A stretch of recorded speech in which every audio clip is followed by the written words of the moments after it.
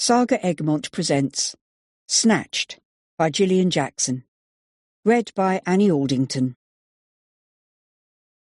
This book is dedicated to Natalia Tanchak, whose positivity and sense of humour in adversity is inspirational.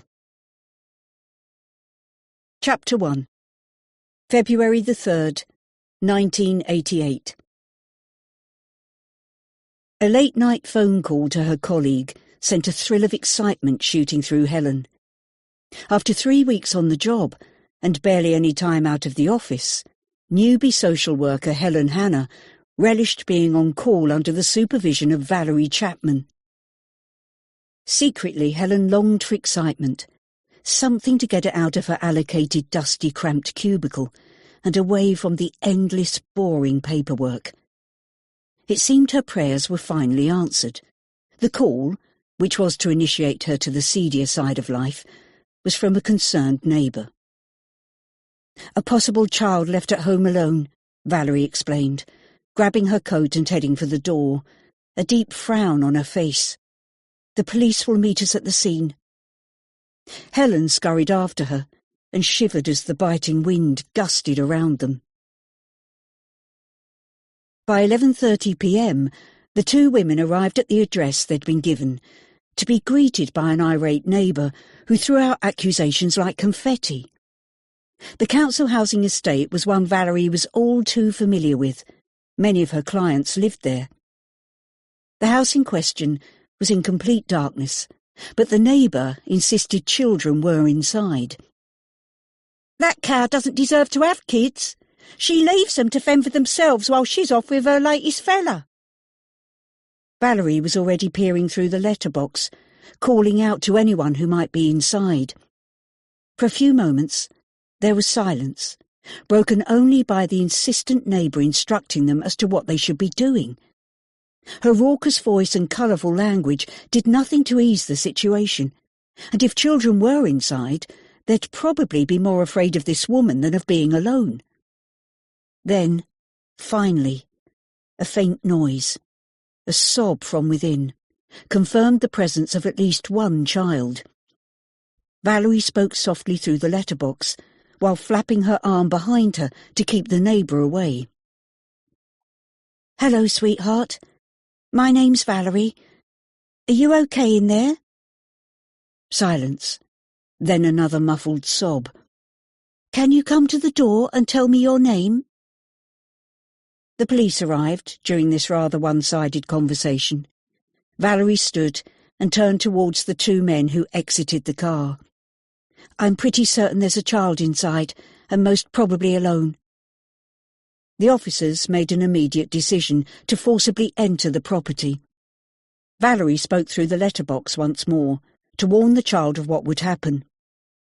"There are two policemen with me, and they're going to open the door so we can come in, okay? Can you hear me, sweetheart? It might be noisy, so stand well back, and we'll be with you in a minute." A minute was all it took to force the flimsy lock, allowing the police to enter the house. Valerie and Helen were close behind, aware that the police needed to perform an on-the-spot risk assessment, but anxious for the child, who must be frightened by their presence. The first officer flicked a light switch in the lobby, but nothing happened. "No money in the meter, I should think." He produced a torch from his jacket, while his colleague went back to the car to switch on the headlights and turn the vehicle around to face the house. A tiny lobby housed a staircase, a door to the right, presumably the living room, and a door facing, which probably led to a kitchen. As Helen's eyes took in the layout of the rooms, her nostrils were filled with a sickening smell, which nearly caused her to retch. Valerie glanced over her shoulder and smiled wryly at the younger girl. "You'll get used to it. Dirty nappies." The police officer opened the first door, where the sparsely furnished small square room was flooded with light from the car headlights. Two small children huddled in a corner, like frightened animals, blinking against the blinding light. The officer swept the room with his eyes before giving Valerie the okay to approach the children. A girl of no more than 4 or 5 shielded a younger boy, both of them squeezing their thin little bodies as far as they could into the corner, as if the walls could offer them protection. Helen gasped at the sight, but a look from her colleague warned her to keep her emotions in check. Valerie slowly squatted in front of the children, not too close. "Hello, I'm Valerie, and this is my friend Helen. What's your name?" The little girl eyed her suspiciously, then whispered, "Joanne." The boy was silent, but Valerie continued smiling and asked where their mother was. No answer. The little boy started to cry. His sister gripped him even tighter, her wide blue eyes full of suspicion and fear. Helen briefly appraised the room they were in. Even in the patchy light shed by the car, the space looked filthy. The walls were damp with old peeling paper and mildew, forming grotesque-looking patterns across the ceiling. There was no carpet, just old and uneven bare floorboards. An ancient brown sofa stood against one wall, stuffing hanging out of the arms, and seat cushions so threadbare there was more foam showing through than fabric. A side panel of glass was broken in the bay window and held together with brown parcel tape, utterly useless for keeping out the cold February night. A television stood in one corner on an upturned box, its wide screen and shiny black newness incongruous with its surroundings. Valerie continued to speak calmly to the children, attempting to gain their trust. Then, turning to Helen, she whispered, "Go and fetch the blankets from the boot of my car." Helen hurried off, grateful to be out in the fresh air, but simultaneously feeling guilty about her revulsion for the situation inside. The first policeman stood by his car on his radio, reporting into the station, while his colleague searched upstairs. Helen retrieved the blankets and took them back into the house as the second policeman came downstairs. "No sign of anyone else. Who knows how long those kids have been alone? The fridge is all but empty. Poor little sods." He nodded to Helen. "You taking them now?" Yes, we are." Helen was floundering. Having longed for something to happen, this situation had thrown her. The smell was making her feel sick, and she longed for a hot shower and her bed, although it was doubtful whether the images she'd seen could be erased sufficiently to allow a peaceful night's sleep. Taking the blankets to Valerie, she found her colleague trying to persuade the little girl to move away from her brother. Valerie took a blanket and draped it around Joanne's shoulders, but the child still clung to her brother. It looked as if they'd have to lift them out as one. As Helen leaned over to help, the girl bit into her arm and scratched at her face. Valerie managed to wrap the girl's flailing arms in the blanket, but was rewarded by a piercing feral scream, making the boy cry even louder. The senior social worker held the girl tightly and motioned her colleague to do the same with her brother. Helen was so stunned that it took a few seconds to respond. The boy wriggled in her arms, screaming, almost deafening her. He wore only a thin vest, and his legs were covered with excrement, the smell of which was overpowering. Valerie managed to lift the girl into the back of her car and asked Helen to get in with the boy. The pair clung together, their limbs a tangle of bones, with barely any flesh on them. Thankfully, they lapsed into silence as they were driven away. The children needed an examination by a doctor, and taking them to A&E was the quickest way to do so at that time of night. As they carried them into the hospital, Helen found that swaddling the boy in the blanket and holding him close calmed him. Valerie did the same with the girl. Neither child spoke to the social workers or the nurses, but seemed content to be held, both still. By 1 a.m, a doctor had examined the children, declaring them dehydrated and malnourished. Valerie accompanied a nurse to bathe the brother and sister, while Helen was sent in search of coffee. The night's events had shocked her. It would take more than coffee to erase the images of those neglected children from her mind. Later, while the children slept, Valerie sat with Helen and talked over their evening. It's not the worst case I've come across, but we don't know all the details yet. It looks as if they've been alone for a few days, and the police will already be trying to trace the mother, or father, if there's one on the scene. They'll be kept in hospital for a few days. They've had drinks and a little food. But I've never come across such malnutrition before. There's head lice to deal with too. The nursing staff will have their hands full tomorrow.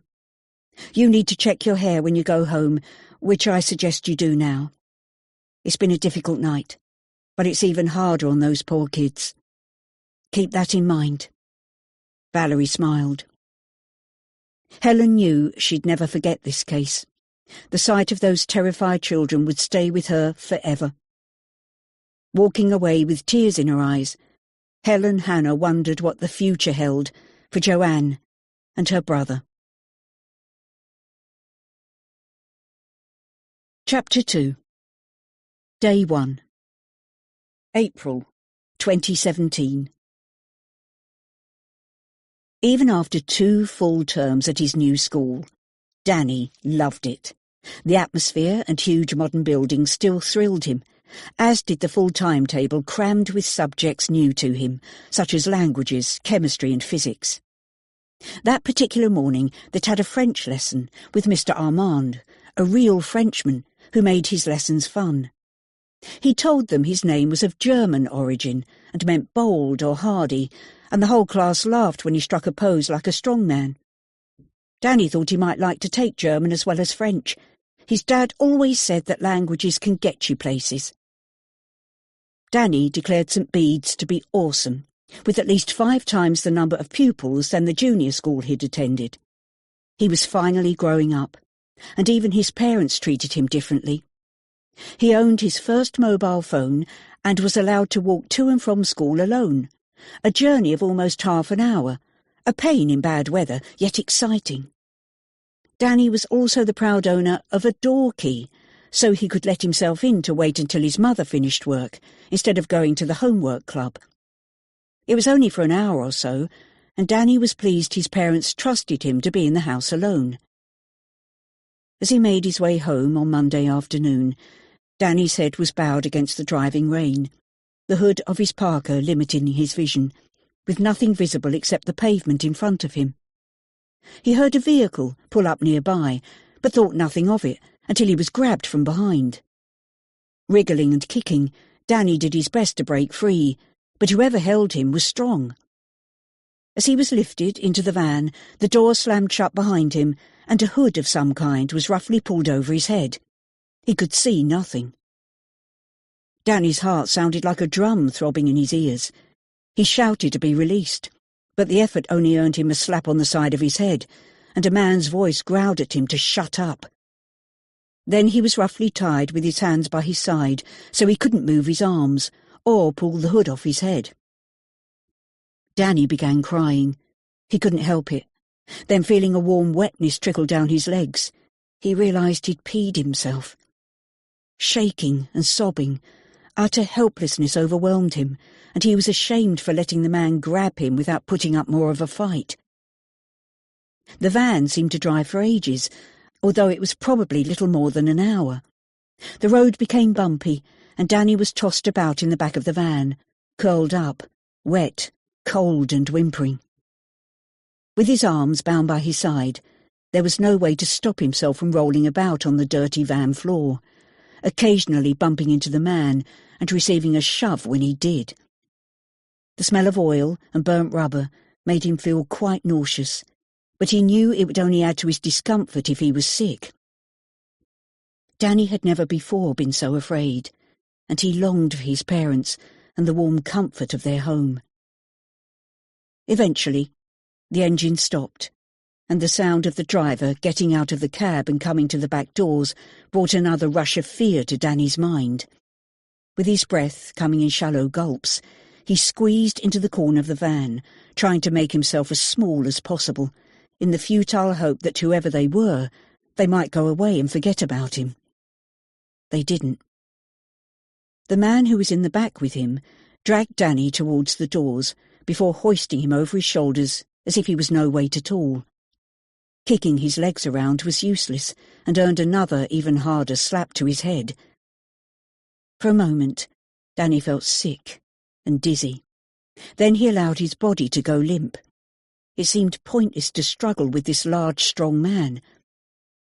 Unable to see his surroundings was frustrating and terrifying, but Danny concentrated on listening for sounds that might give him a clue as to where they were. It was quiet, with only the faint sound of vehicles in the distance, and the happy song of birds busily flying from tree to tree without a care in the world. The rain was still falling, and the men's boots squelched as they walked, as if they were stepping in mud. It could have been a farm, or perhaps a cottage in the country somewhere. Danny was carried inside and up a flight of stairs, then dropped onto the hard floor, sending a sharp pain through his hip and down his right leg. As the man left the room, closing the door firmly behind him, Danny heard the sound of bolts sliding into place. 2 bolts locking him in, then the sound of the man stomping down the stairs. For a minute, Danny remained still, listening. There was the sound of voices downstairs, the same 2 men, but it wasn't possible to make out what they were saying. When he was as sure as he could be that he was alone in the room, Danny freed his arms from their loose binding and pulled off the hood to look around. He was in a square room with a small window, bare floorboards, and nothing other than a dirty-looking mattress in one corner and a bucket in another. A couple of blankets were on the end of the mattress. The walls were half covered with peeling paper, and the damp was running down to the rotting skirting boards. It was so very different to his bedroom at home, a place he briefly wondered if he'd ever see again. Danny remembered his rucksack with his mobile phone, but realised he must have dropped it when the man grabbed him. Perhaps someone would find it and know he'd been kidnapped. Taking off his coat, and then his wet trousers, Danny used one of the blankets to rub his legs dry, as the shame that he'd been unable to control himself brought a flush to his face. He hung the trousers on the door handle to dry. But it was so cold in the room, and he was shivering, his teeth chattering together. Danny put his coat back on, and sitting on the mattress, wrapped his legs in the other blanket. The tears came again, and curling up on his side, he sobbed bitterly. Chapter 3. Day 1. Eventually, Danny's tears dried. He rubbed at his eyes, blew his nose, and thought seriously about his situation. Clearly, he'd been kidnapped, and it was up to him, his duty, to do his best to escape. Danny stood, wrapped the blanket around his legs, and shuffled over to the window. The dirty glass was cracked, the frame warped, and someone had nailed the window frame to the base so it wouldn't open. A heavy mesh encased the outside, making it difficult, though not impossible, to see through. The mesh was presumably to deter him from climbing out of the window.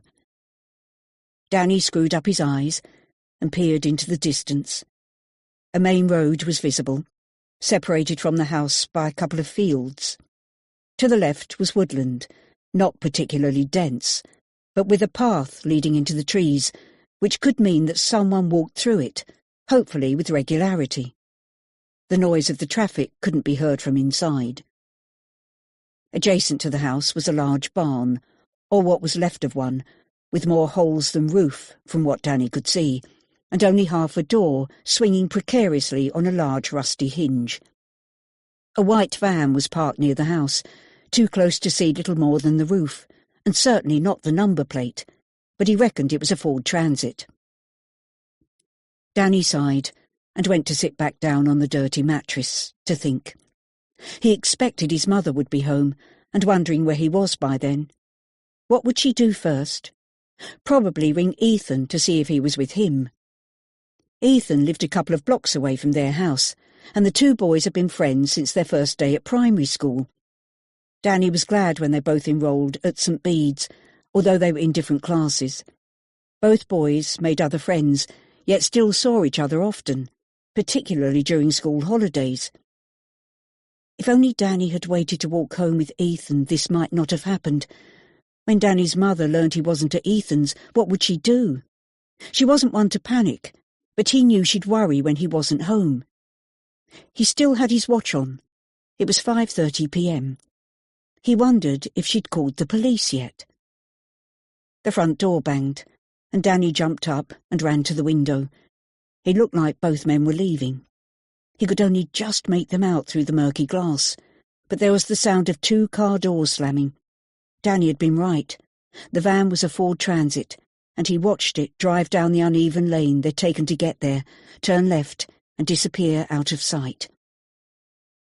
Presumably, Danny was alone, unless there'd been someone else in the house waiting for them to arrive. Dare he risk shouting? The desire to get out of that stark, filthy room was greater than his fear of a third person being around, so he shouted as loudly as he could, banging on the door until his fists were sore. There was no response, which probably meant he was alone. Danny scanned the room again, searching for a possible way of escape. The door was old but solid, and he knew there were bolts on the outside. The window wouldn't open. He'd seen the nails, and if he smashed the glass, he would still have the problem of the mesh outside, which looked rather heavy-duty and was probably nailed down like the window frame.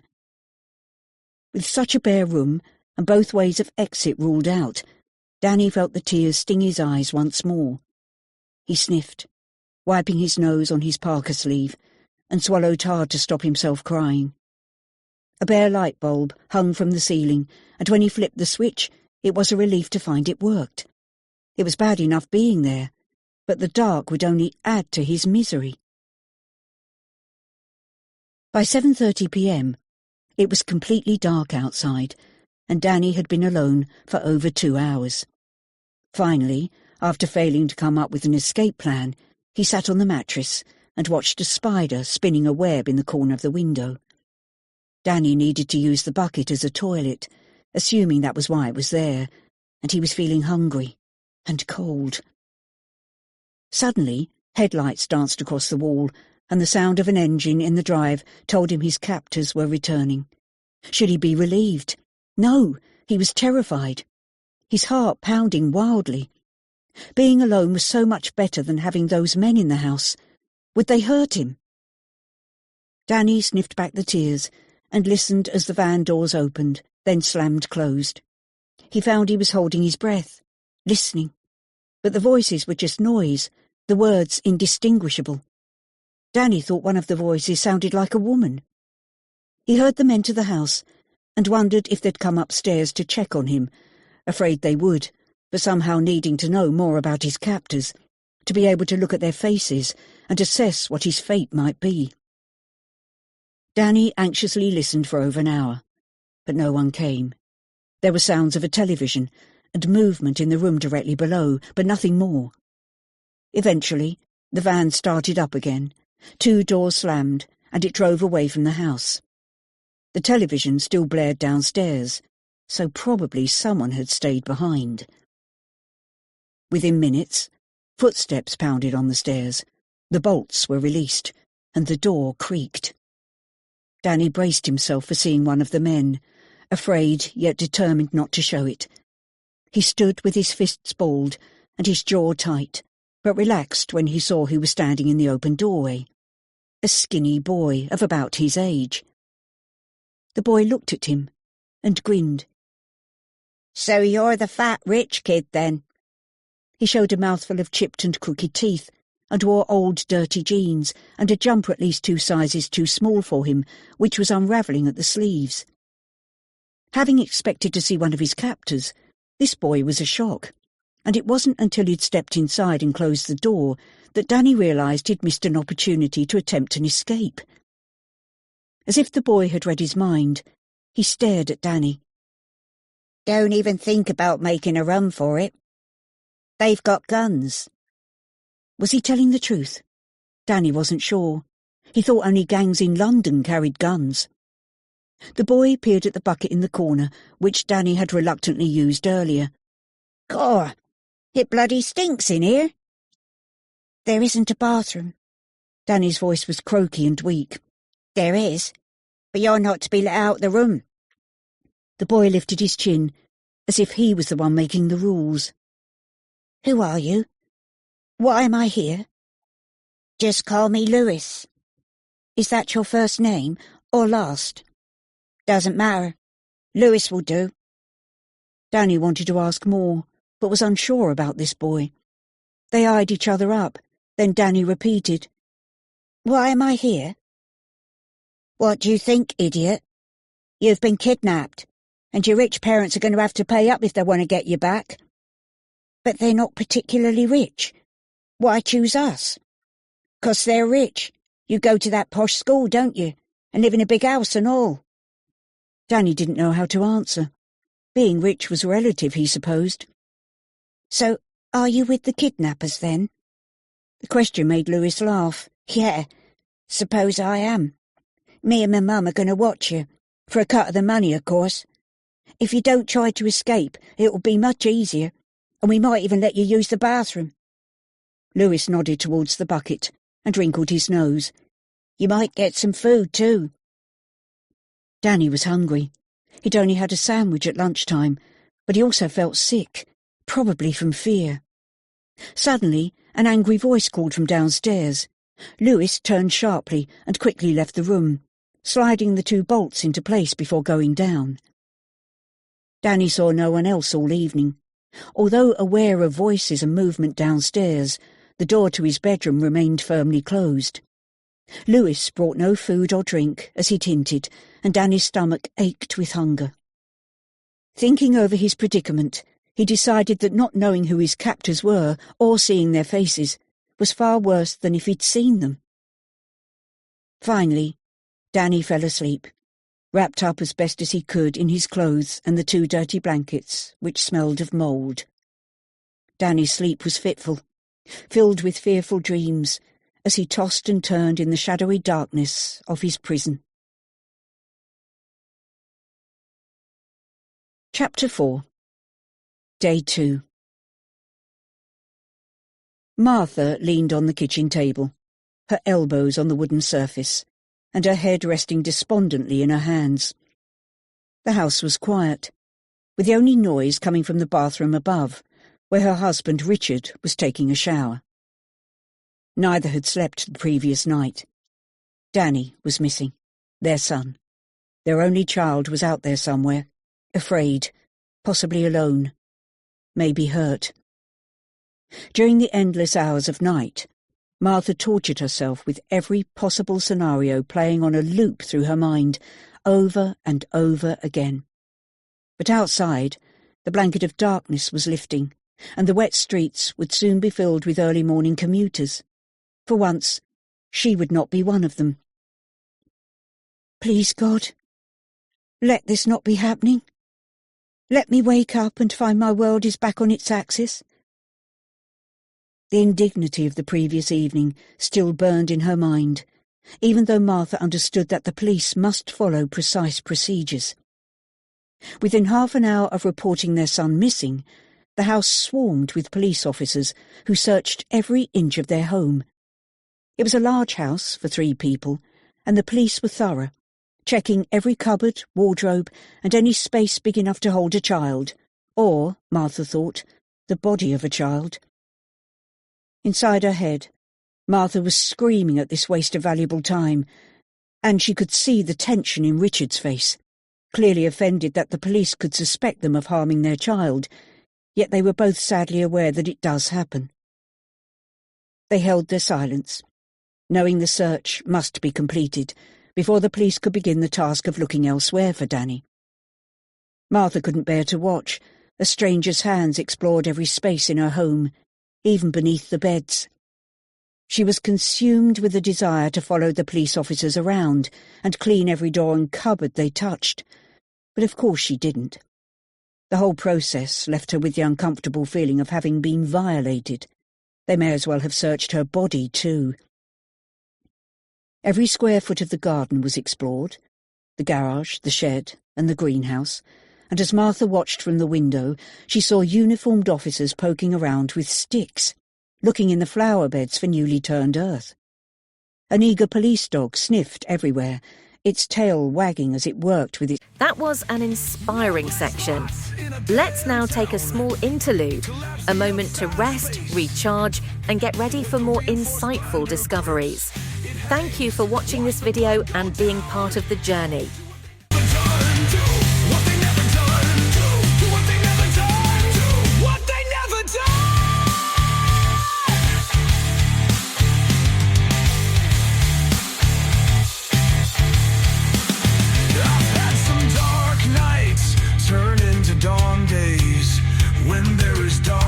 There is a light and it don't go away.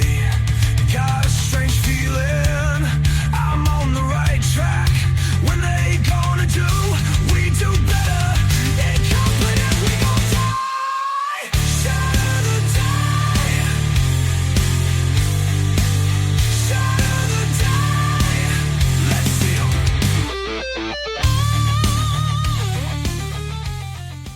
Handler. Her heart pounded as she longed for them to finish searching their home and move on to find her son. More embarrassment was to follow when the police asked Richard and Martha where they'd been from 4 p.m. until they reported their son missing nearly 2 hours later, and they admitted they'd been at their respective places of work. Danny had made his own way home. A young PC raised a judgmental eyebrow, but nothing was said.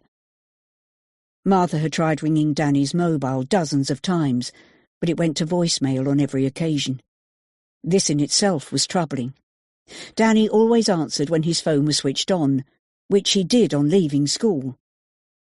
If nothing else, Martha Stone was pragmatic. The owner of a successful recruitment agency, she was a busy working mother who filled every minute of the day productively.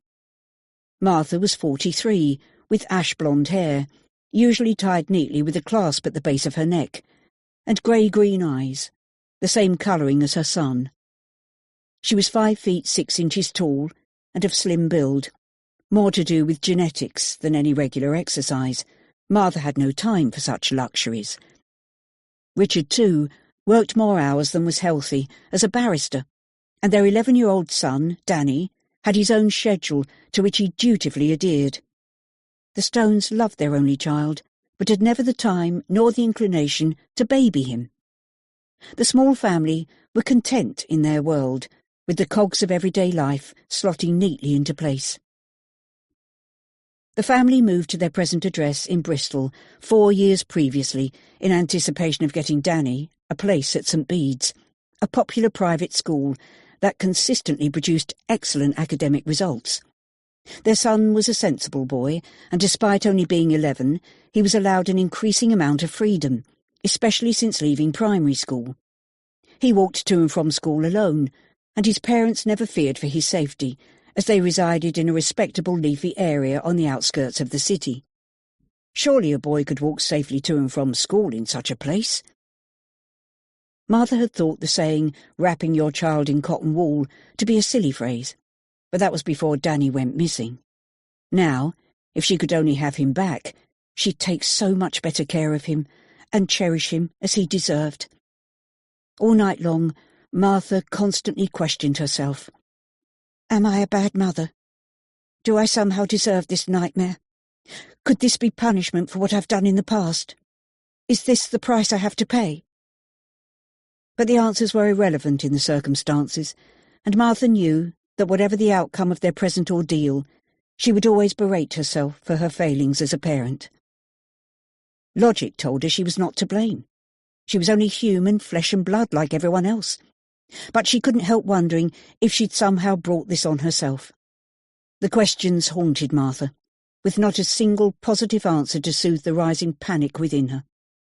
Perhaps it wasn't the time for such soul-searching, yet her mind was in overdrive. Danny was missing, and she had no idea what to do. 6 a.m. marked 14 hours since Danny was last seen. 14 hours during which Martha had neither slept nor eaten. 14 hours during which she'd cried bitterly, shouted at her husband and the police, and against all advice and common sense, run out into the night in a futile search of the streets. It was clear that none of those actions had helped even in the slightest measure. Instead, they'd only served to exhaust her and bring unnecessary concern to those who were trying to help. Footsteps sounded on the stairs, and Richard entered the kitchen. Martha lifted her head, noticing how terrible he looked. His brown eyes, which usually lit up his face, were sunken into his head, and the dark circles beneath them made him appear ill. His short sandy hair was sticking up in spikes where he'd towelled it dry and run his fingers through it in exasperation. Richard appeared to have aged 10 years in as many hours. They sat together in silence, exhausted, impotent, and scared. Totally, utterly scared. Chapter 5.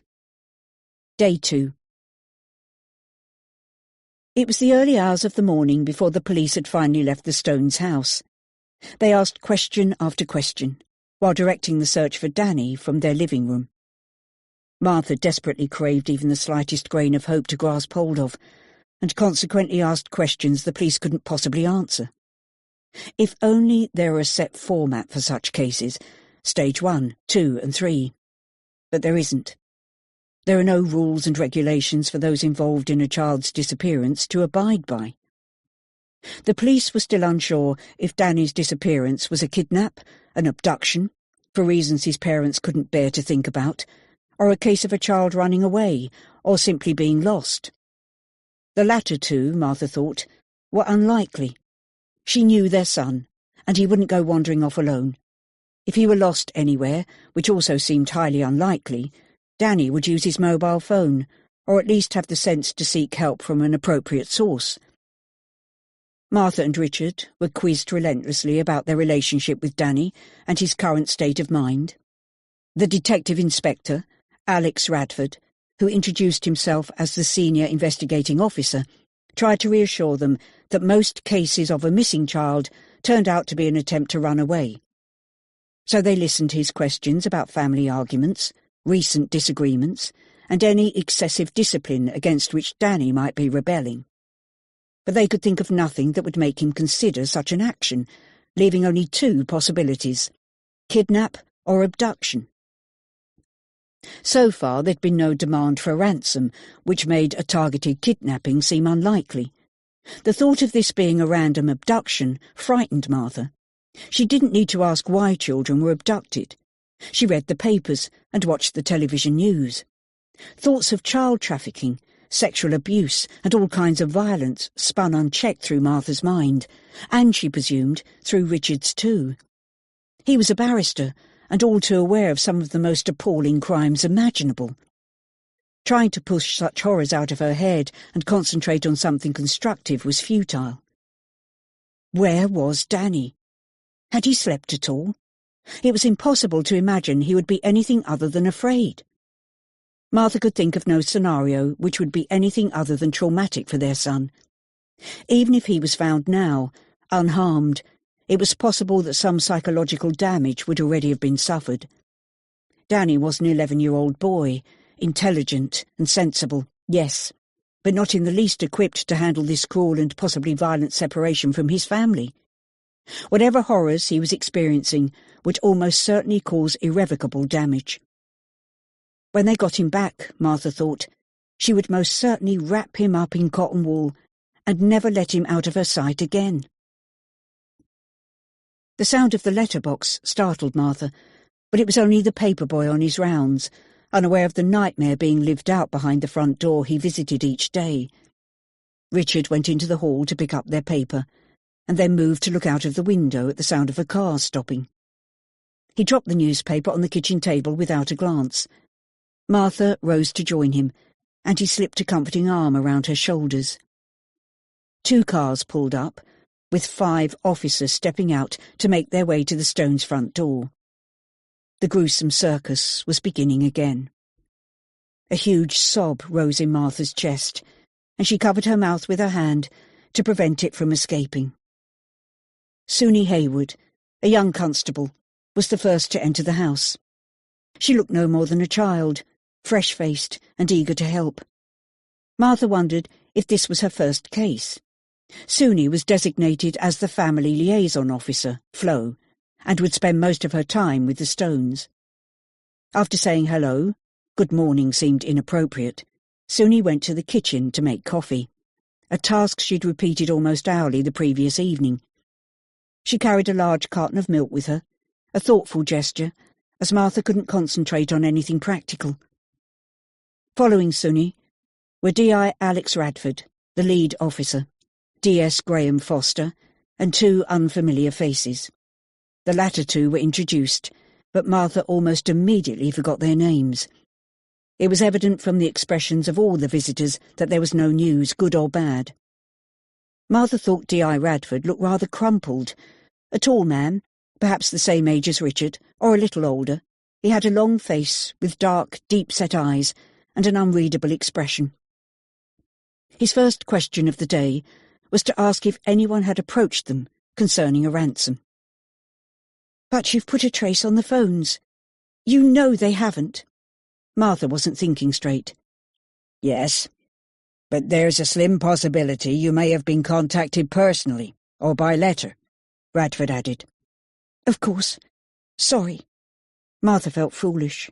Richard informed the DI they'd heard nothing, even though neither of them had slept at all.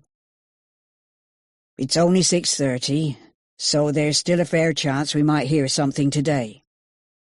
They were assembled in the lounge by then, where Radford sat and opened a rather battered old briefcase. Removing a handful of leaflets, he passed one to Richard for him to see. Danny's face smiled up from the paper at his father. It was their most recent photograph, taken on a rare visit to his grandparents' home. Bold type posed the question, "Have you seen this child?" and police contact numbers were printed underneath. "These have been circulated to all forces throughout the country and posted widely in the locality.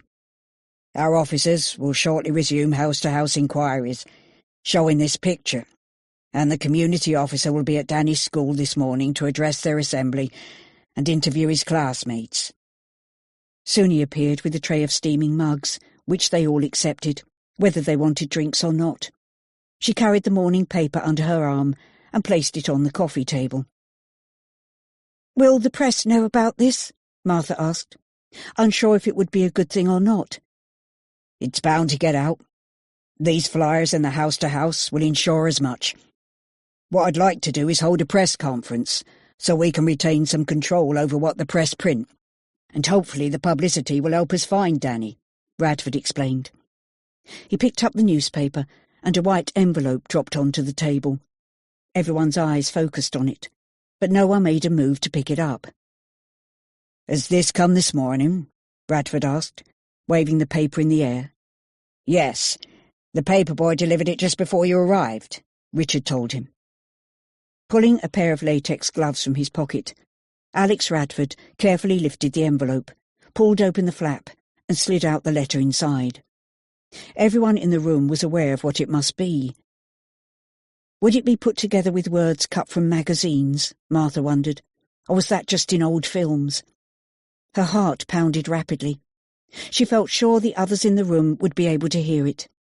The detective seemed to take an age to read the letter, and his face gave nothing away. Radford then looked grave. "They want £300,000. Chapter 6. Day 2. Martha watched as Richard made to grab the letter, but Radford pulled it away, dropping it into an evidence bag that Graham Foster was holding open. "Sorry, sir, but we need to preserve it for forensics." Radford then spoke to the two new officers, instructing them to find the paper boy and discover how he came to deliver the letter. They left immediately. "Isn't this good news? At least we know that Dan is still alive," Richard asked. Martha gasped at his words. Had he already been assuming their son was dead? "Yes, it is." Radford attempted a smile that sat rather awkwardly on his face. He then excused himself and went into the kitchen to make a phone call. Graham followed his boss, while Suni stayed with Martha and Richard. She asked if they'd slept at all, to which they both shook their heads. It was hardly a situation for making small talk, and the three lapsed into an uncomfortable silence. Richard was straining to hear what the detectives in his kitchen were saying, but the door was closed, and they spoke quietly. Martha leaned her head back onto the sofa and closed her eyes. She knew she wouldn't sleep, but her eyes felt heavy and gritty, and at least she'd be spared any more of Suni's well-meaning attempts at conversation. Every minute seemed like an hour, and by 8:30 a.m. the day had already been interminably long. Bradford was once again on the phone, and when he ended the call, he sat down to address the Stones. That was the officer who's visiting the school. He's with the head teacher now, and they've got Danny's rucksack. Someone found it and took it back to the school at about 6 p.m. last evening. Martha paled. Where was it found? Not far from the school, apparently. Under a bush in someone's front garden. It gives us an approximate location to begin looking for witnesses who might have seen what happened, but I'm afraid Danny's phone is in the bag. Martha's eyes filled with tears. She desperately hoped Danny might be able to make a call, a slim hope which suddenly evaporated. Richard took his wife's hand, but continued to talk to D.I. Radford. What did the letter say? I can understand why we couldn't handle it, but all you've told us is that they want £300,000. Did they give any instructions for us to follow, a time and place to hand it over? Radford wasn't very forthcoming. No, they just stated what they wanted, so we can expect to hear from them again, and probably quite soon. Martha spoke up. We can get the money together, then give it to them and get Danny home. You can track them down after he's safely home, can't you? It seemed clear to Martha, and she knew the money wasn't an issue. Even if they didn't get it back, it was a small price to pay for their son's life. Yet as she spoke, she realised it was too simplistic. Radford spoke softly. It's not quite so straightforward, Martha. If they get the money too easily, they may demand more, and your son's safety isn't guaranteed even then. Although, if you can get the money together, we can open a dialogue with the kidnappers. Naturally, we'll need proof that Danny is safe before we hand it over. Martha groaned and turned away from the detective, her arms across her chest as if holding a child who wasn't there. It'll take time to get the money together, Richard said. His wife flashed him an angry look. No, it won't. With our savings and Danny's university money, we can soon raise it. The bank will help too, I'm sure. Richard ran his fingers through his hair. It's not so simple, Martha. Then you'd better start working on it. Mortgage the house or something if you have to. But surely we can get the money together. I'll go up to the study and make a few phone calls. Richard left the room. Alex Radford and Graham Foster left the house shortly afterwards, assuring Martha they'd keep them updated on how the investigation was going. Shall I make coffee? Suni asked. Not for me. I'm going upstairs. Martha wanted to speak to her husband without Suni listening to their conversation, and headed for his study. Martha's eyes narrowed as she confronted her husband. Why did you say we couldn't get the money? We should be able to raise £300,000 easily. I don't want them to know all our business, and we don't exactly have that much sitting in an account doing nothing. I've invested some of our savings recently, and can't readily get the money back. What investments? This is the first I've heard of them. How much have you tied up? I don't know offhand. Where's it invested? A company which Jamie recommended to me. Jamie? From Chambers? Since when did you start taking financial advice from your clerk? It was a few months back. An opportunity to invest came his way, and he mentioned it to me as well. Martha could tell Richard was being evasive. OK, make your calls, but we need to get this together fast. I can't bear the thought of Danny being in the hands of kidnappers any longer than necessary. Martha trudged back downstairs, feeling very alone. Arguing with Richard was the last thing she wanted to do, but she couldn't understand his attitude to the money. A call to the bank was all that was necessary. In the circumstances, she was confident they'd waive any notice which usually applied. Suni was reading something on her phone. It's from the PC who's chasing up the rucksack. He's spoken to the lady who found it, but she saw nothing. It was half covered by a shrub in her garden in Green Street. They're organising a house-to-house in the immediate vicinity to see if anyone saw anything unusual. It wasn't the best news Martha could have heard, but it was another avenue to pursue, although if someone had seen her son being taken, they'd probably have reported it to the police. She thanked Suni, then sat down with her eyes closed again. Open or closed, the image of a distressed Danny was still there, and she had never felt so powerless in her life. Within the hour, Richard came downstairs wearing his coat. Martha glanced expectantly at him. "I'm going to the bank, and then to my parents. They should hear this from me and not through the media. Perhaps you should ring your mother too?" He kissed Martha briefly and left. Of course, he was right, and Martha again went upstairs where Suni couldn't hear, this time to call her mother. Unsurprisingly, it was an emotional conversation. Martha's mother lived in Carlisle, so there was no easier way to tell her than by telephone, and she lived alone. Her husband had died over 20 years earlier, while Martha was still at university. Elaine Perry immediately offered to come and stay with her daughter, but Martha dissuaded her, trying to sound hopeful as she said they were expecting the situation to be ended swiftly. She felt terrible, but having her mother to consider wouldn't help the stress levels in the house. Elaine and Richard did not get on. The call ended with promises of updates as soon as they happened, and Martha replaced the phone. Guilt washed over her at refusing her mother's offer to come and stay. Although Elaine didn't see her grandchild often, Martha knew she loved him, and her distress was genuine. There was little else for Martha to do. She considered ringing a few close friends, but why upset them when she was confident Danny would be back with them soon? She also didn't think she could cope with their sympathy and platitudes. For the first time in as long as she could remember, Martha felt control slipping away from her, and she hadn't a clue what to do.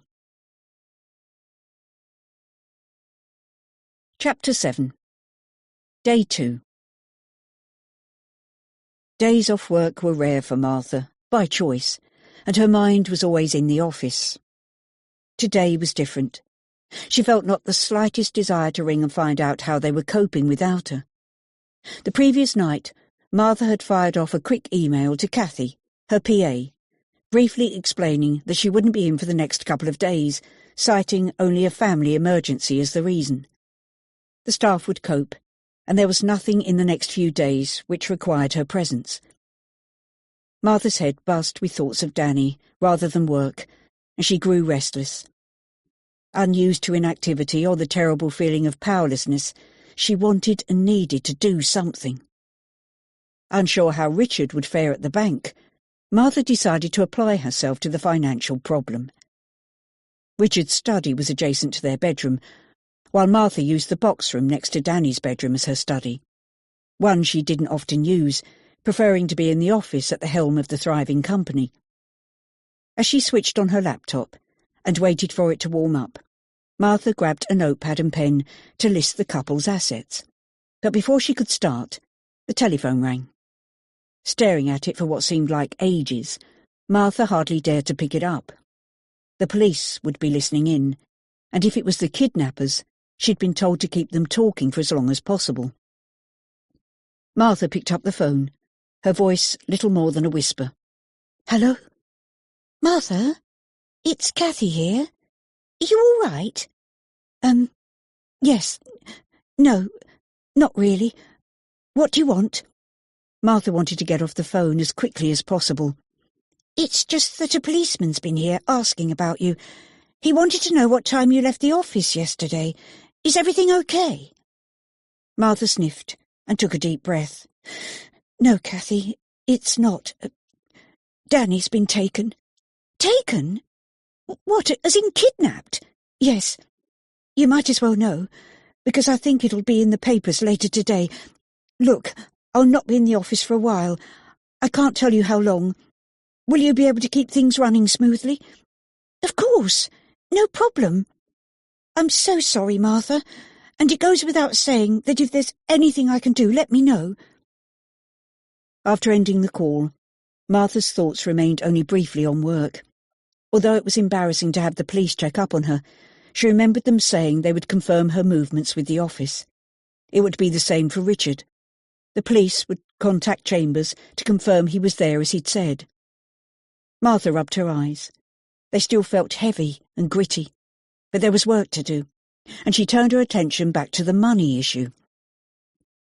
Martha's recruitment agency rarely held large amounts of cash idling in the bank, and as they'd recently refurbished their offices, there was even less than usual. Several payments from clients were due shortly, and the money would almost certainly come in, but probably not until the end of the month, still a couple of weeks away. Even her regular clients waited until the last minute before paying off their accounts, leaving the agency with an occasional cash flow problem. Martha tapped the keyboard with a trembling hand. What if Richard was right, and they couldn't raise the money immediately? Would the kidnappers wait, or would they do their worst? It was a chilling thought, but one which focused her mind. The company's business account currently held a little over £50,000, which could be accessed immediately. There were bills to be paid from that account, but they would have to wait, as Martha's company often did. She jotted the figure down, with business current account beside it. A few more clicks on the keyboard, and the company's depreciation account, the one used for the refurbishment, was in front of her with a balance of only £10,000. They could still access it, so she jotted it down. Then Martha looked at their personal accounts. Richard always took care of the household finances, but she knew there was a healthy joint account at the bank, ISAs in both of their names, and a savings account for Danny's university fund. A joint building society account held the bulk of their savings and could be added to the equation. Martha was shocked to see only a fraction of what she expected. It showed just below £15,000, a figure Martha was sure must be incorrect. Both she and Richard used a debit card to cover everyday expenses, groceries, meals out, shopping and such. But it was her husband who checked all the statements. She'd never considered the balance would be so low. It occurred to Martha that Richard may already have been to the bank and withdrawn the amount she'd expected to be in there. She could confirm this by looking in her husband's desk for the most recent statements. Although Richard preferred to do his banking online, he still received a printed statement each month. Their various ISA accounts amounted to £95,000, which Martha noted on her list before searching for further details. Martha rarely went into Richard's study. He liked to think of it as his personal space, and she was happy to grant him the privacy. It was a very masculine room, with a large, heavy wooden desk and matching swivel chair. One wall was covered with bookshelves, packed to capacity with legal books for reference, and a few novels by thriller writers whose work Richard enjoyed reading. A large bay window gave plenty of natural light.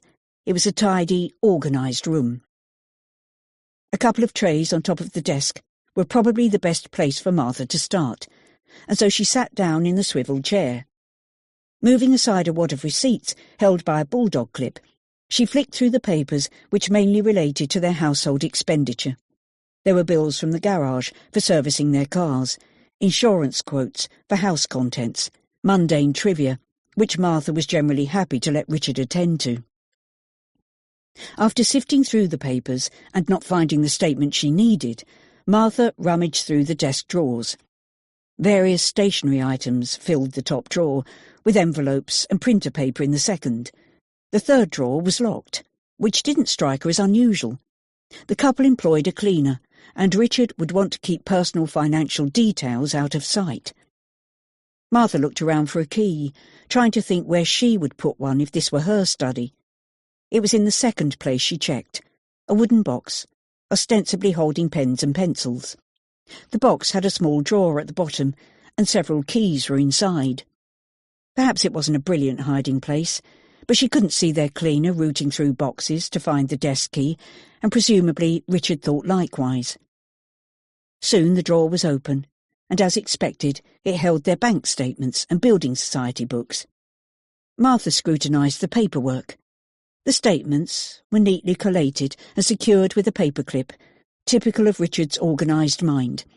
But as she looked at each one in turn, the colour drained from her face. The money going into the accounts, mainly their salaries, was as expected, but several large withdrawals surprised her. Martha flopped back into Richard's chair, her brow creased. She couldn't account for the withdrawals. They'd had no major expenses recently. The balance on the newest statement was just short of 15,000, which corresponded to the figure online. Martha was shocked. Something was seriously off. Such a small balance couldn't be right. It was the same in their building society book. The 200,000 or more Martha expected to see was gone, and the account held less than 20,000.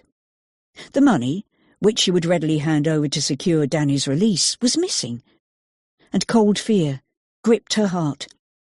What investments could Richard have made to deplete their accounts to this extent? For an instant, Martha wondered if he was gambling and afraid to admit it. Or could the investments he claimed to have made eaten into their finances, a gamble in itself? It was concerning that Richard had committed so much to a venture which could be risky, and hadn't even bothered to discuss it with her. When he came home, Martha would insist on him telling her exactly what was going on. Chapter 8. Day 2.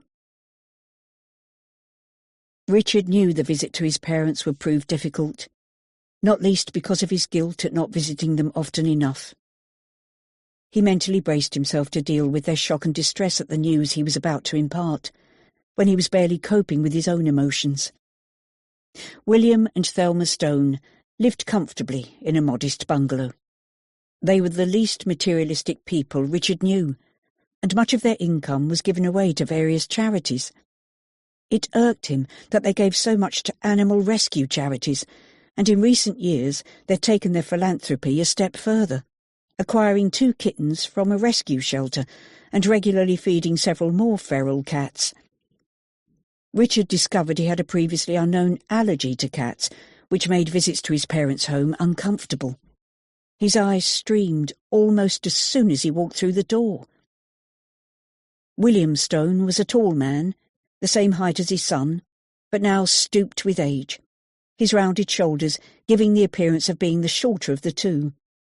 Periwinkle eyes, once bright but now dulled with the passing of time, were set in a round, ruddy face. Martha often remarked that her father-in-law would make an excellent Father Christmas, particularly when he laughed. But the news of Danny's kidnapping would bring nothing to laugh about. Thelma was the opposite of her husband in stature, a small bird of a woman, all angular and bony. Her hollow cheeks gave her the appearance of being much older than her 67 years, but Thelma was still sprightly and lived the life they had chosen to the full. Delight at seeing Richard lit up his parents' faces, while Richard's was grim. There was no easy way to tell someone that their only much-loved grandson had been kidnapped, and tact wasn't his forte. He was more used to dealing with facts, so he simply laid them out before his parents, with scant regard to their feelings. Danny had been taken, and a ransom demand made. There was little else Richard could say. He knew of no details himself, and neither, it seemed, did the police. Richard, never one for small talk, said little more as he watched the pain in his parents' faces. The news struck them like a physical blow. William and Thelma visibly shrank before his eyes, tears flowing freely as they asked the questions he struggled to answer. Richard's guilt was compounded by the knowledge that he should have brought Danny to see his grandparents with greater regularity. Please God, this could still be remedied. Richard didn't wish to witness their distress. It served to highlight what he increasingly recognised as his failures as a parent and his shortcomings as a son. He'd perhaps never fully appreciated William and Thelma, and now feared that if Danny was not safely restored to them, he would never be able to correct his previous neglect. Despite this attack of conscience, Richard left his parents within half an hour of arriving, going to the bank, furnished him with a convenient excuse. As he drove away, Richard's thoughts constantly drifted to Danny. The pain of not knowing where or how he was almost unbearable. It clouded Richard's rationality when he needed to remain calm. He thought about the letter from the kidnappers, which he would like to have seen for himself. Not that he didn't believe D.I. Radford, but you can tell so much from a person's handwriting, their education for a start, and their class in society. Even the paper they used would help build some sort of picture. But it was denied him, adding to his frustrations. There was to be no solace gained from his visit to the bank. The bank manager, Mr. Hobbs, wasn't forthcoming at all.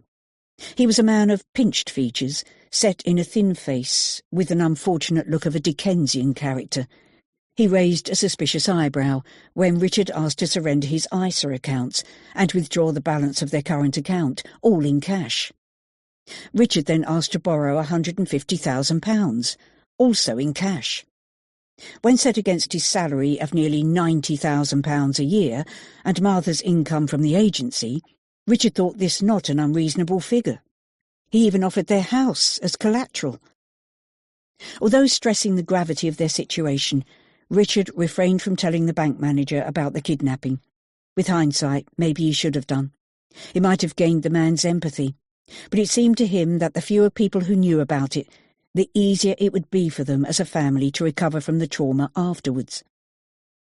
Mr. Hobbs prevaricated, claiming to need time to consult head office, particularly as Richard wanted the money in cash, even the loan, a very unusual request. He would have to return the following day, when the manager would have received advice from the powers that be. Richard regretted his previous action of taking such large sums of money out of the bank. He'd known it had been a risk at the time, yet he couldn't possibly have foreseen Danny's kidnapping. On the drive home, Richard's phone rang. It was Jamie, his clerk from Chambers. "Hey, where are you? You have meetings scheduled for this afternoon, and the police have been here asking what time you left yesterday. What the hell's going on? Are you in some kind of trouble?" "It's Danny. He's been kidnapped." Verbalising the reality brought tears to Richard's eyes, and he pulled off the road to continue the call. "That's bloody terrible. When did this happen?" "Yesterday. He didn't come home from school, and this morning we've had a letter demanding money. I can't come in today, Jamie. Can you cancel my meetings and anything in the diary for tomorrow?" "Yes, of course. We'll cover for as long as it takes. Can we do anything else?" Richard was tempted to ask if they could loan him the money. It wouldn't be a problem for Chambers, as over 50 barristers work there. But it would prove difficult. Martha would find out, and the police would get to know. No, it was best to see what he could do himself. He thanked Jamie, pulled out into the traffic, and headed for home. Martha, pale and tired, was waiting for Richard. She flashed him an angry look as he entered the lounge, and flopped down beside her. Suni was pacing the room on her phone. Finishing the call, the Flo sat opposite them, and Richard and Martha looked expectantly at her. "The boy who delivers your paper is at the station now. A man approached him as he started his round this morning, and asked if he delivered to you. Then the man offered him £10 to put the letter in with your paper. The paper boy didn't ask any questions, just took the money and did as asked. He's with one of our artists now, trying to put together an e-fit picture of the man, although his initial description was rather vague. Still, it's another avenue to pursue. Something positive to go on." Richard nodded, then went upstairs to his study, followed almost immediately by his wife. Martha got straight to the point. "How did you get on at the bank?" "Not good, I'm afraid. We can access some of our funds, but Mr. Hobbs will have to get the OK from head office to give it to us in cash. I asked about a loan against the house, and he's looking into it." "A loan? The full amount should be in the bank, but it isn't, is it? Or at the building society?" Martha, wound as tight as a spring, waited for an explanation, her anger barely disguised. "I told you, I've made a few investments. Richard turned away. So you took money from our joint account, as well as most of the Building Society account, and never thought to tell me? What the hell are these investments? Hot tears ran down Martha's face. Richard turned and looked accusingly at his wife. Have you been going through my desk? Don't try to turn this around on me. Of course I've been through your desk. If you couldn't work out how to raise the money, I was going to do it. It's our money, not yours. And I didn't realise we had secrets from each other. Her voice grew louder. Richard closed the study door to prevent Suni hearing. Martha continued. So, why is there no paperwork in your desk about these investments? I'd like to read it to see what it takes to surrender the portfolio. We can't surrender it. It's tied in for a couple of years, and the paperwork's at Chambers. Look, Martha, just leave it with me. I'll get the money somehow. Richard didn't look his wife in the eyes as he spoke. I can't believe you would do this. Martha was almost screaming. You'd better get down to Chambers and get this sorted. If we don't have the money, our son might be killed. Can't you see that? Don't you care? Of course I care, and I'm doing everything possible to get the money together. Richard shouted as loud as his wife, then walked out of the study and ran down the stairs. A few seconds later, Martha heard the front door slam. She was leaning on the wall, still in Richard's study, and slowly slipped down to the floor, curled up, and sobbed as she'd never done before. Chapter 9. Day 2. It was the middle of the afternoon, and there were no new developments, at least none the police were sharing with Martha and Richard.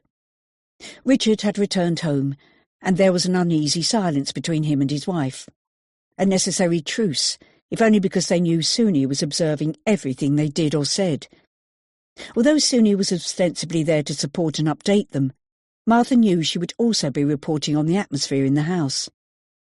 While tension was to be expected, a major argument between the couple would cause the police to look more closely at them, which would be precious time wasted as far as she was concerned.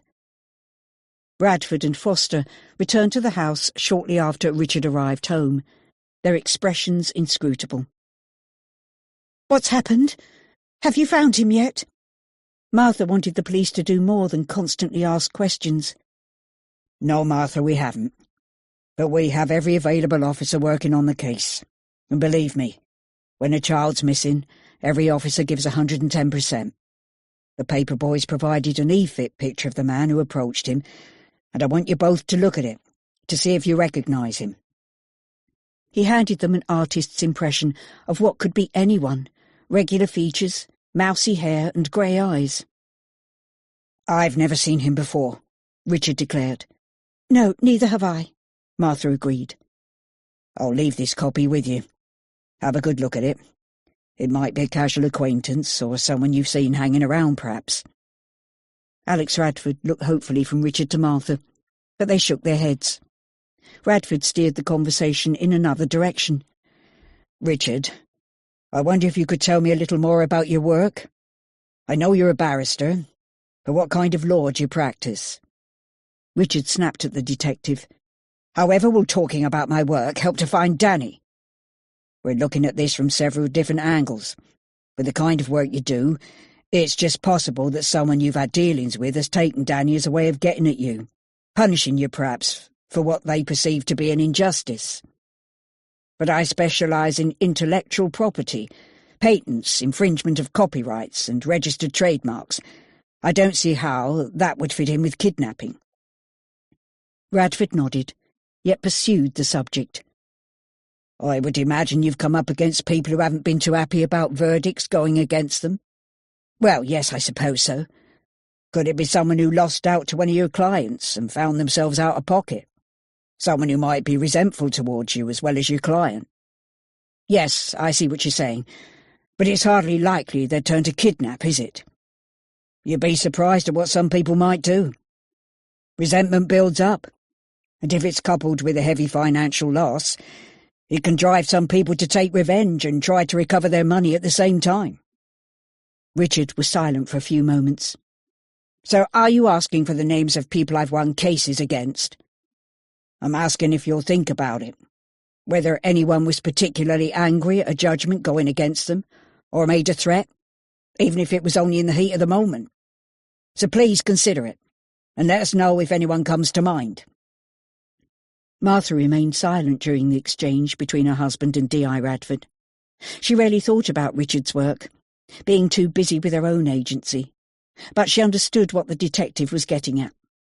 It was no surprise when he turned to her and asked virtually the same question. "Is there anyone you can think of from your company who may resent you enough to try to extort money in this way?" "I very much doubt it. I run a recruitment agency, matching employers with employees on our books. We help people on both sides and rarely have any issues other than minor ones."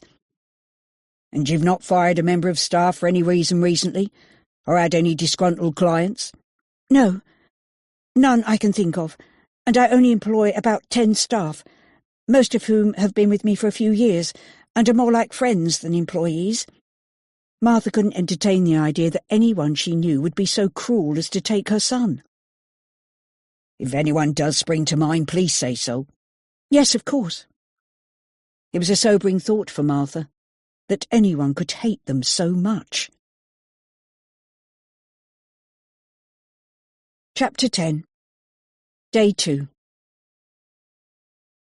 Lewis appeared in the doorway for the second time, the noise of his entry startling a rather sleepy Danny. "Want some food?" Lewis asked. It took a few moments for Danny to remember precisely where he was, and when he did, a deep sense of fear again flooded his mind, and his body shuddered. He sniffed, cold and hungry.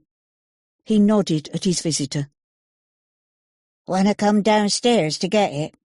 Lewis seemed to be almost taunting him. The thought of food and getting out of the room was appealing to Danny. But did he mean it? "You can go to the bathroom if you like, and get rid of that stinking bucket." Danny did need to pee, and the bucket in the corner smelled disgusting. He moved to pick it up, half expecting Lewis to slam the door in his face and laugh at him from the other side. "Who's downstairs?" Danny whispered. "Just me mum. Is she still asleep?" Hope surged through Danny's mind. If she was sleeping and he could go downstairs, perhaps he could get out. He was sure he could fight Lewis off if necessary. The boy looked as if a strong wind would blow him over. Danny moved towards the door, surprised when it wasn't slammed in his face. "Bathroom's down the hall," Lewis pointed, and Danny headed towards it. Once inside he checked the window, but only the tiny top pane opened, and there was no way out from there. He emptied the bucket and used the toilet, then splashed his face with cold water before going back onto the landing. "Come on, we'll get some grub." Lewis made for the stairs, and Danny dutifully followed.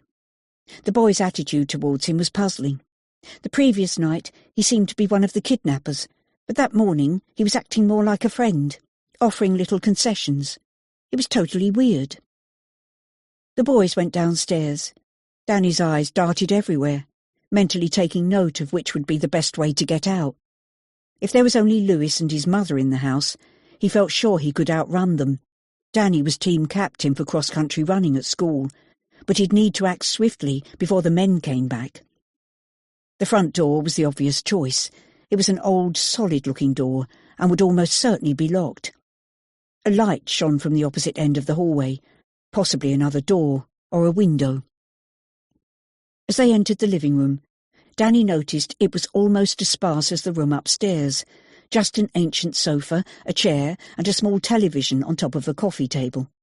An open fireplace dominated the room, but no fire was lit, and it was equally as cold as the bedroom. How he longed for a little warmth! There was a strong musty smell, and the walls were stained with damp patches, like the ones upstairs. A woman was snoring softly on the sofa, her face turned inwards, so only her back was visible. She was a similar build to her son, taller, but not by much, with dirty blonde hair tied up in some kind of knot, and looking as if it hadn't been washed or even brushed for days. Lewis made his way through the living room to the kitchen, where a small table with 4 rickety chairs were perched opposite an old cracked sink, and a tiny grubby-looking fridge hummed in the corner. "Bread or cereal?" Lewis asked. Danny wanted to say both, but settled on the bread, unsure if there would be fresh milk for the cereal. A couple of thick slices were soon pushed in front of him. As he took a seat at the table, there was no butter or marmalade. "Shouldn't you wake your mother?" Danny asked. "Nah, she's stoned. Probably sleep for most of the day." Lewis spoke as if this was a regular occurrence. "What's she stoned with?" Booze mainly, but she snorts stuff as well. Again this was spoken as if it was the usual order of things. Danny knew if he was going to act, it should be sooner rather than later. So when Lewis sat down opposite him, he decided to make his move. Lifting and pushing the table with one motion, Danny knocked both the boy and the table to the floor. He sprinted back through to the hall and rattled the front door handle. As expected, it was locked, so quickly he spun round to run in the opposite direction where he'd seen the light, hoping there'd be another door. There was. A more flimsy one than the front door, with a pane of frosted glass in the top half. Unsurprisingly, this was also locked, so Danny frantically looked around for something to smash the glass. There was nothing, and Lewis was standing a few feet away from him, laughing. "I knew you'd try, but it's no good. There's wire mesh on all the windows, including that door. So even if you smashed the glass, you'd never get through the wire, and the house would be even bloody colder." To his shame, Danny started to cry. Not huge sobs, but silent tears rolling down his cheeks. Lewis sighed and turned to go back to the kitchen. "Might as well have some breakfast, or it'll be a long day." Danny followed, sniffing and drying his eyes on his sleeve. This boy was strange. He wasn't unkind, but by his own admission, he was part of the gang who'd kidnapped him. He was earning money by helping to keep Danny a prisoner. They picked up the kitchen table and chairs, then sat down to finish their bread, which Lewis picked off the floor. He then set a mug of water down for each of them, and Danny gulped his down. He couldn't remember ever being so thirsty before. Lewis automatically refilled the mug. Danny sniffed again and decided to be direct. "Why are you helping the kidnappers?" "Told you last night. For the money." "But my parents aren't very rich. What if they can't pay?" "Oh, they'll pay. You'll see. So how long are you going to keep me here?" Lewis shrugged. "Until they come up with the money." It seemed all part of everyday life to him, and he didn't appear to think anything was wrong with what he was doing. "How much are they asking?" "Ha! You want to know how much you're worth, eh? Well, I'm not supposed to know, but I heard them talking about 300 grand. So now we'll see just how rich your parents are." It seemed to be a game to this boy. But Danny was scared. He had no idea if his parents could raise such an amount of money. If they could, he hoped it would be soon. Chapter 11. Day 2. "You know the front door's bolted from the outside, so you never get out," Lewis told Danny. "From the outside? But that means you and your mother are locked in too. What if there's a fire? Why did they do that?" This information was worrying. The kidnappers were ruthless men who didn't even care about Lewis and his mother. "Who are these men, Lewis? Is one of them your dad?" "Now, don't be daft. "My mum knows them. Pete's her current boyfriend, but it won't last long. It never does." "And who's the other one?" "He's called Neil, but I've never seen him until yesterday. Anyway, I shouldn't be telling you their names. Don't let on you know." Lewis's eyes narrowed. "I won't. Promise." "So where do you live? "With this Pete? No bloody way. He's a bit free with his fists, and he doesn't want us living with him, which suits me fine. We have a flat where Mum and me stay, and Pete comes round when he wants Mum for sex." Danny's face flushed at the mention of sex. He knew all about that kind of stuff. They'd covered it in biology at school. But it wasn't something you talked about, and particularly not concerning your mother. "Where do you go to school, then?" He was keen to change the subject. "Don't go to school much if I can help it. We've moved around a lot, and I usually start at a school then find out they're a bunch of idiots, so I don't go no more. Danny instinctively wanted to correct his grammar, but wisely kept quiet. Lewis appeared to know more than he did about some things, yet he didn't go to school. What if Pete and Neil don't come back? If we can't get out, we'll die. This was a very real fear to Danny, but apparently not to Lewis, who laughed at the thought. Don't be such a wimp. They'll come back for you once they got the money, and then we can all go home. But if they don't get the money, what then? They'll probably just let you go. You've not seen them, so can't tell the police what they look like, eh? Lewis didn't sound too convinced of this himself, and Danny didn't believe it either. Have you done this sort of thing before? Nah, but I've earned money from Pete before, doing little jobs, you know? No, I don't know. Do you mean illegal jobs? Look, I don't ask no questions. The smart thing is to do what I'm told. Perhaps you should do the same. If Pete's in a good mood, he'll hand out some cash. If not, well, I keep out his way. Don't tell me you've never nicked anything before. A bit of shoplifting or something? No, never. Danny was surprised Lewis assumed such a thing. Suppose you can afford to buy whatever you want then, being rich and all. Lewis didn't say this in a malicious way. It was simply a statement, the way things were. He seemed to have a better understanding of Danny's life than Danny had of his. Danny was trying to think rationally. He was a prisoner in this cold, dirty house, supposedly guarded by Lewis and his mother. But they were prisoners too, yet couldn't see it, especially if they were locked in, as Lewis said. Or maybe he was lying, and he or his mother did have a key. Danny thought desperately of what he could do as he watched Lewis finish off his bread. This strange boy led a different life to his own, but money was important to him. How much are they giving you for doing this? Danny asked. Dunno, really. Mum'll get it, and I'll have to get it off her quick before she spends it all on booze or dope. We'll be lucky to get a few hundred, I suppose. Pete's not very generous. What if you helped me to escape, and my parents will give you and your mum £1,000? The idea had suddenly popped into Danny's head, and he hoped it would appeal to Lewis. But before he had a chance to answer, they heard a car approaching. Bloody hell, they're back! Get upstairs, quick! Lewis shoved Danny in the direction of the living room, where his mother slept on, oblivious to what was happening around her. They dashed up the stairs, where Danny scooted into his room, and Lewis shut the door, ramming in the bolts on the outside. The next thing Danny heard was the toilet flushing, and Lewis going back downstairs. "What the hell are you doing up there?" A man's voice rose up the stairs. Just having a pee, Lewis replied calmly. He seemed well practised at subterfuge. Once the two men were inside the house, all was quiet for a while.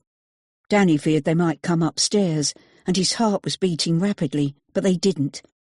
His thoughts turned to his parents, who must be frantic by now. Had they paid the ransom? Were the police looking for him? He checked his watch. 9:10 a.m. The day was only just beginning, but Danny felt he'd been captive for weeks. 2 hours passed without anyone coming upstairs. Danny heard shouting several times, men's voices mainly, but once he heard a scream from a woman, presumably Lewis's mother. Danny wished Lewis would come back upstairs, but he shouldn't have done so in the first place, and would probably be in trouble if the men guessed as much. He wondered if Lewis was thinking over what he'd said about helping him to escape, and his parents paying him. Yet if they were locked in when the men were away, would Lewis even be able to help? Perhaps his mother would have a key, one she hadn't told her son about. Morning turned into afternoon, and the hours dragged by. Danny's mind wouldn't stop working, and he was looking at the situation from every angle, trying to find a solution, as they taught him to do in maths at school. It was, he concluded, a good thing the men didn't come up to his room. If he didn't see them, he couldn't identify them when he was released, as Lewis said, so they wouldn't have a reason to kill him. The thought was positive, but not a certainty, and Danny worried how this would work out. All he knew for sure was that he was cold, hungry, and afraid. Danny must have fallen asleep. The noise of a vehicle jolted him back to reality, and he ran to the window, in time to see the van driving off down the path.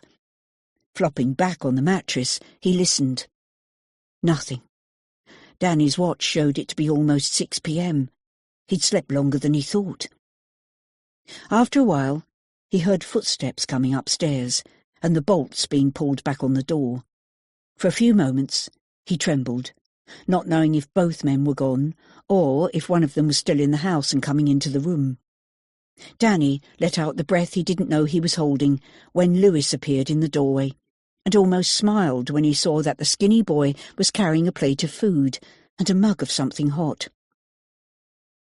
"They've gone for the day." There was a catch in Lewis's voice. Then Danny noticed the cut on the boy's lip and the red around his eye, turning into a classic shiner. Danny took the food which was offered and wolfed it down. Lewis sat on the mattress beside him, watching quietly, his face pale and tears filling his eyes. "What happened?" Danny asked, when he was nearly finished the pie he'd been given. "Pete and Neil came back. They were mad that Mum was still asleep, and Pete started knocking her about. I tried to stop him, and got this for me trouble." He pointed to his face, which was becoming quite swollen. "Sorry." It was the only thing that Danny could think of to say. "It's not your fault. Stuff happens." They sat in silence until Danny pushed the last mouthful of pie in his mouth and drank the weak, milky tea, which was at least hot. "Have you thought about what I said? You know, helping me to escape. My parents would pay you. More than 1,000 if you want." "Yeah, I thought about it, but it ain't going to happen." "Why?" "If I let you go, they'd probably kill me and Mum." Lewis sounded quite serious. "You can both come with me, and my dad will help you. We can tell the police about Pete and Neil, and they'll get arrested." Danny hoped his idea appealed to Lewis. It seemed so simple to him, yet perhaps it was too simple. "But the doors are bolted, I told you." "Are you sure your Mum doesn't have a key? To the back door, maybe? Perhaps she just hasn't told you, or they only said they were bolted so you'd think you couldn't get out. Nobody puts bolts on the outside of doors." "I'll talk to her." "But she's scared of Pete. I don't think she'd ever dare cross him." "Why does she stay with him, then?" "Dunno, really. She seems to need to have a boyfriend." "So where did she meet him?" "In a pub. Where else? She meets all her fellas in pubs. Gets them to buy her drinks and stuff." Danny didn't dare ask what the stuff would be, so said nothing, thinking what a strange life this boy and his mother led. Lewis picked up the plate and mug and went back downstairs. Danny thought he looked scared. The bravado he'd shown earlier had vanished. But was that a good thing? He would have to wait and see. Chapter 12. Day 3. D.I. Radford and D.S. Foster left the room after the press conference.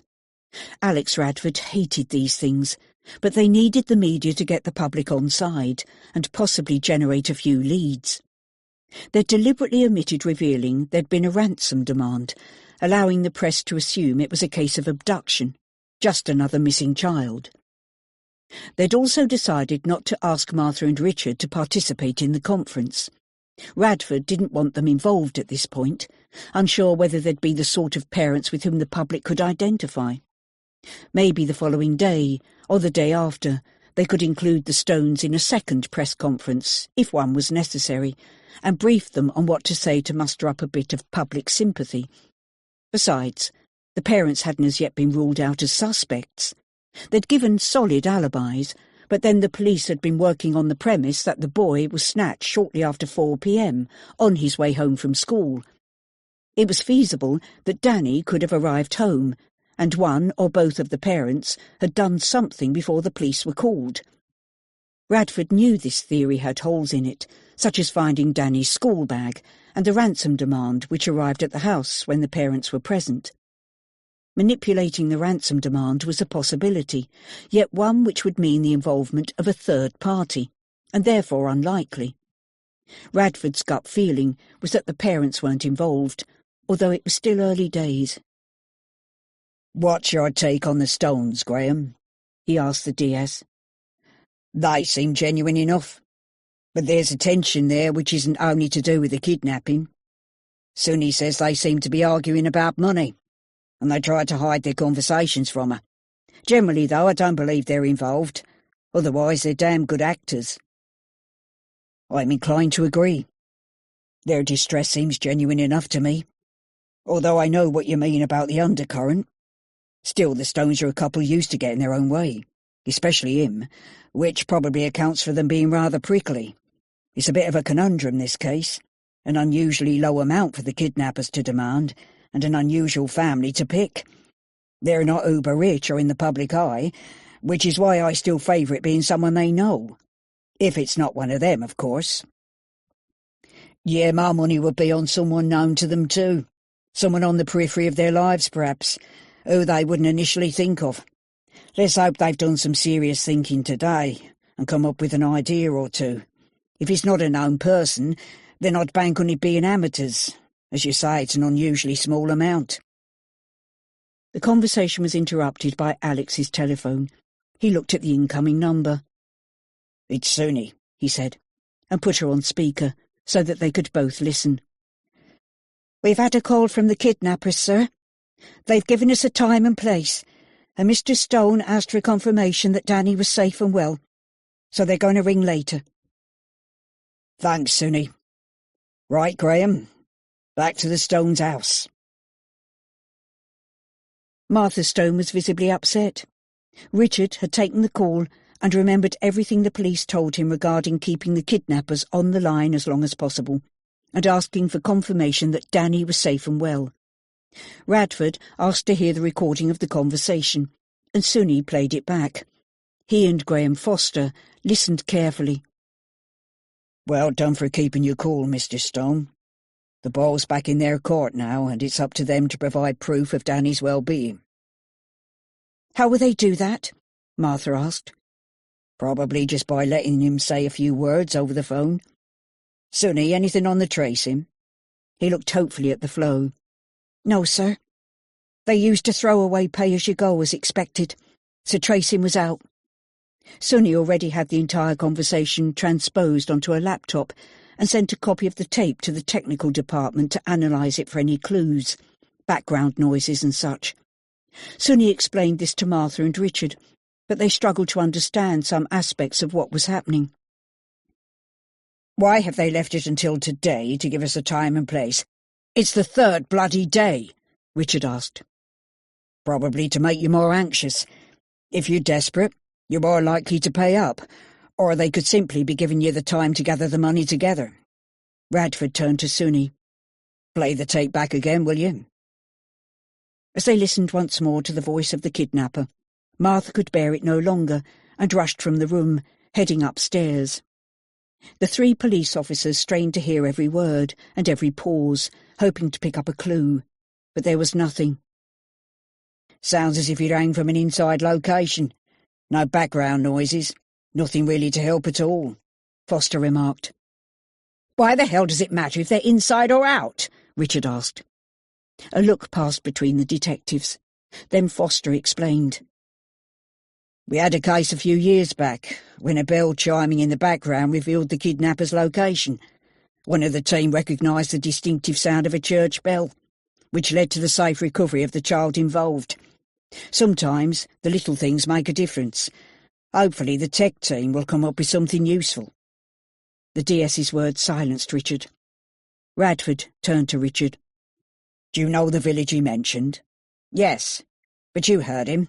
If there's any sign of police, he's gone, and probably Danny will be too. Mr. Stone, this man is trying to frighten you. He wants to scare you into going there alone with the money. They'll know for certain we're involved when the press conference is broadcast this evening. But having left it overnight to make their initial contact, they'll probably expect us to be on the case anyway. So what now? Richard shrugged. We wait. Now they've given instructions, they have to let us hear from Danny, and if they still want to make the exchange early tomorrow morning, they'll probably ring back soon. Radford and Foster sat down to wait, while Richard went upstairs to check on Martha. She was in the ensuite of their bedroom, splashing water on her face in an attempt to pull herself together. "Come down, Martha," Richard asked. "D.I. Radford says the kidnappers will probably call again soon to let us speak to Danny. You don't want to miss hearing him, do you?" He didn't say possibly for the last time, but Martha heard the unspoken words anyway. The couple went downstairs, accepted more coffee, and sat with the two detectives to answer another barrage of questions. "Did you come up with any names for us? Anyone who might hold a grudge?" Graham Foster asked. Martha shook her head. She honestly couldn't think of anyone. "I'm dealing with new clients every week, but I can't imagine anyone in the corporate world who would seek revenge in such a manner," she said. Richard could offer no names or fresh ideas either. "What about your pro bono work in London?" Martha looked hopefully at Richard, willing him to know of someone who held a grudge. "Don't you occasionally take on criminal cases?" "Absolutely not. I work mostly in an advisory capacity there, and rarely come into contact with the clients." He seemed annoyed that Martha had mentioned this, but the detectives picked up on it. "Do you attend court for this kind of work?" D.S. Foster asked. "Only very occasionally, and certainly not recently." Alex Radford narrowed his eyes. "Perhaps you could give us a list of some of the cases you've been involved in, both here in Bristol and London." Richard drew in a deep breath. "I'll get in touch with the Clerk of Chambers and get him to compile a list for you." The D.I. smiled. "Thank you. That'll be very helpful." The telephone rang again, and all eyes swivelled towards it. Martha gasped. Her hand covered her mouth. Richard looked at Alex Radford, who nodded towards the phone, a sign to answer. Everything from then on seemed to play out in slow motion for Martha. She listened as her husband answered and heard the raspy voice of the man who'd taken her son. An urge to cry out to him and beg him to release Danny was hard to contain, especially when the next voice she heard was Danny's. "Dad? Mum? They said I have to tell you I'm okay, but—" The kidnapper came back on the line. "Right. You've heard him. What happens to him now is up to you." The line went dead. Martha shouted, "No!" It was too late. "Was that your son, Mr. Stone?" Graham asked. "Yes, it was Danny." Richard moved to hold his wife, but she pushed him away, her disappointment in him turning to anger. "Could this be the last time I'll hear my son's voice?" The kidnappers were expecting to receive £300,000 early the following morning, and Richard hadn't been able to raise it. Martha's mind conjured up some terrifying scenarios. Closing her eyes didn't help, as visions of her only child, screaming, bleeding, dead, haunted her thoughts, and she was powerless to do anything about it. D.I. Radford's voice interrupted her thoughts as he addressed Richard. "How are you getting on with raising the money, Mr. Stone?" Richard's face reddened. I'm going back to the bank this afternoon to collect whatever funds I can withdraw, but it may be still a little short." "Well short." Martha pulled herself together enough to speak sharply to Richard, not caring what the detectives thought. "I'm going to ring Cathy to see exactly how much cash we can get from the company funds. I suggest you go back to your parents, cap in hand, to see if they can help us. We need to get this money from somewhere." She turned and went upstairs to make her call, hearing the front door bang as Richard went out. Heaven only knew what the police would think of the dynamics between the couple, but Martha knew she must do everything possible to raise the money. Chapter 13. Day 3. Serena Murphy checked her reflection in the mirror, pleased with what she saw. Spraying a little more perfume onto her neck, she sighed. Richard should be ringing any time. He generally rang most days, but not always, so she wasn't worried. He'd call soon. He always did, like a puppy that didn't stray too far from its mother. Serena smiled to herself. She had Richard exactly where she wanted him, and the man even believed he was the one calling all the shots. She could play him so effortlessly. Serena's greatest skill, yet hardly one to add to a CV, was getting her way with men, and there had been several before Richard Stone. Keeping a man happy could be demanding, but Richard was a little different from the others. He was extraordinarily generous and showered her with expensive trinkets to impress, which she accepted with enthusiasm. Richard also enjoyed buying her expensive clothes, and then delighted in removing them. Serena gazed around her new apartment, more tangible proof of Richard's generosity, together with a nice little bank account he kept topped up for her. He'd bought the apartment outright, to be their own little love nest in Portishead, just half an hour's drive from his chambers in Bristol. Richard made the purchase price of just over £200,000 sound like pocket change once he decided to proceed with the purchase, and Serena loved her new home. It might be a modest apartment to Richard, but it was undoubtedly the best place she'd ever lived. Serena pushed the thought of some of the hovels she'd called home to the back of her mind. Those days were gone. She preferred not to dwell on the past. Buying the apartment in Serena's name was a bonus she hadn't expected to achieve. Richard agreed to it while trying particularly hard to impress her one evening. There were obvious advantages, one of which was it being a convenient way to avoid tax, which helped to nudge his generosity along, but she could tell he wanted to please her. And it did. When Richard's call eventually came, Serena turned on the charm, but he cut her short, his voice clipped, strained. "Danny's been kidnapped." Kidnapped? Oh, darling, how terrible. When did this happen? On Monday. He was taken on his way home from school. But it's Wednesday now. Why didn't you call sooner? I could have comforted you, Serena cooed. There's no way I can get to see you until this is all over. The police are constantly at the house, watching everything I do, and I've got to raise the money to get Danny back. Is there any way you could get some cash from your allowance account? Sorry, darling, but the account's almost empty. Things are so expensive these days. Serena spent money as soon as she got it. Doesn't your wife have pots of money in her little agency? Not enough. Look, I'll have to go, and I don't know when I'll see you again. Couldn't you come round for a little while? I get so lonely on my own, and I could help you to forget. Serena, I don't want to forget. He's my son, and he's only 11. Danny must be frightened out of his mind. How the hell could I come round to you and take time out from what is undoubtedly the worst experience of my life? There was unmistakable anger in Richard's voice, a tone Serena had never heard before. Of course. I'm sorry, darling. I only meant that I could comfort you. If there's anything I can do, just ring. I'm always here for you. Serena sighed. Richard ended the call, still muttering about raising money. He obviously wouldn't be around for a while, which left her free to make plans and enjoy the next few days. Serena thumbed through one of the glossy magazines she so loved, trying to find an article she'd come across on a spa hotel not too far away. Perhaps she deserved a little pampering. After finding the article, Serena left it open at the page and went to stand by the French window of her first-floor apartment. The view looked out over the nature reserve toward the Bristol Channel. It was a grey day, with moody clouds threatening more rain. Serena hated the rain.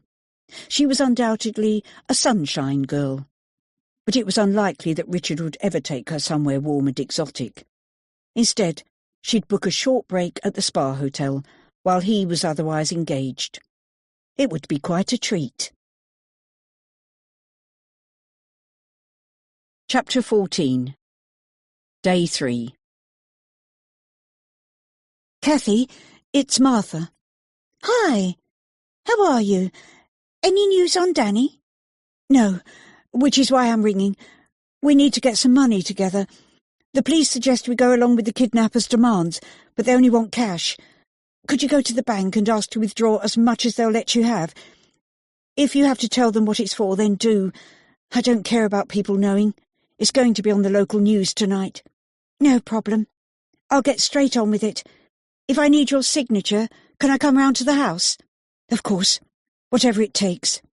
And I have a little nest egg tucked away in a building society account. Just a few thousand. But if it helps, you can have it.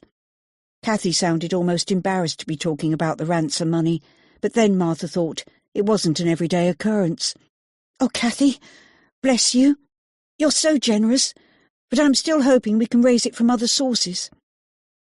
The offer's there, if you need it. I'll head off to the bank and call you when I know what can be done. Cathy rang off, and Martha looked at the phone in her hand, and as fat tears again slid down her cheeks, she vowed never to take her PA for granted again. The other sources she'd referred to troubled Martha. Hopefully, Richard's parents would lend them some money if they could, but she didn't know how much. William and Thelma lived a modest life, by choice or because their income was limited. Martha had no idea. Although not a religious person, Martha found herself offering a silent prayer that they could raise the money between them.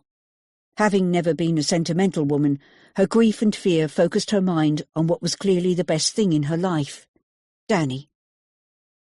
His smiling face looked up at Martha from the photograph on her desk. Picking it up, she traced her finger over the contours of her son's face. It was a summer photograph, and the freckles Danny hated peppered the bridge of his nose. She kissed the image of her son, tears welling up as she looked at his likeness.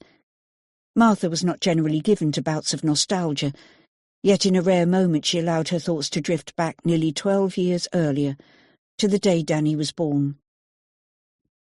The pregnancy wasn't planned, but when the reality of a new life evolving within her was confirmed, Martha grew to love the baby in her womb. Initially, she was wary about telling her husband, fearful of his reaction. Richard was almost indifferent to the news of her pregnancy, his first words being, "Well, how did that happen?" She knew he didn't need a biology lesson and referred to their birth control, which had clearly failed. But in time, Richard came round, and long before their baby was due, they were reconciled to the idea, and even excited about becoming parents. Labour was prolonged, but straightforward, and when Martha first held the tiny scrap of humanity which was her son, she cried with joy. It struck her, quite suddenly, that this helpless, vulnerable baby relied on her for everything, which simultaneously both frightened and delighted her. They spent 2 nights in a private hospital after the birth, and Richard employed a maternity nurse for 2 weeks on their arrival home.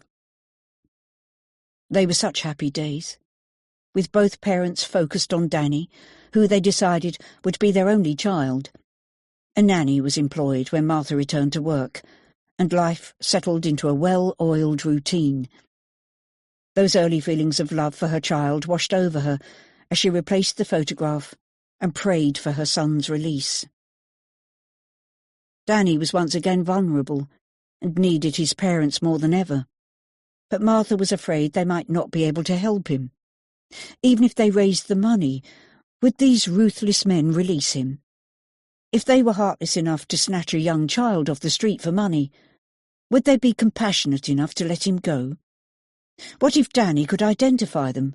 Would they take the risk? There was so much in the mix to potentially go wrong. Even the police involvement could prove fatal for Danny. The kidnappers specified no police, yet they must realise they were involved when they made contact. When a child goes missing, most parents' instinct would be to call the police. Martha's head ached from these distressing thoughts. She must take things slowly, one step at a time, and the first step was to raise the money. Even if they managed it, the logistics of what the kidnappers asked were somewhat vague in her mind. She'd heard her husband repeat the instructions on the phone, but all she could remember was 6 a.m. and the name of a village she'd never before heard of, Little Stainsbeck. Richard appeared to know of it, and he was the one they wanted to deliver the money. Martha looked again at the list of assets she'd compiled, still sadly well short of the mark. She decided to go back downstairs to have a conversation with Alex Radford, if he was still there. Questions were stacking up in her mind, to which she needed answers. D.I. Radford was in Martha's living room, issuing orders over the phone. When he finished his call, she asked if they could talk, and Graham and Suni tactfully moved into the kitchen to give them some privacy. "It's nothing personal," Martha explained. "I'd just like to know what's going to happen tomorrow. I can't seem to get my head around it all." "We'll go along with the kidnappers' instructions, but naturally we'll be watching in the hope of following them back to wherever they're holding Danny." Martha sighed. "But they said there should be no police. If they see you, the kidnappers might harm Danny." "They won't see us, Martha. You can be sure of that. The plan is to get your husband to go to Little Stainsbeck, alone, as they've asked. But we have officers scoping out the village to decide where we can best see the handover without being seen ourselves, which could even be from a resident's window. Most people are only too happy to assist when we ask for help. So our officers will be in place from 4 a.m., watching every road into and out of the village." "Will they bring Danny with them? Won't Richard have to see him before the money's handed over?" "For the present, we're assuming they'll bring Danny with them, and once they're happy they got the money, they'll release him. Yet they may want to check the money first and then tell Richard where to find Danny. We have to be prepared to act on whatever the kidnappers decide to do. I'm afraid at the moment they're holding all the cards." "What if we only have some of the money?" It was a very real possibility that Martha could barely bring herself to think about. "I can't give you a definitive answer. They may take the money without counting it, and if it's short, come back for more. Or they might simply take what they're given, cut their losses and run. I think the latter is the most likely scenario. What's happened so far makes me think these kidnappers aren't professionals. The amount they've asked for is relatively small. Certainly hardened kidnappers would have asked for considerably more. They also haven't been too forthcoming in the detail of how they want things to go off tomorrow. As you know, they've given us very little information, such as whether they'll bring Danny or drop him off somewhere afterwards. So unless we hear from them again today, we're going to have to wing it and expect the unexpected." Martha didn't want to hear how uncertain it all was, but she knew he couldn't give her assurance of how the following day would turn out. Any hope he could offer would probably be false hope. "So if you have men watching, what will they do after Richard's handed over the money? If Danny isn't with them, will you follow them?" "Ideally, yes, but not at the risk of being seen. Our men will be in various places in the village and on the roads leading out. They can communicate with each other and track the kidnappers without physically following them until they're well out of the village. We're also looking into putting a tracking device inside the bag with the money, but there are risks involved with doing so." Martha thanked the DI for his honesty, then turned and walked solemnly back upstairs. Chapter 15. Day 3. Danny heard nothing more from Lewis all evening, and finally drifted off to sleep, still cold, afraid, and once again hungry and thirsty. His dreams were of being chased and unable to lift his feet, as if he was trying to run through thick mud, with legs so heavy they refused to move. Sometime in the night, Danny woke suddenly and sat upright, unsure what had woken him. Checking his watch, he discovered it was only 3 a.m, and the house was quiet. Perhaps the nightmare woke him. He settled down, willing sleep to take him again, so at least he'd be unaware of the horrors of his situation, and time would pass more quickly. The next thing Danny knew, daylight flooded the room, and someone was unbolting the door. Panic gripped him as he shook himself awake, but the relief almost made him smile when Lewis appeared. "Just bread again, Dan. Me mum's not one to plan ahead, so there's not much in the kitchen." It was the first time Lewis had used his name. No one ever called him Dan, but the way Lewis said it and the fact he was offering some kind of apology for the lack of food made Danny feel that they were almost friends. Lewis's face crumpled. Cora, it stinks in here. Take that bucket to the bog, will you? Danny was only too happy to go to the bathroom. He loathed using the bucket. Lewis was sitting on the mattress when he returned, eating his own share of the bread. Where's your mum? Danny asked. Downstairs, smoking and opening cans of beer. She's awake then? Did you talk to her about helping me to escape? Nah, not yet. I don't know how we could get out, and I'm pretty sure she'd be too afraid to help. Please try, Lewis. You said yourself Pete's a violent man. He might kill me even if he gets the money. He might even kill you and your mum too, now I've seen you. Lewis thought on this for a minute or two, while Danny ate hungrily. Pete might knock people about a bit, but he's not a killer. The boy's face was solemn. His brow creased in concentration. How do you know? If your mum's only taken up with him recently, you don't know what he's done in the past. Kidnapping's almost as serious as murder, and we might all end up dead anyway. Danny thought that persuading this boy and his mother to help him was his only chance of escape. Ask your mum, please, he begged.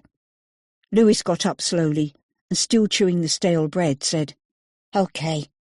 Come down with me and we'll ask her together.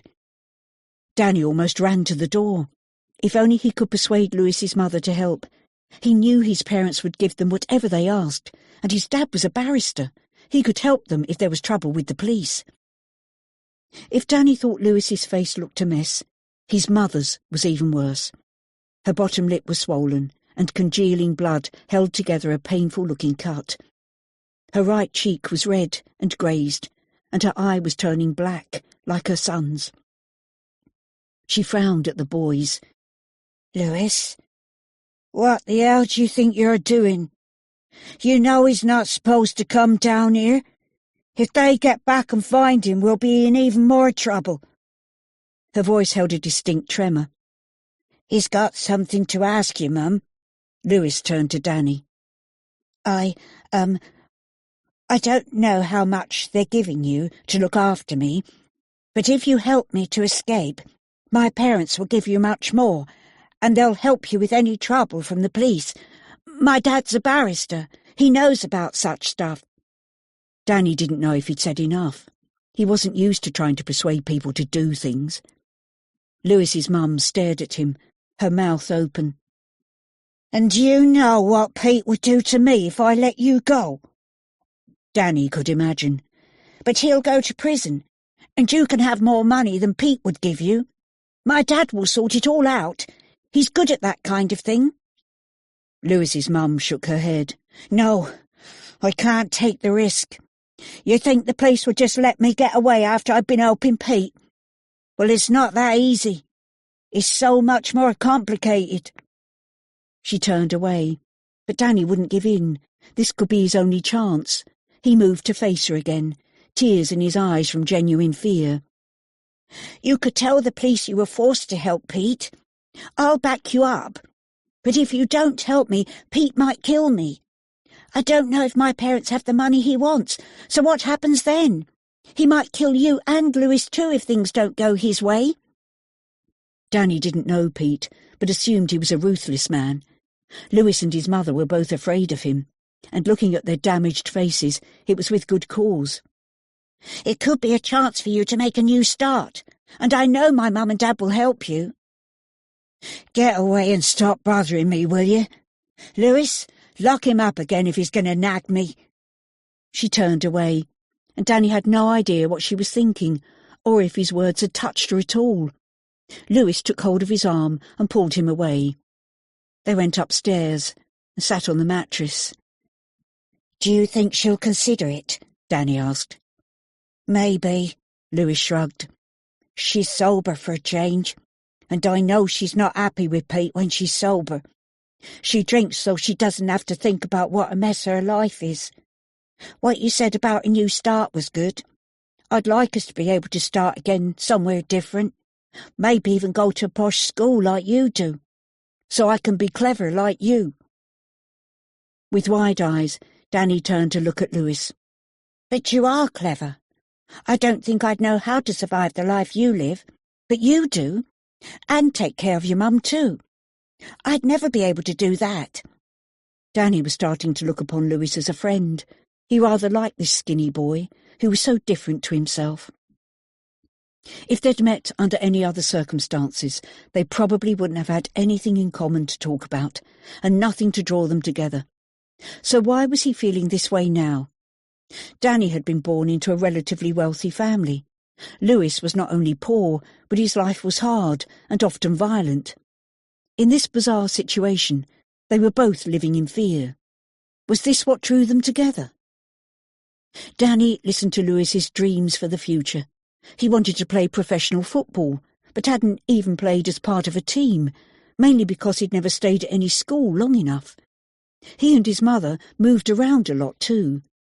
Lewis said that when they couldn't afford to pay the rent, they simply packed up and moved on. A moonlight flit, he called it. They didn't stay very long at any address, and there'd been many times when they'd slept on a couch in a friend's house or at a squat when things were bad. Their possessions were few: clothes, toothbrushes, and pretty much nothing else. Danny thought about his own home, his warm, spacious bedroom with his desk, his laptop, computer games, mobile phone, and books. He loved reading, and when Lewis told him he'd never owned a book, he decided to give Lewis as many as he wanted when all this was over. If this will ever be over. Thinking of home made Danny sad. He longed to be back with his parents, to eat around the table with them while he told them about his day at school. A hot bath and brushing his teeth would be welcome too.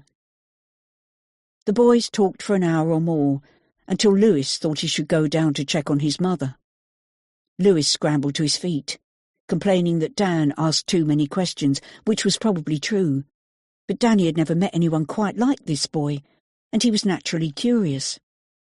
Lewis left, and Danny tried to think rationally about an escape, with or without his friend's help. After almost 2 hours, his brain hurt, and he still hadn't come up with a workable plan. He was also thirsty again, and his head ached. Lewis had bolted the door, which felt strangely comforting. If the door was bolted, the chances of Pete and Neil coming in seemed somehow less likely, which Danny knew was ridiculous. He also knew the men didn't want to be seen by him, which was a sign that maybe they did intend to let him go. Time dragged. Danny would welcome Lewis's company again, but he remained downstairs with his mother for the time being. This was the 3rd day since the kidnap, and Danny was scared.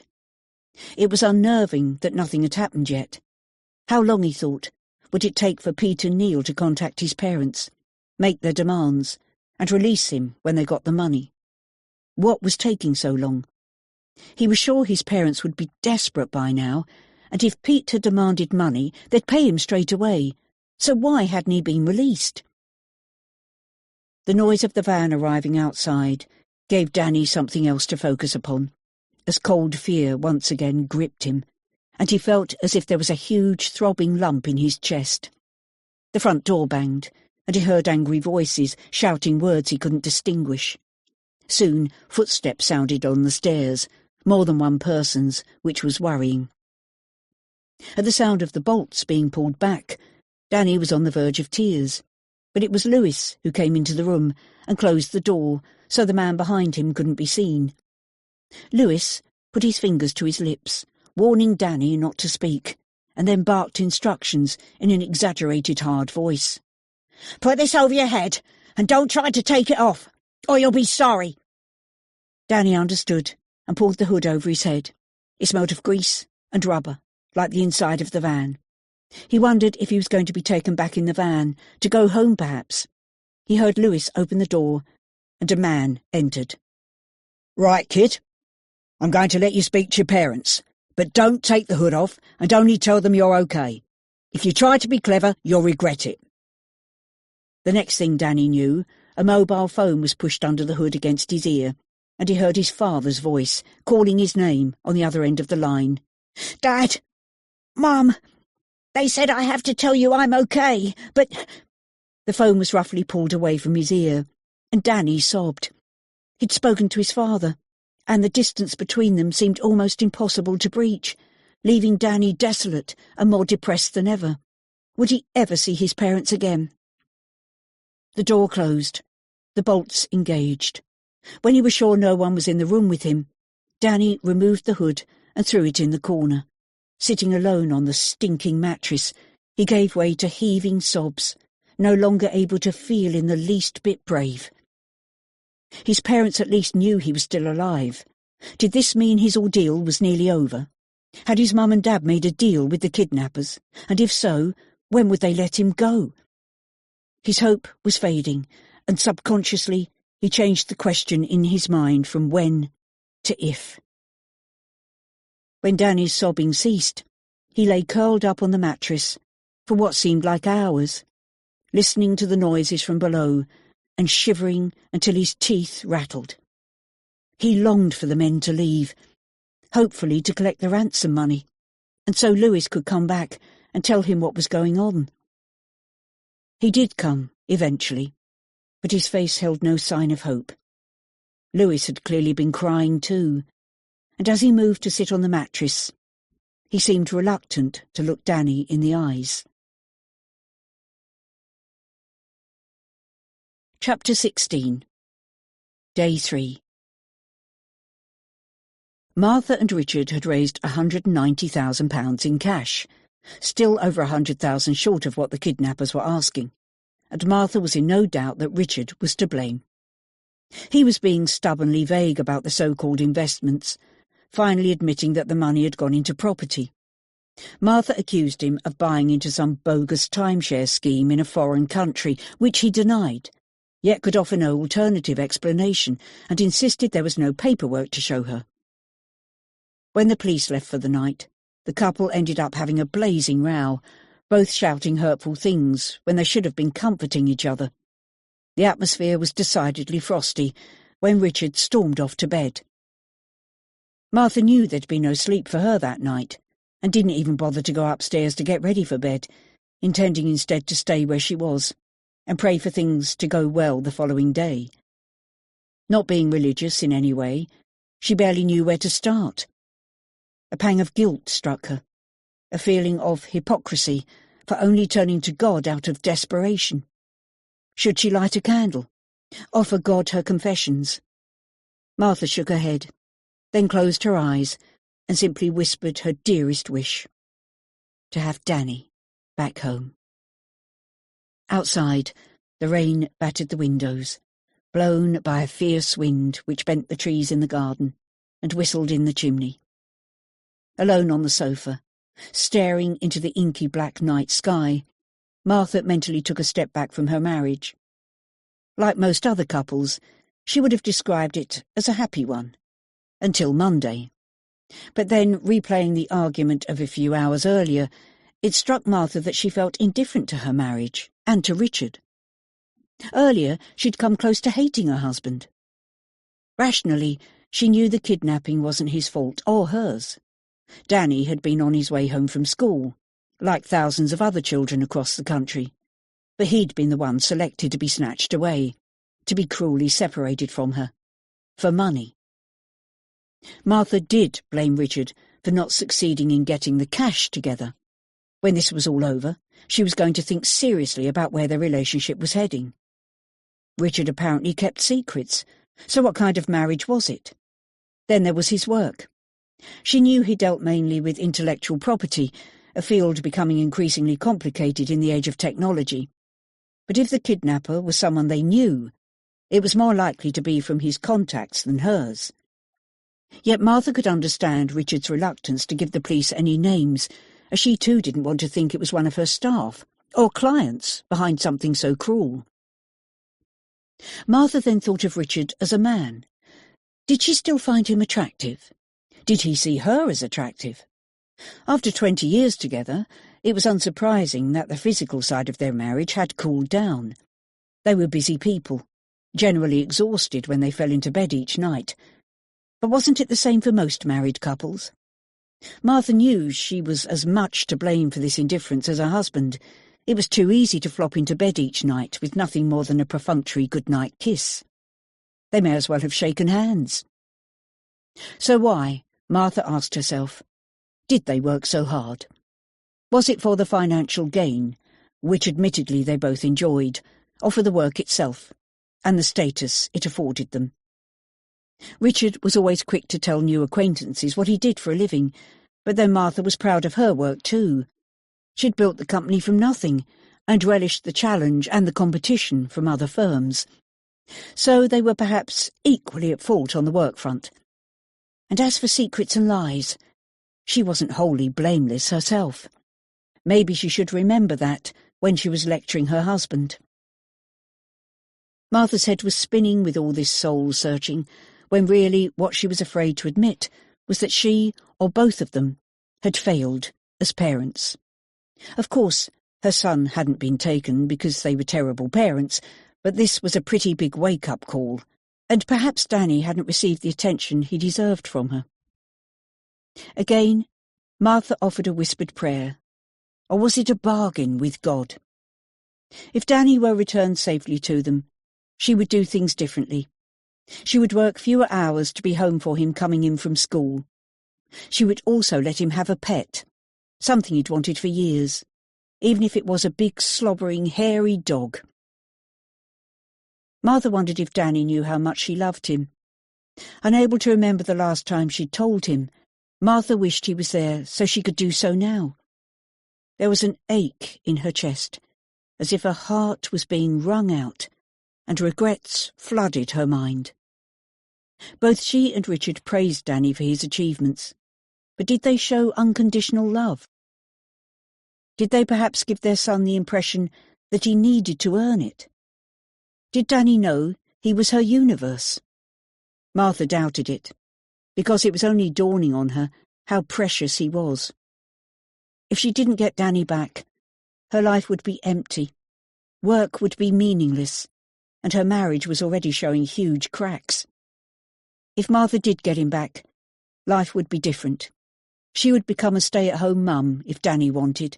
She'd bake cakes and become a member of the PTA. Anything. She'd do anything to get her baby boy back. "Please, God," she whispered to the dark, empty sky. "Let him be safe. Let him come back to me." Martha decided to go up to bed after all, even if it was only for 3 or 4 hours. It would be an early start the next day for everyone involved. In the bedroom, Richard lay still, with his eyes closed. She couldn't tell if he was asleep or simply avoiding having to talk to her. Either way, Martha didn't care. She undressed and slipped quietly under the duvet beside her husband. Chapter 17. Day 3. After a couple of hours in bed, Richard was still not asleep. His mind refused to shut down to afford him the peace he needed to escape into oblivion. As Martha crawled in beside him, he remained still, not wanting to resume their earlier argument. His wife lay with her back towards him, and after a while her breathing slowed as sleep claimed her. Richard had also been soul-searching during those wakeful hours. The row with Martha was a severe one. Their relationship was generally amicable, and he couldn't remember her ever being so angry with him or anyone else. Martha was usually such a placid person. Perhaps, though, there was good reason, although she didn't know the full extent of how badly he'd let her down.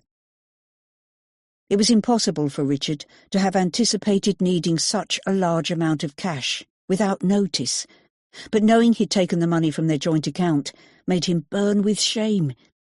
He couldn't imagine how he'd feel if Martha was the one to have been so duplicitous. Richard tried to remember how his affair with Serena had started. How does any romantic liaison begin? A look, a smile, an unspoken connection. He was captivated from the first moment he saw her sitting at the hotel bar he occasionally went to for a drink after work. Serena was quite simply the most beautiful woman he'd ever seen. She was stunning, the perfect package, long blonde hair, bright blue eyes, and a figure most women would envy. When she smiled encouragingly at Richard, he couldn't believe such a woman would be interested in him, yet she accepted his offer to buy her a drink and hung on his every word, eyes wide at his stories of life as a barrister. She made him feel as if he was the most entertaining and fascinating man in the world. Serena knew he was married from the start, but it didn't stop her flirting, which initially seemed harmless enough. Richard was flattered.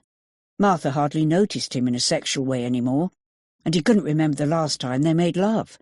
It simply wasn't on the agenda of their busy lives. Perhaps that was why Serena was so appealing. She looked upon him as a man, a desirable one too, and he'd been flattered, going along with the flirting until it became more, much more. In the early days of their relationship, Serena seemed mysterious, exciting even, revealing very little of her own life, past or present, which aroused Richard's curiosity. The enigma added to the attraction. It was as if she'd materialised from nowhere, coming into his life and adding the excitement and passion he didn't even know were missing. Richard wanted to spoil Serena, to buy her jewellery and clothes, for which she squealed delightedly like a child at Christmas. He found this endearing, and the gifts continued. But he could afford it, and she was always keen to show her appreciation. Richard couldn't quite remember how the subject of buying an apartment came up. The thought had crossed his mind that he might leave Martha and settle down with Serena one day, an idea about which she enthused. Serena never took him to her home, and Richard knew nothing of her living arrangements. When he asked questions, her face clouded with sadness, but she remained tight-lipped about her life when they were not together. 3 months into their relationship, Serena arrived at their rendezvous in tears. Richard finally persuaded her to confide in him, and she tearfully related how she was being evicted from her little rented flat. The landlord, she claimed, was forever making lewd suggestions and spying on her at all times of the day and night. The man had given her an ultimatum. If she refused to sleep with him, he would evict her. Richard was livid, and in a fit of uncharacteristic bravado wanted to go round and sort the landlord out, but Serena persuaded him not to. During the evening, buying an apartment became a plan rather than a vague idea for the future. Richard remembered drinking too much and promising whatever Serena wanted, which instantly lifted her mood. She assured him she could stay at a friend's house in the meantime and wouldn't have to face her landlord again, and within only 2 days Serena had discovered the most perfect little place in Portishead. She took to calling it their love nest, and was so excited at the prospect of having somewhere for them to meet other than hotels. It was at that point Richard realised he was irrevocably committed. During negotiations on the apartment, Serena suggested he bought it in her name only, pointing out that when he left Martha, his wife would be entitled to a half share of everything they owned. It seemed prudent to buy the apartment in Serena's name, so Martha couldn't touch it in a divorce settlement. Thinking the property to be a good investment, Richard agreed and the apartment was purchased in Serena's name. It wasn't long before Richard realised his mistake, but resigned himself to living with it and reasoned that at least he was saving on hotel bills. Ironically, the apartment would have been a good investment in different circumstances. Portishead was conveniently situated, only a half-hour drive from Bristol, and the purchase price of just under £200,000 was a bargain for the quality of the build in such a desirable area. Richard was confident of replacing the money over time, and as he was the one who looked after the household finances, Martha would never find out. Fate dealt him a cruel blow when Danny was taken at a time when their finances were so low and he couldn't raise the money for the ransom. It was only after the purchase was complete that it became clear to Richard that Serena was a mistake, a huge and expensive mistake. He grew tired of her fawning over him and suspicious that he'd been manipulated, which made him feel even worse. Serena no longer seemed the woman he thought she was, and at times appeared selfish, superficial, and always very high maintenance. He quickly concluded he'd been a bloody fool who'd risked his whole way of life, his wife and son, for the passing thrill of an illicit affair. Richard's life was a mess. He despised his weakness and the consequences it rained upon him, and now upon his family. If they lost Danny, he would never forgive himself. Richard knew he had to make sure the handover would be successful in just a few hours. If things went wrong in the morning, it would be entirely his fault, and the very thought of losing Danny made him loathe himself and what he'd become. Richard screwed up his eyes in an attempt to sleep, but images of his son calling out to him filled his head. He was the boy's father, the very person who should be protecting him, but he was a miserable failure. Perhaps he didn't deserve his son or his wife. Yet he knew if he lost them both, life would no longer be worth living. Chapter 18. Day 3. They're getting the money tomorrow, Lewis almost whispered. Danny looked expectantly at the other boy. So they'll take me home. If they get the money, they'll let me go, won't they? A shrug was the discouraging response. Lewis, you're scaring me. What is it? What do you know about tomorrow? You've got to stay here until they get the money. Mum and I have to watch you until they come back. But will they let me go then? Danny was close to tears again, as fear washed over him, and his body trembled involuntarily. Then, in a strange act of comfort, Lewis put his arm around Danny's shoulders and held him while he cried. Danny thought Lewis cried a little too, but after a while they each sniffed and made an attempt to pull themselves together. Have they both gone? Danny asked, and when Lewis confirmed as much with a brief nod, Can I go and talk to your mum again? It was worth another attempt at persuading her to let him go. Time was running out. Lewis stood and made to go downstairs, so Danny followed. Danny thought Lewis's mum wasn't an unattractive woman, but would look much better if she did something with her hair, and perhaps wore a little makeup, like his mother did. This woman's clothes were worn and shabby, and needed a good wash, as did Lewis's, signs that the two of them lived such a vastly different life to Danny's own. He'd never met anyone quite like them before. It wouldn't be easy, but Danny had to try once more to persuade her to help him escape.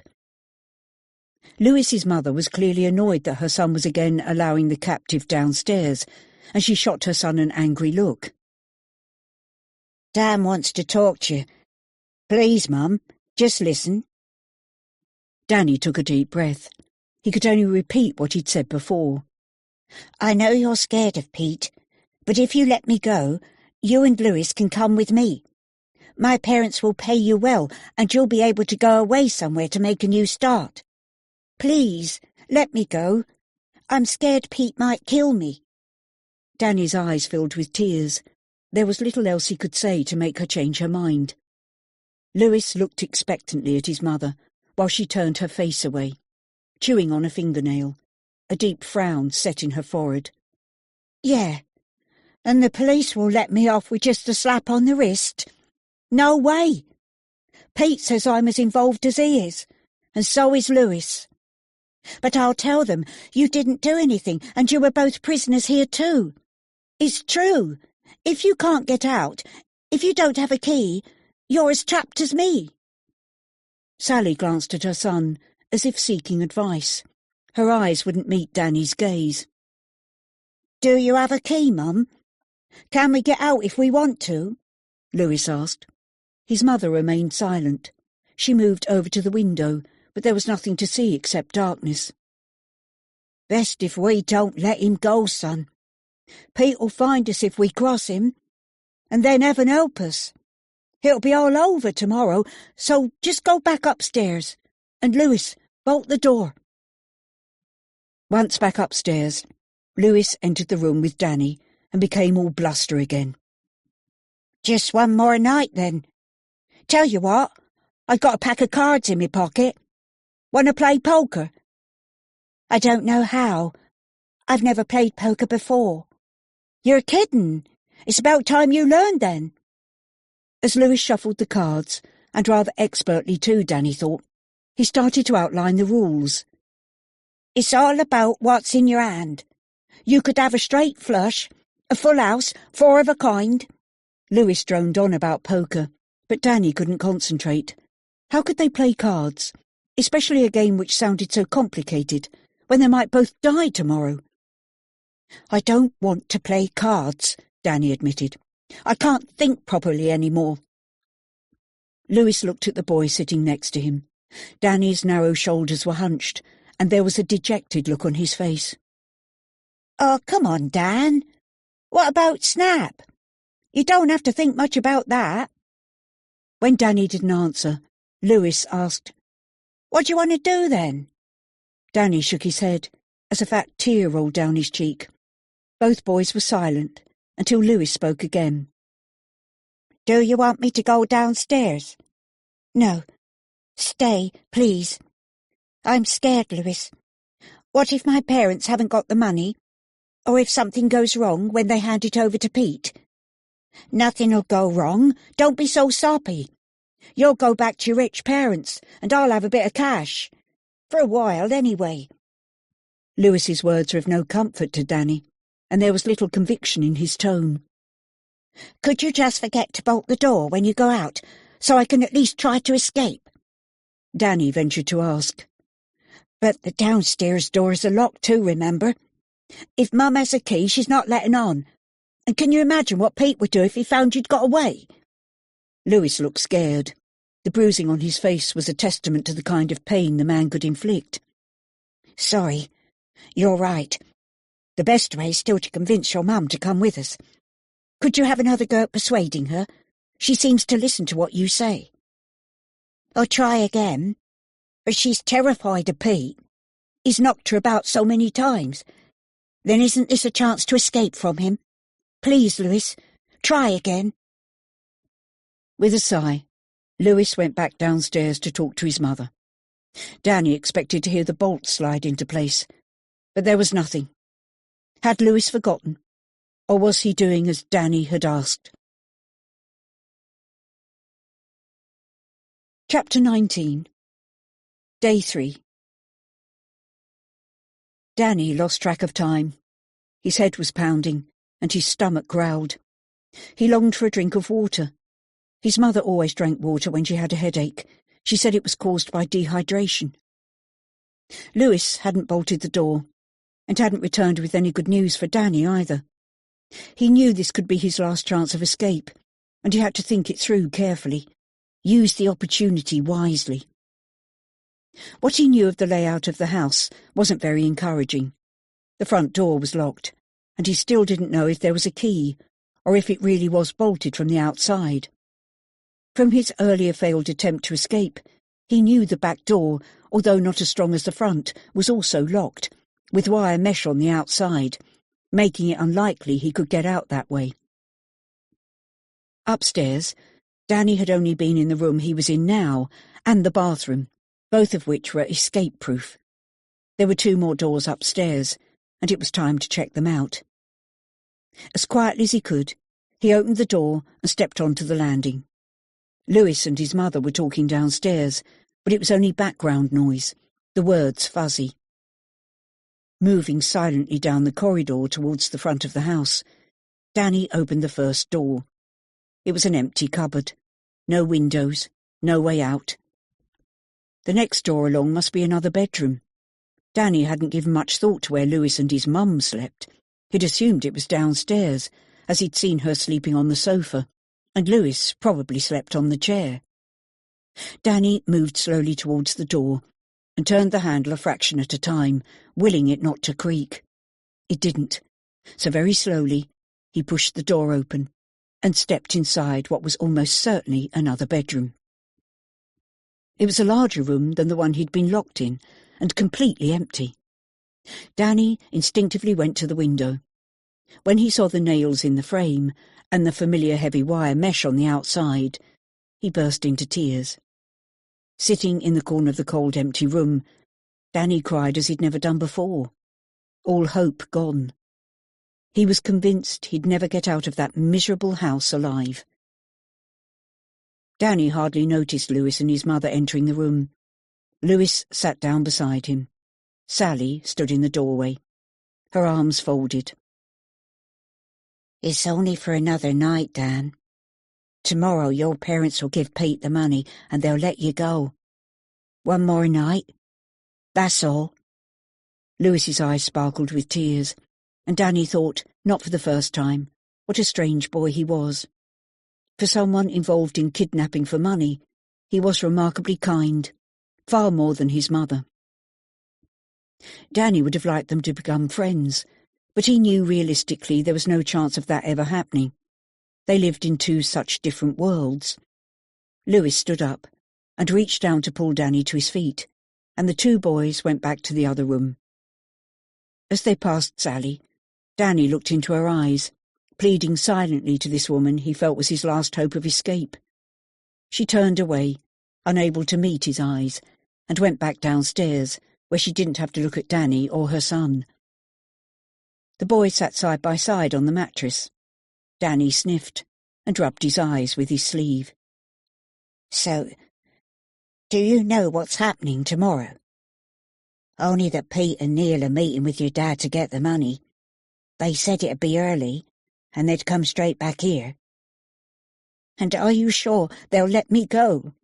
Danny's voice wavered. "Course they will. What else would they do with you?" "They might kill me. You said they had a gun." "Why would they kill you once they have the money? You haven't seen them, so can't tell the police anything. And you won't tell them about me and Mum either, will you?" "No, of course not. I don't want you to get into trouble." Danny meant it. Lewis was his friend. He wouldn't grass on him. "Look, I'm going downstairs to get something to eat. I'll bring you something up soon, okay?" Danny nodded and watched his friend go out of the room. He didn't bolt the door again, but Danny knew there was nowhere to run. About half an hour later, Lewis returned, and Danny realised just how hungry he was. The food was another slice of the pie they'd had previously, and it wasn't any better for keeping. Danny ate quickly, and then gulped down the milky tea. "Hungry, are you?" Lewis was laughing at him. "Yes, aren't you? You never seem to eat much." "Nah, I never eat much. Some days we have nothing at all unless I borrow something from the nearest shop." Lewis grinned. "Mum prefers a smoke in a can to eating. Says it helps her to keep her figure." Danny couldn't understand this boy, who'd become his friend. He lived a strange life, and wasn't afraid to steal when necessary. He did his best to look after his mother, and he'd looked after him too.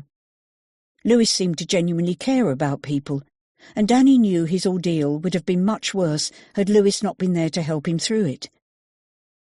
Lewis's fate concerned Danny. He'd probably just disappear with his mother. There was no way the boys could ever continue to see each other. Their lives were poles apart. He understood that. But Danny was sad at the thought he'd never see his friend again, or know what would happen to him when they were parted.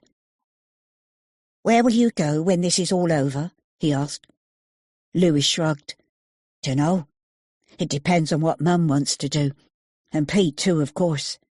If he still wants her round, we'll probably go back to the flat we were in before. But if he doesn't, we'll just move on somewhere else." He seemed resigned to his uncertain destiny, and appeared to take life as it came, with no expectations of a better future. Danny wished there was something he could do for him. "I could give you my address.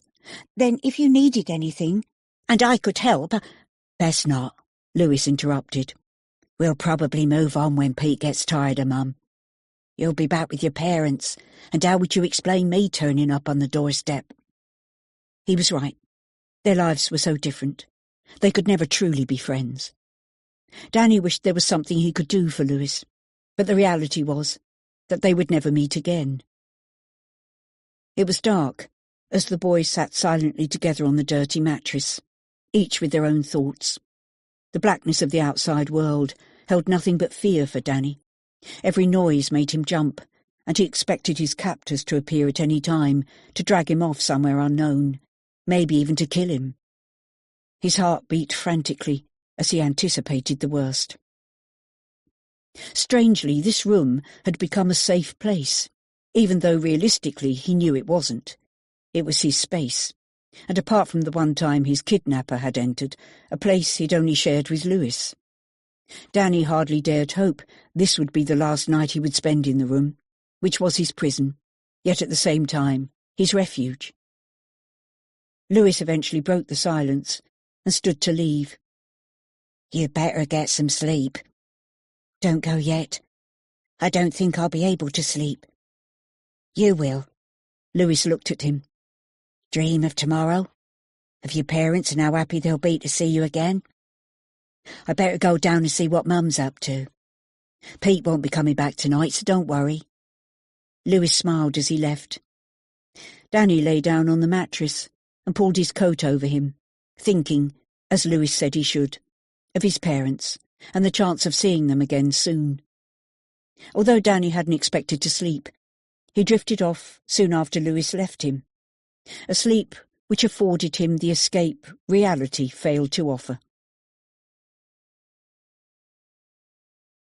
Chapter 20. Day 4. Martha was nudged from sleep by the sound of running water, informing her that Richard was in the shower. For one blissful moment her brain didn't register the horrors of their present reality. But when understanding flooded her mind, she longed to crawl beneath the warmth of the duvet again and return to unconscious oblivion. It was only 4:20 a.m, but they had an early start to prepare for, and there would most certainly be no more sleep until nightfall. Martha's anger remained festering deep within. She would contain it for the present. Today was far too important to become embroiled in more arguments, but she was afraid the decisions made between Richard and the police would not go down well with the kidnappers. Her husband intended to meet with them as instructed, but with only 2/3 of the ransom money they'd demanded, and with the police observing, defying the kidnappers' explicit directions. It was risky, but everyone agreed there was no alternative. Martha had listened to D.I. Radford and D.S. Foster the previous day, who both encouraged them to go ahead with the proposed exchange. Their reasoning was based on the belief that the kidnappers were amateurs, and when they saw the money they would either not count it or realise it was short, but take it and cut their losses. Martha remained ambivalent, but could think of no alternative in the circumstances. If only Richard had told her that he couldn't raise all the money sooner, she would have stepped in to do so herself. Yet now there was no way to contact the kidnappers to ask for more time, so this seemed the only way forward. But such an enormous risk. Outside, the sky was overcast. Huge drops of rain were starting to fall yet again. The doorbell rang, and Martha hurriedly pulled on a robe and ran downstairs to open it. She was expecting the police to be early, but hadn't heard the approach of their car. The 2 detectives, who presently seemed to spend more time at her house than her husband, were on the doorstep, shaking the rain from their overcoats as they hurried inside. "We've left the car a block away," D.S. Foster explained, "just in case someone's watching the house." Martha nodded, and was relieved when Richard appeared so she could go upstairs to shower and dress. When she returned, her husband was in deep conversation with the 2 detectives, the 3 of them seated at the kitchen table. On autopilot, Martha filled the kettle and set it to boil, then reached for 4 mugs. Her mind was a fog of nerves. She wasn't concentrating and dropped one of the mugs. The 3 men turned to look at her, then resumed their conversation without comment. It was a tense situation for them all. After passing around mugs of coffee, Martha took a seat at the table to hear the plans for the day. "You need to arrive exactly at 6, D.I. Radford instructed Richard. "Park outside the pub as they told you, and then wait. Don't get out of the car until someone approaches you, and then be extremely careful. They'll most likely be watching you arrive, and will wait to see if you're being followed, so you must be patient. Our men are in position at every exit from the village, hidden from sight." "What if they don't have Danny?" Richard asked. Try to remain calm and tell them you want to see Danny before giving them the money. In reality, this probably isn't going to work. They'll want to count the money, or at least look at it before they hand your son over, or tell you where to find him. I'm afraid they hold all the cards. We have no alternative but to go along with whatever they tell us. But they could take the money and not release Danny, Martha interrupted.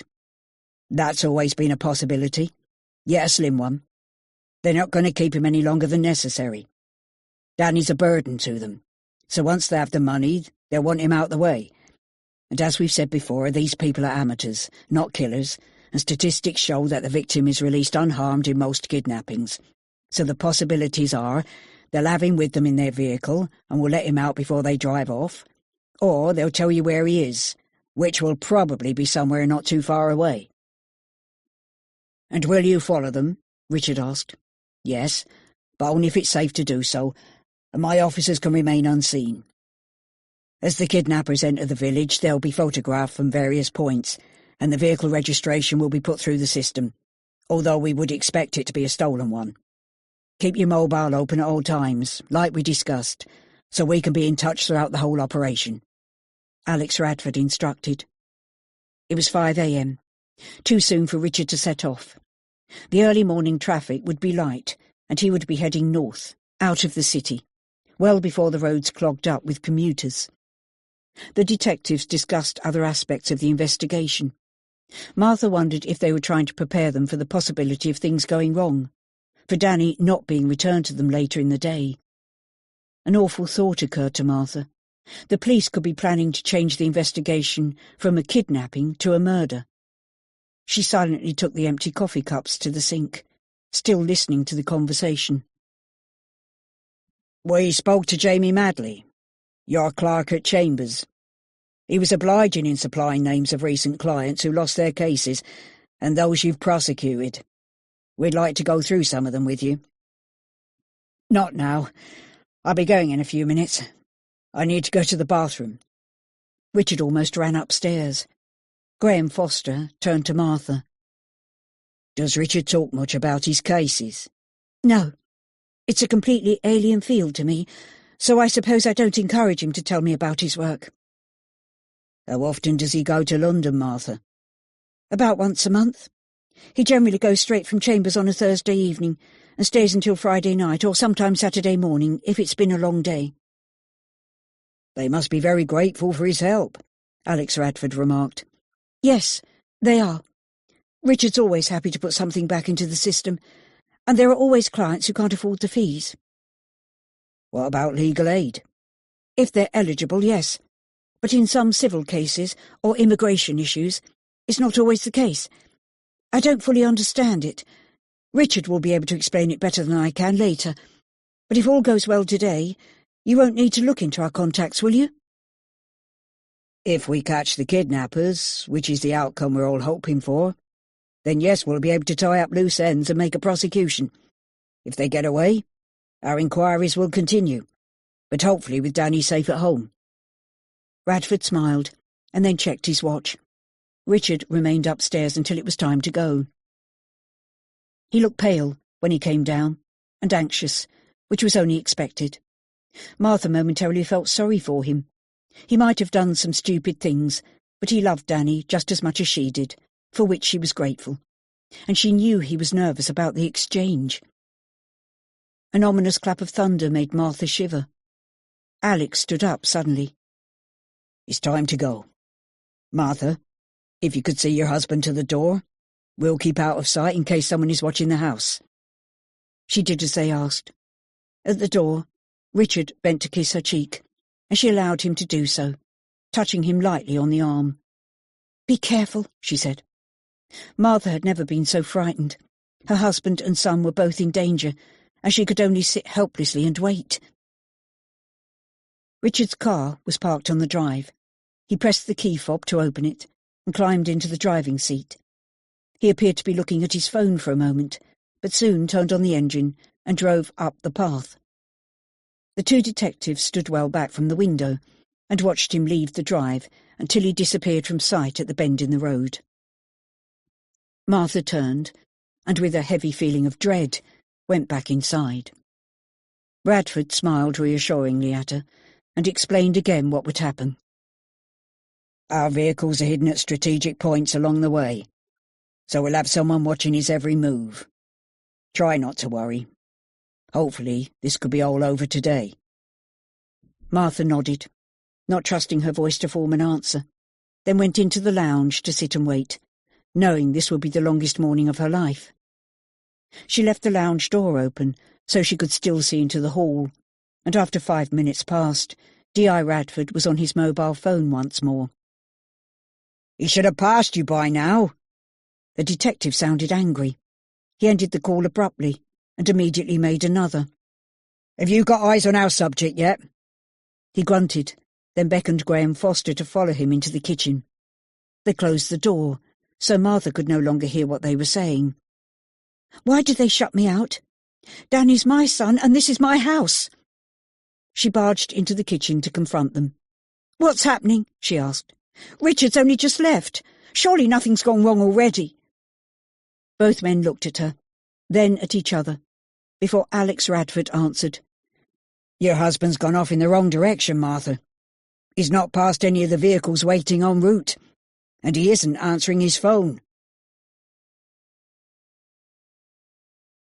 Chapter 21. Day 4. Serena was bored. The hotel was excellent, with all the facilities she could have wished for, but she was in the mood for more exciting entertainment. Richard wouldn't be calling any time soon. She was almost sure he was getting tired of her, which wasn't a surprise. She felt the same way too.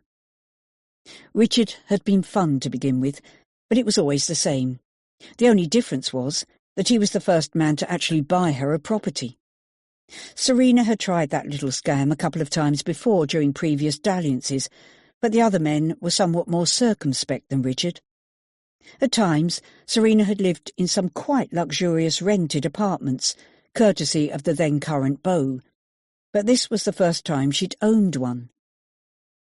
Shortly after the apartment was purchased, little signs that Richard was losing interest appeared, but as her name was on the deeds, he would never be able to claim it back.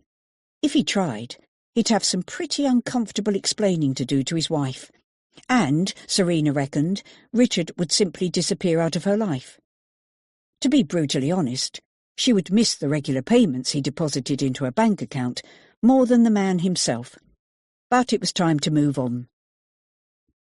With the kidnapping of his son, it was more than likely that Serena wouldn't see Richard again. Men generally took such incidents as wake-up calls and went meekly back to their wives. However, there was always another bored husband somewhere ripe to fall under her spell. It amazed her how little effort was needed to entrap a man, a little flattery, a touch of mystery, or a sob story if necessary. Sometimes it almost seemed too easy, which was rather disappointing. She was a lady who liked to challenge. Generally, Serena preferred men who had children for the simple reason that such liaisons rarely became overcomplicated. A married man without children would be far more likely to want a permanent relationship and leave their wife to be with her. Having always been a loner, this was certainly not what Serena wanted. Men with children were generally happy to keep the relationship simply as an extramarital affair, which suited both parties.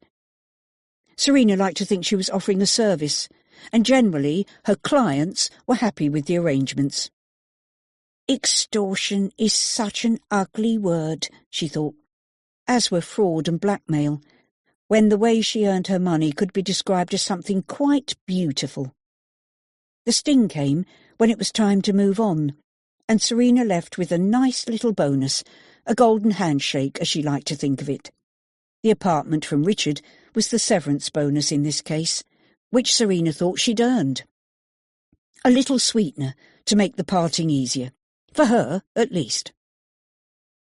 The Italian barman with whom she'd spent the previous night winked at Serena as she entered the dining room on her last evening at the hotel.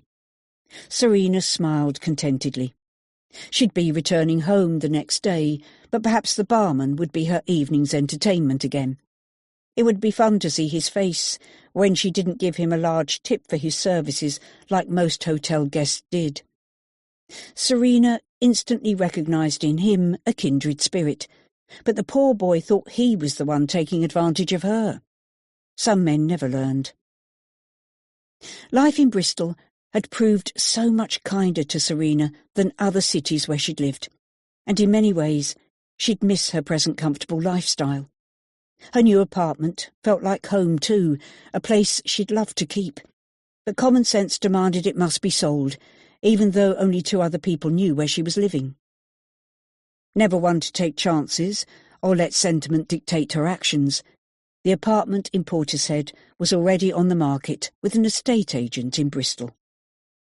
Serena was a lady who firmly believed in looking after herself and planning ahead. Experience had proved that placing trust in another person was unwise. Trust was flimsy, easily broken.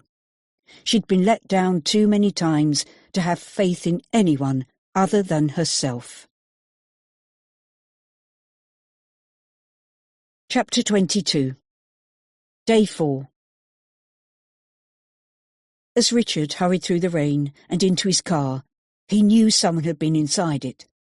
On the passenger seat was a cheap black phone, which he'd never seen before, holding down a sheet of paper.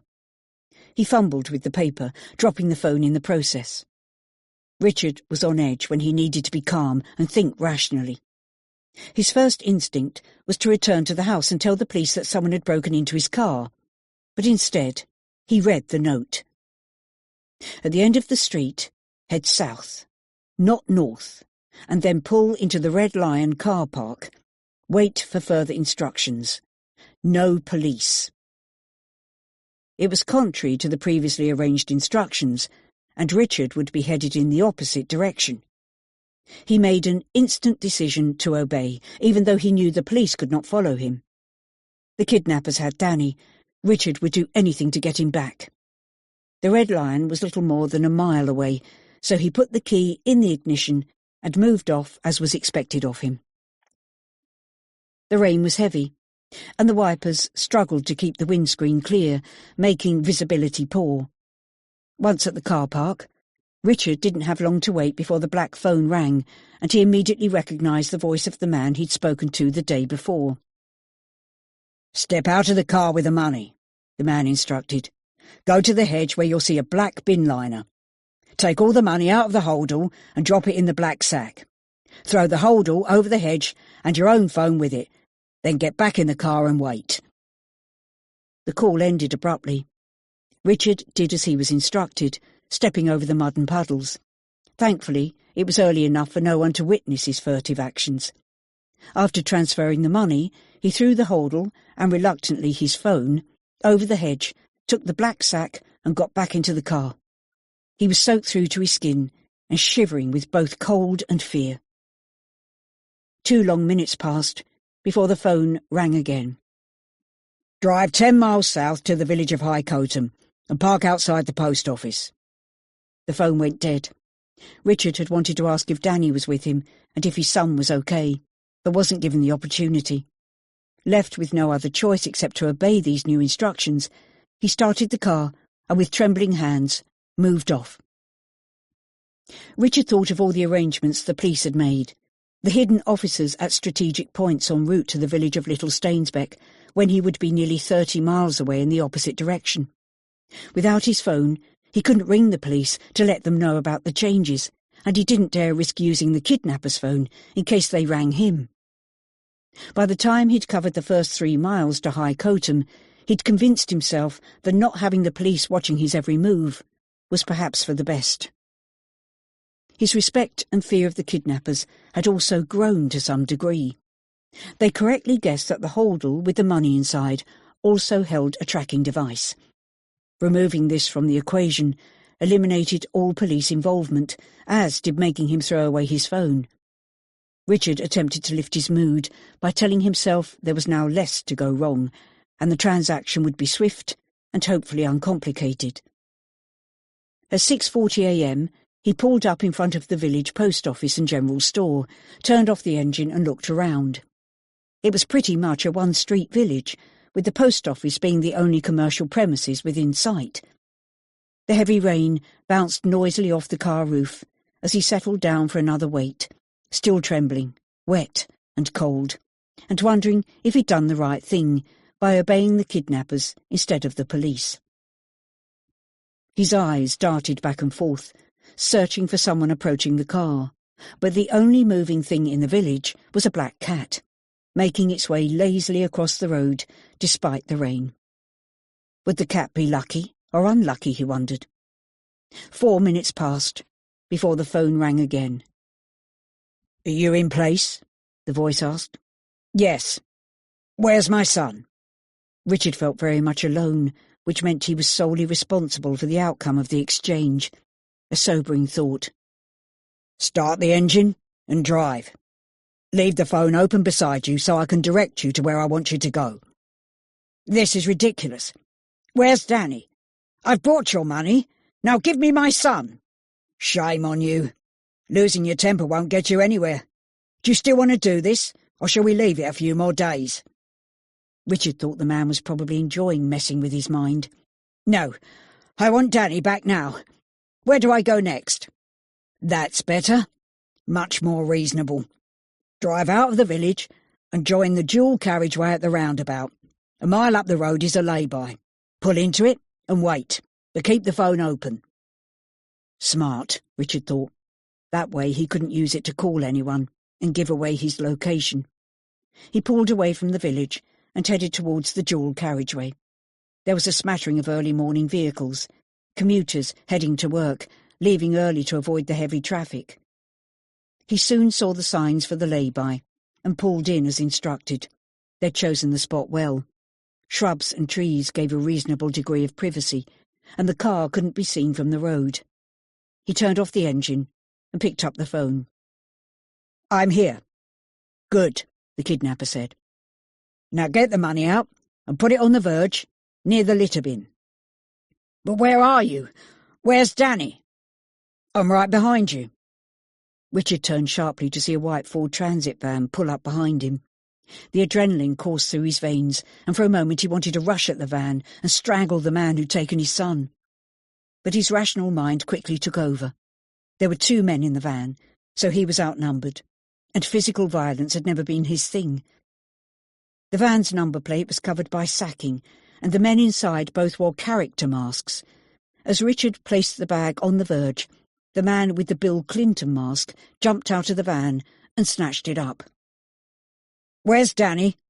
Richard tried to grab the man by the arm, but the second man, hidden behind a Tony Blair mask, jumped out and aimed a gun at Richard's head. "When we've counted it, we'll let your son go. Relax." The man was toying with him. Richard was terrified. His hands were clammy, and he was sweating profusely, despite the cold day and the soaking from the rain. The money was short, and it wouldn't take them long to find out. The dilemma was whether to tell them now, or let them find out for themselves. He decided on the first option, hoping being up front would put them in a better mood, than letting them leave and discover the discrepancy later. "There's as much there as I could get. It's 190,000. Please, just take it and let Danny go." The man in the Tony Blair mask growled and stepped forward, pointing the gun directly at Richard. "You've had plenty of bloody time to get the money together. Aren't you taking this seriously?" "Of course I am, but it's a difficult time for me. Please, take the money and let Danny go. He's just a little boy. He'll be afraid. Please." Richard would have gone down on his knees if he thought it would have helped. "Don't be such a bloody fool. We have your son, and it seems we need to hurt him so you'll know we mean business." The man still held the gun frighteningly close to Richard's head. "No, please don't hurt him. I can get you the rest. I just need more time." "And why should we babysit your kid in the meantime?" the man barked. Time appeared to stand still for a few moments as the kidnapper considered what to do. He pressed the gun into Richard's cheek. "You've got 48 hours. The clock's ticking. And I think we should have a little bonus for our inconvenience. Shall we say another 10,000 on top of the balance owing? Keep the phone, but don't tell the police you have it. If you do, be assured Danny will suffer. We'll be in touch." With that, the men climbed back into their van, overtook Richard's car, and sped away, leaving him staring blankly after them, devastated and physically trembling. He couldn't imagine what Martha would say, and how the police would react to his fooling them. And he had to find another 120,000 in only 48 hours. Chapter 23. Day 4. Martha studied Alex Radford's face.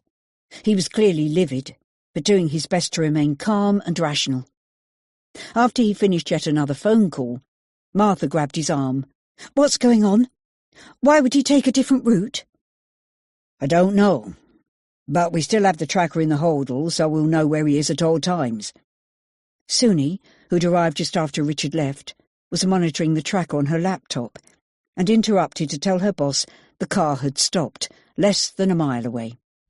Radford and Foster ran from the house to their car, keeping in touch with Suni on the phone.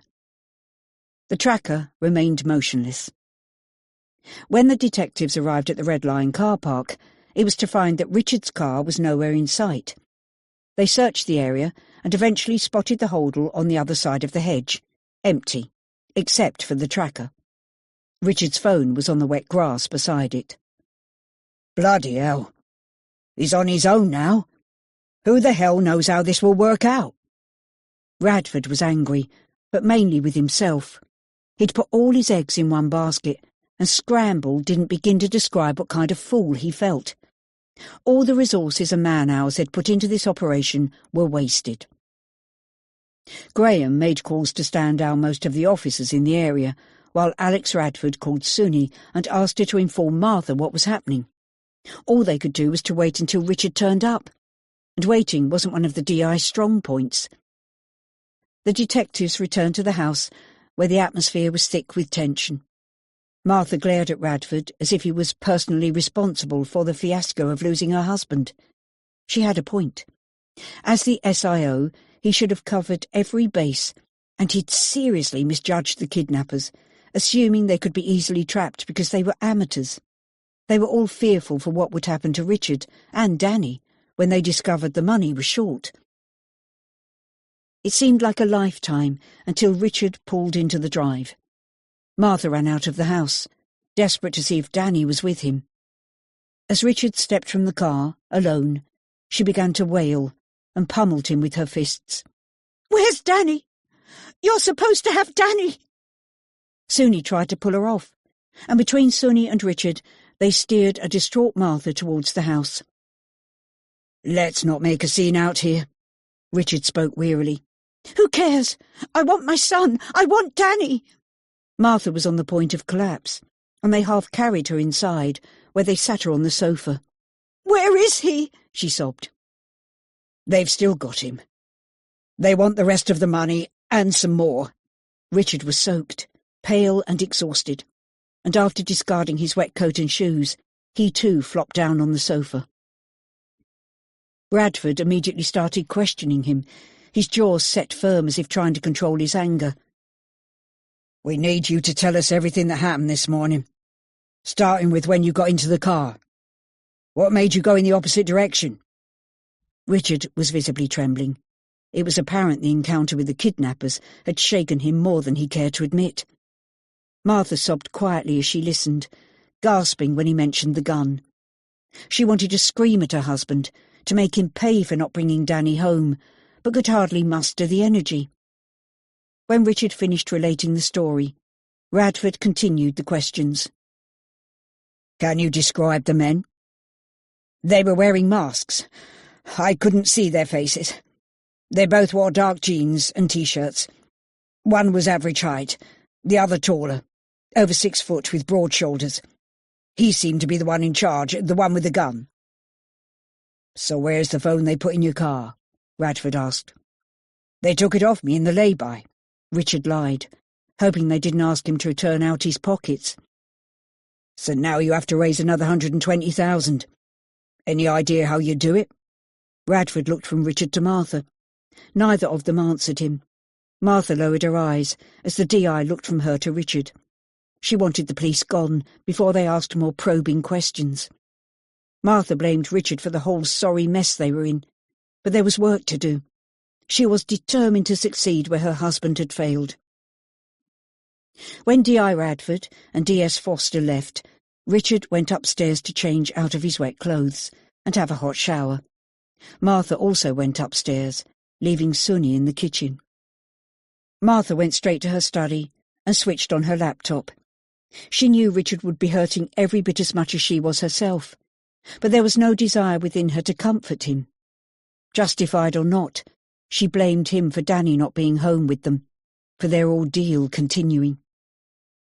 After an hour, Martha went to find Richard, who was stretched out on their bed, his arms covering his face. He was still pale, and when he lowered his arms, she could tell he'd been crying, something she'd never known him do before. For an instant, Martha felt pity for him. "It's sorted." What? What's sorted? "The money. It should be in our account tomorrow, so we'd better call the manager and arrange to withdraw it, in cash." But how? Where? Richard looked stunned. He sat up and stared at Martha. "I've taken out a loan. And don't tell me the interest is exorbitant. I already know. But I'll happily pay it if it means we get Danny home." Richard sighed. Would you like me to ring the bank and arrange the withdrawal? "No. I'll ring. And at least then I'll know it's done." The implication she no longer trusted him was more than clear. Martha went back to her study, rang the bank manager, and was assured everything would be in place the following morning for them to make a cash withdrawal. She then rang her mother, knowing she'd be anxious for news, and anticipating Danny would be home. It was a difficult call, and Elaine Perry repeated her offer of coming to Bristol to be with them. As tactfully as possible, Martha declined the offer, telling her the house was continually full of police, and there was very little she could do if she was there. Ending the call with a promise to let her mother know as soon as Danny was safe, Martha felt drained and ventured downstairs, feeling that for once she'd be glad of Sunny's constant offers of coffee. It had been a long and traumatic morning. By then, Richard was downstairs, and Martha told him she'd called her mother and suggested he call his parents. He disappeared upstairs to do so, and Sunny smiled when Martha said she would appreciate a cup of coffee. Chapter 24. Day 4. D.I. Radford's face burned when he left the Chief Superintendent's office. The dressing down, although civilised, was still a dressing down, and Alex's pride was stinging. It wasn't as if he felt the Chief Superintendent was being unfair. As much as Alex hated to be in the wrong, he couldn't deny he'd made a mistake in underestimating the kidnappers. A young boy's life was at stake, and he, as well as every officer on the case, desperately wanted a good outcome. Radford and his men were working long hours and putting in their very best efforts to find Danny, and he believed he'd let everyone down. Radford had not only been reprimanded by the Chief Super, but was also beating himself up mentally. His anguish was etched on his face. Alex held high standards for himself, as well as those who worked with him. Graham Foster called up with his boss and walked beside him. There's someone here to see you. Not now. I need some coffee and a few hours' kip. I suggest you do the same. I think you'll want to meet this man. Graham grinned. His name's Dave Bennett. D.S. Bennett from Leeds. Before Alex could protest further, Graham led Radford into the incident room, where D.S. Bennett was sitting on the corner of a desk, drinking coffee from a plastic cup. That stuff will rot your insides, Radford said, holding his hand out to the visitor. Alex Radford. How can we help you, D.S. Bennett? D.S. Bennett stood, smiling, and shook hands with Radford. Call me Dave. I was hoping we could perhaps help each other, he said. I'm interested in your kidnapping case, which Graham has been telling me is still not resolved. Radford winced. It should have been wrapped up today, but things didn't go to plan and we lost the trail. What's your interest in it, Dave? There are aspects similar to a case we had earlier this year in Leeds, and to one in Liverpool over a year or so ago. Please tell me they were resolved satisfactorily. Yes, in that the kidnapped child was recovered safely, but no, as the kidnappers were never apprehended. They just seemed to disappear once the money was paid, and we've had no leads so far, until I saw the MO on your case. Alex's tiredness suddenly evaporated, and he was ready to compare notes. D.S. Benny was involved in the Bryson kidnap case. Graham Foster sounded impressed with their visitor, and Alex's eyes widened in recognition. Isn't that the case which spanned 14 years? Radford asked. Yes, that's the one. I was a DC in those days, and assisted on the Bryson kidnapping. It was my sergeant, Jack Priestley, who connected the dots when the family approached him after a sighting, 14 years after the event. Alex Radford gave a low whistle. He'd been fascinated by the case, which was well documented in the media at the time, and he'd followed it keenly. The case was never closed, and it was the older child, Elise, who recognised her sister and persuaded us to reopen it. It's strange how such an incident affects families in different ways. The Brysons drew closer together, stronger in the face of such adversity, although the loss of their youngest daughter overshadowed those 14 years. In this more recent case, however, the parents couldn't seem to work together, and I'm not sure their marriage will survive, even now when their daughter's back home with them. So what makes you think your case might be the same crew as ours? Radford asked. It doesn't fit the regular MO of a kidnapping. The glaring point we first connected is the low ransom demand. I believe your case is 300,000. Alex nodded. Ours was 400, and the case in Liverpool 350. The victims are all children of roughly the same age and snatched while walking to or from school. In all three cases, the parents are professional people, not rich or famous, just ordinary families. It simply doesn't make sense to go to all the bother of kidnapping for a relatively small amount. So my thinking now is that they plan to kidnap several children in different areas for a comparatively small ransom, in the hope the parents will pay up, perhaps even before going to the police. To be honest, if it were one of my children, I'd pay up, get me son back and then track the bastards down to bring them to justice. It also makes me wonder if they've got away with other kidnappings, which haven't been reported. If a child were returned unharmed, the threat of repeating the crime if the family reported it would be intimidating enough to ensure their silence. Dave's words resonated with both Alex and Graham. They'd also wondered about the low ransom demand. It was almost as if the kidnappers had deliberately set a figure they knew to be within their victims' means. These kidnappers didn't make their demands until the following morning, by which time we'd been on the case for several hours, Alex explained. Yes, that fits in with our case too. The girl was 12. She was snatched after school, but no demand was made until the following day. Her parents had already involved us by then, just as with you. I think the kidnappers are cocky. They believe they can outwit us. Haley's parents are both doctors, consultants in their chosen fields, and the money wasn't an issue. They managed to get it together and went along with the kidnappers' instructions for the handover, only to have the arrangement changed at the last minute. The father set off to the rendezvous as instructed, with us tailing him, but he suddenly changed direction. He pulled into a multi-storey car park, and I'm afraid we lost him. Our men soon found his car, but he'd continued on foot into a busy shopping centre where the exchange took place. Fortunately, they did release Haley, but got away with the money. The father found a mobile phone in his car, Alex interrupted, with new instructions which effectively meant you could no longer trace the kidnapper or the money. Exactly. So is that what happened with you? Dave asked. Yes. If only you turned up yesterday. Things might have been different. But our boy hasn't been released yet, and the kidnappers have got most of the money. Dave Bennett looked puzzled, so Alex explained how the parents couldn't raise the total amount and had risked paying only a part of the specified ransom. Dave whistled softly. Risky.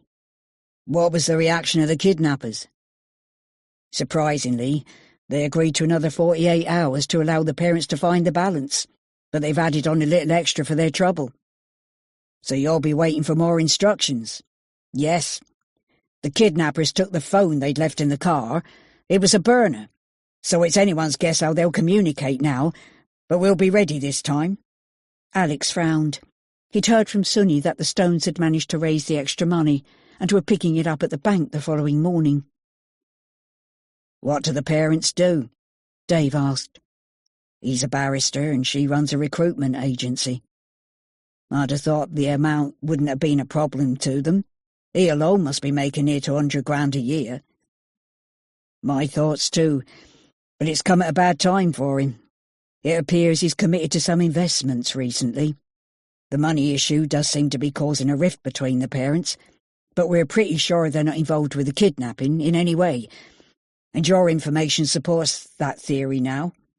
According to Stone, there are at least 2 kidnappers, and if this is the same crew, they'll have to be a little more resourceful in getting the rest of the money, which I suppose means we'll have to do the same to catch them. Where are you in regards to the investigation? Dave asked. I'm not expecting anything to happen today. The kidnappers agreed to another 48 hours, so they'll probably not get in touch until later. I don't know how they'll play it. Last time it was a letter delivered by the paper boy, and then the mobile in the car, so we have to expect the unexpected. A family liaison officer is with them, and on top of things. We spoke to the father when he returned early this morning, but he couldn't tell us anything of value. I want to speak to him again, now he's had time to think about things. You'd be welcome to come along, Dave. Yes, I'd like to meet the parents. It's doubtful there'll be a connection between the families, but it's something I haven't ruled out yet. Good. A fresh pair of eyes is always welcome, and who knows, you might pick up on something we haven't. Alex was happy to have Dave along. We can set off now if it suits. What about the sleep you were going to grab? Graham reminded his boss. The moment's past. I'll settle for a coffee, but not the foul machine stuff. We'll grab some on the way. Sleep's overrated anyway. I was going back to Stone's chambers to follow up on some of those contacts they gave us. Do you still want me to go? Graham asked. Yes. The more I hear, the more convinced I am that the kidnappers somehow know the family. Let me know if you find anything interesting. Radford ushered Dave Bennett out of the office.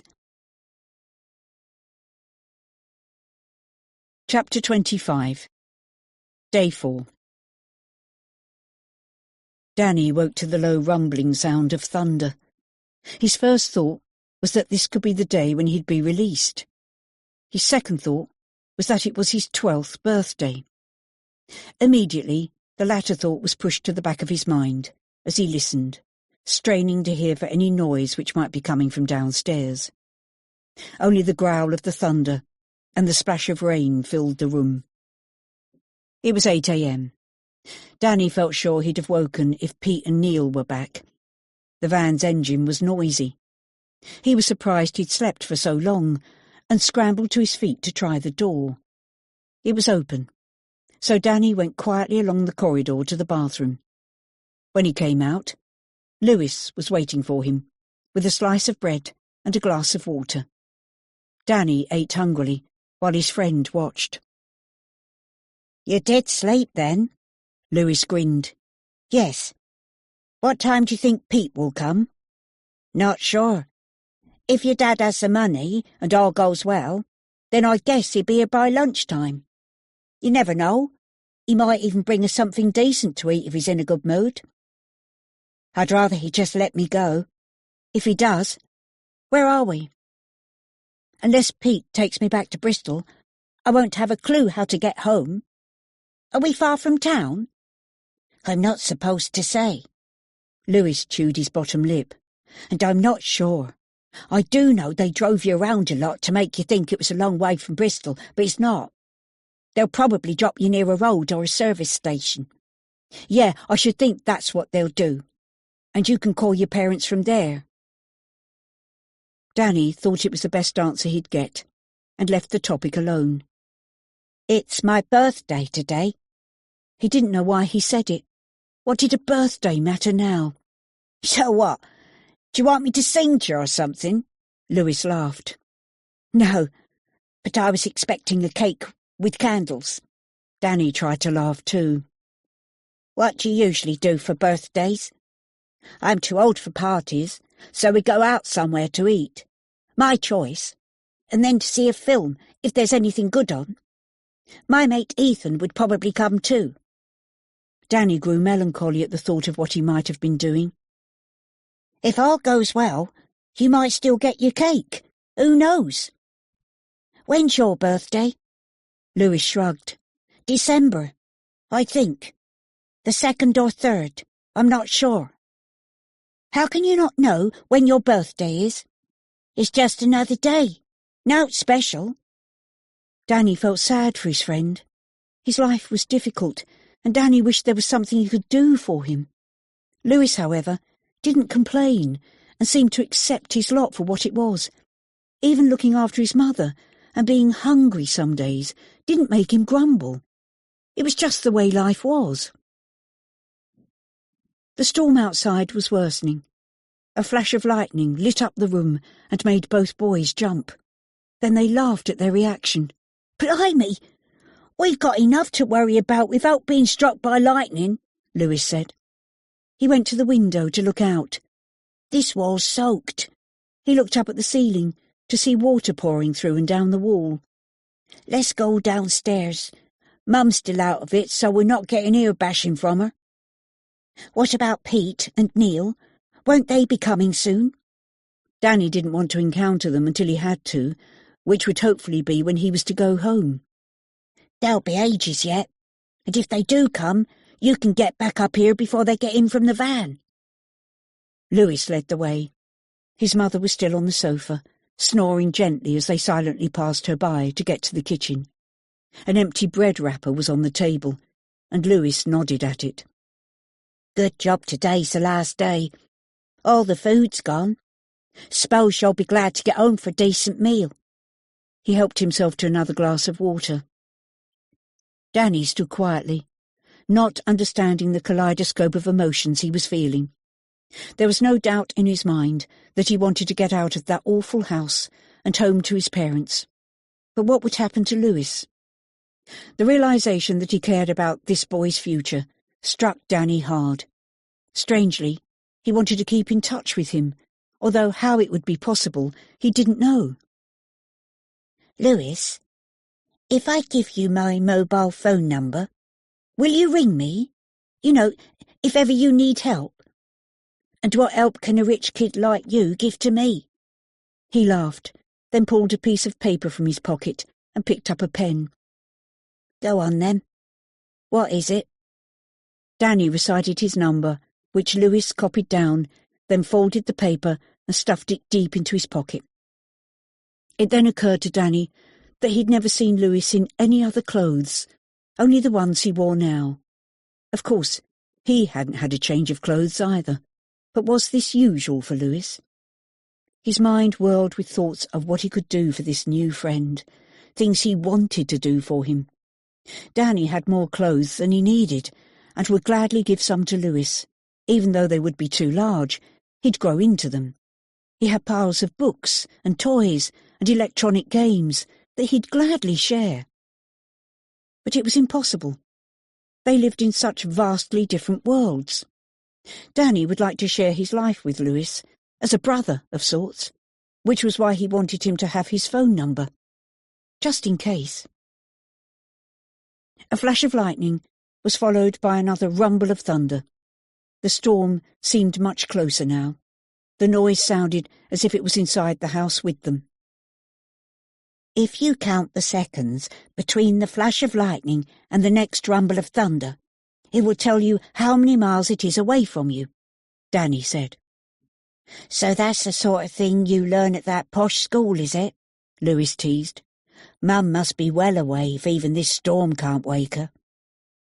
Another noise suddenly caught their attention, one even more frightening than the storm. The front door was opened, then slammed closed violently. The boys exchanged a frightened look. They hadn't heard the van because of the thunder. "Quick! Hide behind the door! If I can keep them out the kitchen, they won't find you." Lewis sounded scared, but bravely went into the room where Pete tried to rouse his mother. "Does she ever do anything other than sleep?" Neil asked Pete. "Wake up, Sally! We need a drink! Something strong!" Pete shouted. "Don't push her. She had a bad night." Lewis tried to protect his mother, but Pete laughed and dragged Sally off the couch onto the hard bare floor. She woke up with a puzzled expression on her face. Her son helped pull her to her feet, and she turned to Pete. "Have you got the money?" she asked. "Some of it, but the bastard tried to get away with short-changing us. I've given him 2 more days and added another 10 grand as a little sweetener for us." His last phrase made Pete smile. He appeared proud to have increased the amount. "You'll have to look after the brat for a while longer, Sal. Now get me a drink, a proper one too." "I'll get it." Lewis jumped in front of his mother to stop her from going into the kitchen. "Get out of the way," Pete yelled, "and let the woman do her job." Sally obediently went into the kitchen, where she came face to face with Danny, who was trying to hide in an impossibly small corner. "What the—" Her reaction brought Pete dashing into the kitchen. He saw Danny crouching behind the door. "Who the hell let him out?" He was furious and raised his arm to strike Sally. Lewis dashed in front of his mother. "No, don't! I let him out. It's my fault." The blow aimed at Sally was swiftly redirected to him. He fell to the floor, banging his head on the corner of the table. As Lewis struggled to his feet, a trickle of blood ran down the side of his face. There was a stunned silence for a moment. Then Sally pulled her son towards her, holding him protectively. Pete turned and glared at Danny. "Get back upstairs. Now!" He took a swipe at Danny, which missed its target as the terrified boy sprinted back upstairs. He dropped onto the mattress and sobbed, trembling and blinking rapidly to clear the tears that streamed down his cheeks. Instinctively, Danny curled into a ball, attempting to make himself as small as possible, as if he could shrink into the very mattress itself and become invisible. For the first time, Danny wished there were bolts on the inside of the door to shut out his captors and remain safely where he was. Pete said he'd given Danny's father 2 more days to get the money, which meant another 2 days as their prisoner. Could he bear it? And Lewis was hurt.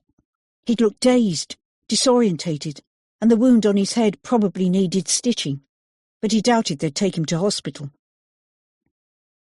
Danny was shaking with fear and cold as he wondered what Pete would do to him now. Nothing was certain any more. Another clap of thunder resounded in the bare room, followed immediately by a flash of lightning. For an instant, the room lost its black and white hostile sense as the lightning brought a splash of vivid colour into the space, the colour of the blood on Lewis's face. It reminded Danny how his predicament had changed in an instant. All he could think about was that he'd seen his captors. And they know I've seen them. Chapter 26. Day 4. Richard Stone wasn't pleased when D.I. Radford arrived later in the afternoon and asked to talk to him again. Martha was upstairs, but when he offered to call her down, he was told it wouldn't be necessary. It was only Richard they wanted to see. Radford introduced D.S. Bennet and briefly explained that he was on secondment from Leeds. Richard nodded at the newcomer before turning towards Radford, as if already bored with the endless questions.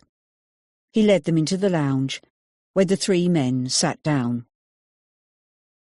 "We haven't heard from them yet," Richard said, tilting his head up slightly. "But we've managed to raise the rest of the money, which we can pick up in the morning." The police didn't need to know anything else as far as Richard was concerned. "Good. We'll have officers on standby ready to shadow you when they instruct you where to go." Richard shuffled uncomfortably. The phone the kidnappers had given him was deep in his trouser pocket, and he hoped it didn't ring while the police were with him. "Right," he said. "But they gave me another 48 hours to get the money together, so they probably won't contact us until the time's nearly up. Yes, you could be right. Now, I know you told us everything that happened this morning, but I wonder if you could go over it again?" Radford asked. "Bloody hell! It was only a few hours ago. There's nothing more to say. Can you tell me what you're doing to catch these bastards?" Richard wanted to throw the ball back into the DI's court, to take control of a situation which was completely out of his comfort zone. "We're still looking for possible suspects connected to your work and Mrs. Stone's company. In fact," Alex looked at his watch, "DS Foster should be at your chambers by now, interviewing your colleagues again." This was not what Richard wanted to hear. He stood and walked over to the window, running his hand through his hair in exasperation. He turned back to face the detectives. "Why the hell do you need to interview them again?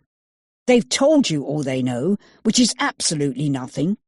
Can't you see they've got nothing to do with this, and nothing to tell you either? You should be asking some of your criminal informers, or whoever. They'll likely know more than my colleagues." Richard was indignant.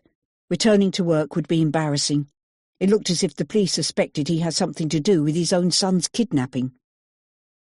D.S. Bennet asked the next question. "Mr. Stone, can I ask why you had trouble raising the money for the ransom?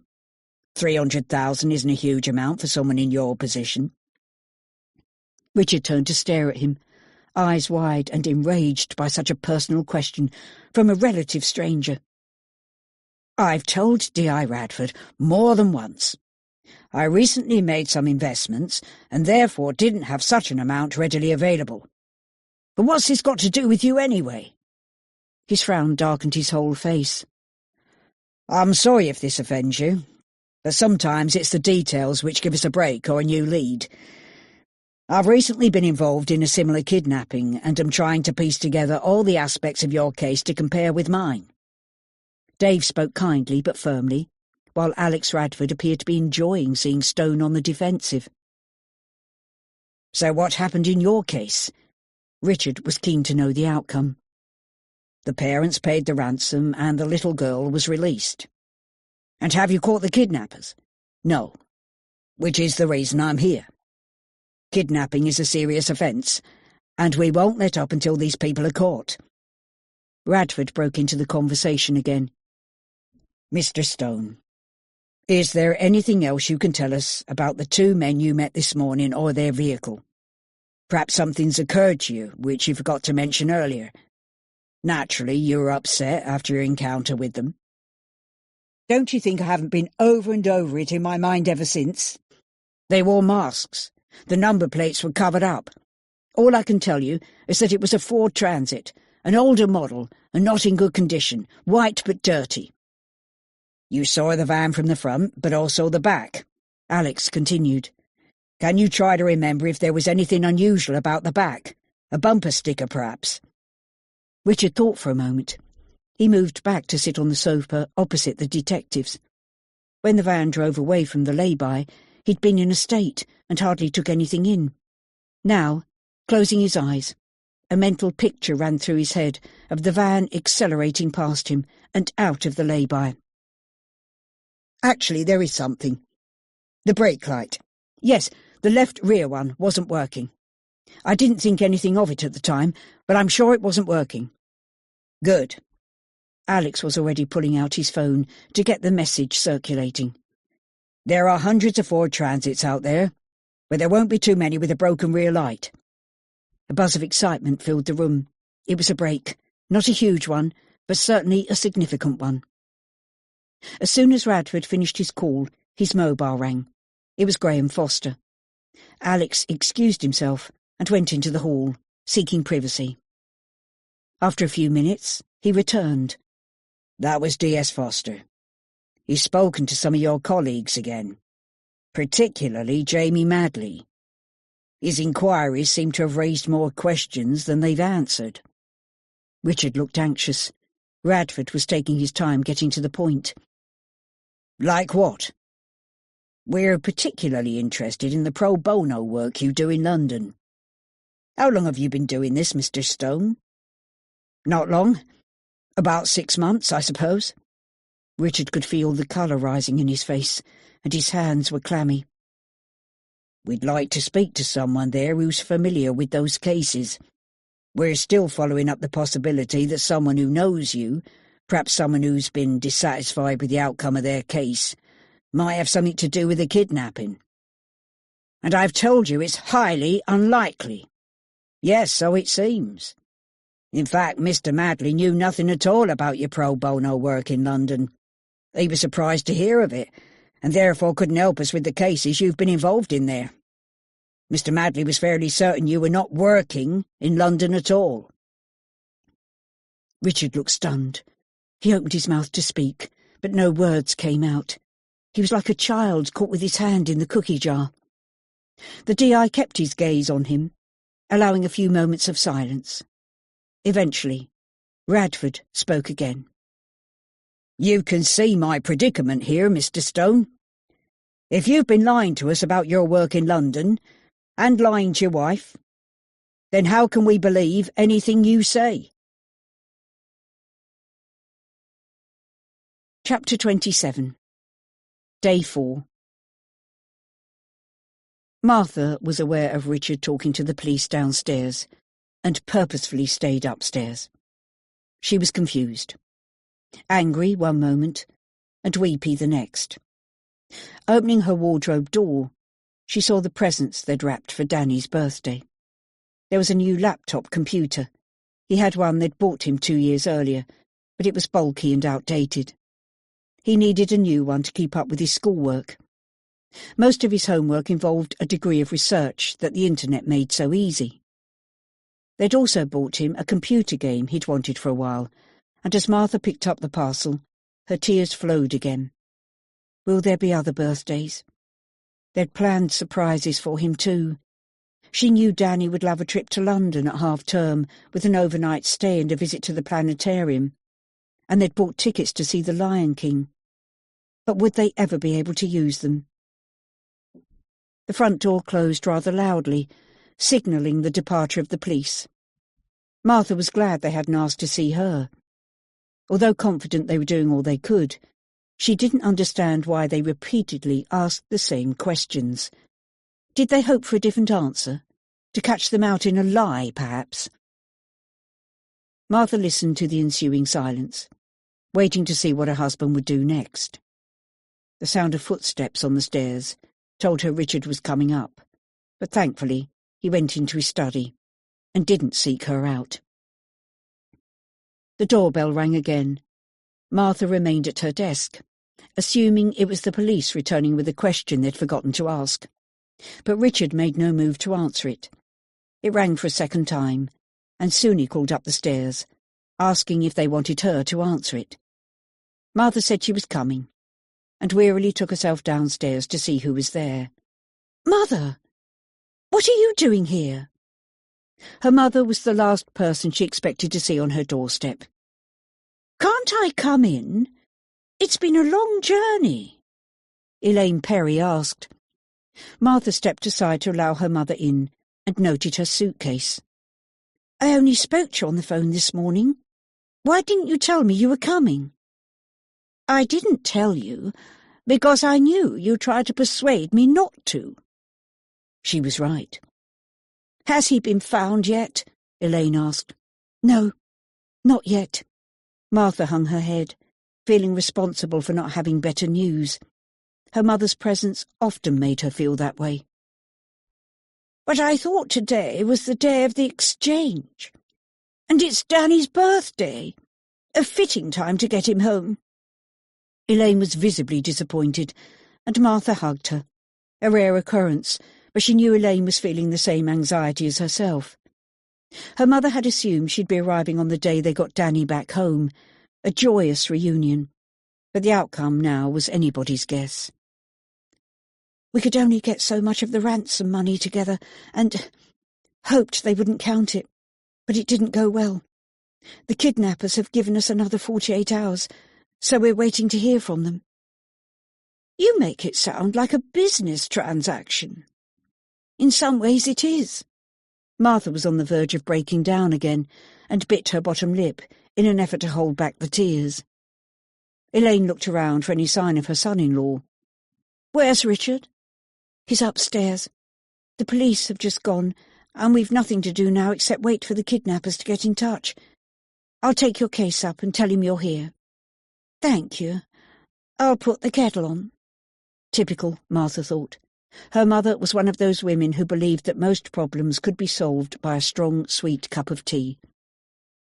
Martha climbed wearily back upstairs, and Elaine went into the kitchen.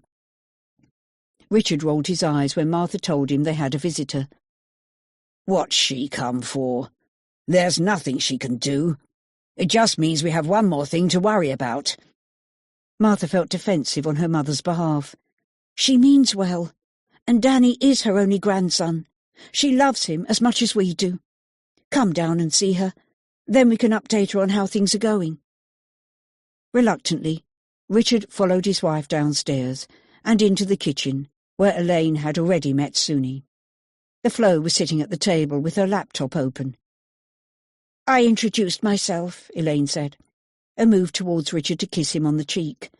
A tray was set with tea and biscuits, and she suggested they took it into the lounge. Once the three were seated, Martha turned to her husband. What did the police want? Just checking on a few details. Nothing they haven't asked before. Richard's neck was growing red, even though it was a cold day. So what are they doing to get my grandson home? Elaine asked. As they drank tea, Martha told her mother everything which had happened so far, and the different avenues the police were exploring. Reliving it all was upsetting and exhausting. Richard mostly remained silent, speaking only when directly asked a question, and generally giving only one-word answers. Martha could tell he was annoyed at Elaine's presence, but he'd not been much comfort to Martha, and had even managed to bungle the ransom drop. Elaine fixed Richard with a steely glare, and probed. So, tell me, Richard, why couldn't you get the money together in time? They wanted everything in cash, and we simply didn't have that kind of cash to draw on. Most of our money's invested, but we've got it now, so as soon as the kidnappers contact us, we'll be able to get Danny back home. It sounded so simple, as if no one was to blame. Martha wanted to scream at him, but her mother's presence made venting her emotions impossible. Perhaps she could go upstairs and scream into her pillow instead. But would it help? Later, when Richard had retreated upstairs, Elaine asked her daughter to repeat everything she knew about the police investigation. There's very little else to tell you. I've tried to keep you up to date on the phone. In truth, Martha couldn't remember what she had and hadn't told her mother. So you're not keeping me in the dark to spare my feelings? Elaine asked. No, Mum. I haven't been thinking straight since this all started. Keeping you in the dark never occurred to me. To be perfectly honest, I hardly know what day it is. Once again Martha broke down. The thought of Danny spending his birthday locked away somewhere, afraid and alone, was too much for her. She allowed her mother to hold her for a few moments, before pulling herself together. The two women had never enjoyed a close relationship, and the physical contact was uncomfortable. Elaine was not a demonstrative parent, and her daughter couldn't recall the last time they'd hugged. It prompted Martha to question her role as a parent. When had she last held Danny, or told him she loved him and was proud of him? Her thoughts moved into other realms. Was she emulating her own mother in how she treated her son, and if so, did she want to be like that? Martha closed her eyes and allowed Elaine to lift her feet up onto the sofa and cover her with a throw. Sleep would be so very welcome. She longed to sleep until this whole affair was over, and then wake to find Danny safely returned to her. Chapter 28. Day 4. Elaine watched her daughter, whose eyes were closed, resting if not fully asleep. She'd noticed the signs of anxiety as she and Richard outlined recent events, and detected the strained relationship between them. Martha constantly twisted her ring around her finger, and her foot bounced all the time she was talking. She looked pale and thin, and her gaze flickered around the room rather than focusing on Richard or Elaine. It was to be expected. No parent should have to go through this experience, and it looked as if there were to be 2 more days of uncertainty before Danny would be released. Elaine hardly dared contemplate the possibility of her grandson not being returned to them. It was simply too disturbing a thought to entertain. Elaine closed her eyes, not in an attempt to sleep, but to collect her thoughts. Danny's disappearance had affected her deeply. She'd long since admitted to herself that she hadn't been a good mother to Martha, but there were mitigating circumstances, mainly in the form of Martha's father. He'd been a brute of a man, hiding behind a facade of respectability. Owen Perry hadn't been violent, but cruel in other ways to his wife and child. He'd had a way with people, and was perceived by many as a pillar of the community, and a generous man with both his time and money. But his charity certainly didn't begin at home, and had been all for show. Elaine understood why people had respected him. She too had looked upon him in such a way once, which was one of the reasons she'd married him. But the bubble burst almost as soon as they returned from their honeymoon, when he became demanding, treating her like a slave rather than an equal partner, and she very soon regretted their marriage. Owen was exacting in his standards, and his expectations were high, too high for his new wife to attain. Elaine was expected to cook and clean and spend all her time in the home, only leaving on his arm when he was sure she appeared sufficiently elegant to be seen at his side. The kind, loving words of their courtship were no more, nor was his attentive attitude and concern for her welfare. In those early years of their marriage, Elaine considered leaving him, but just as she was summing up the courage to do so, she became pregnant. She stayed with Owen, hoping a baby might change him and soften his attitude, but her hopes were in vain. The first few years of Martha's life were spent in keeping the little girl out of her father's way. He couldn't stand the noise of a baby crying, the mess of toys in the house when he came home from work, and the broken nights during teething. As Elaine tried her best to keep the peace, Martha was often pushed aside, expected to be good and quiet, and consequently missing out on some of the happiness which should have been her right as a child. When Martha was old enough to understand the nuances of her parents' relationship, she longed to get away to university. As her daughter was thinking of escape, Elaine once again planned to leave Owen, but was spared the unpleasantness of a divorce when Owen collapsed and died during Martha's first term at university. Elaine had been content to live alone since her husband's death. She regretted having put Owen's demands before Martha's needs, the consequence of which was a cool relationship between the women, with little genuine affection. It was too late for regrets now, and Elaine's primary concern was her grandson, whom she loved wholeheartedly. When Martha moved to Bristol to marry Richard, Elaine knew it would be difficult to build a good relationship with any grandchildren, but she was able to grow close to Danny, as his parents regularly sent him to stay with her in school holidays when they were busy with their careers. Elaine loved the opportunity to spoil Danny, and the two delighted in each other's company. Danny chose the venues for their frequent trips out, and where they ate, generally at McDonald's, a forbidden venue at home. Elaine's mantra was, "What goes on at Grandma's stays at Grandma's." She hoped and prayed those days were not over. She would willingly give her own life if it would save her grandson. As she watched her daughter sleep, Elaine's heart was heavy with the burden of uncertainty, of not knowing what would happen to Danny. The following 2 days were going to be the most harrowing ones of her life, and she hardly dared to speculate on the outcome of this distressing time. Chapter 29. Day 4. Things were going badly for Richard Stone. The police were asking some very awkward questions, and he was deceiving them.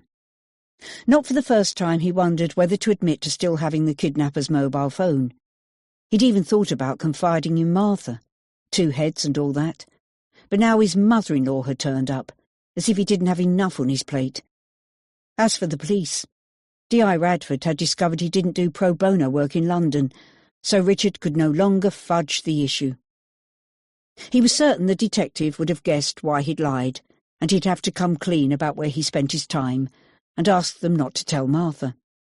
Yet before he did this, he needed to talk to Serena, to warn her, and ask her to vouch for him, discreetly of course. Richard thought it preposterous that the police should examine every detail of his life as if he was the kidnapper. It was an intrusion into his privacy. They must know he had nothing to do with it, but he was at their mercy, and unsure whether they would keep his affair quiet or feel obliged to tell Martha. Richard picked up his phone and dialed the number he knew by heart. It had always given him a thrill to ring Serena. The clandestine nature of their relationship, the excitement of anticipating their next meeting. But not today. With no idea of how she'd react when he asked her to tell the police about the relationship, Richard was hesitant. But surely she could have no objections to vouching for him. It wasn't as if she was married. He'd been the one taking all the risks. He waited to hear her voice. Richard, darling, how are you? Is Danny home yet? Serena positively purred into the phone, but at least she didn't sound angry with him for neglecting her the last few days. No, he isn't.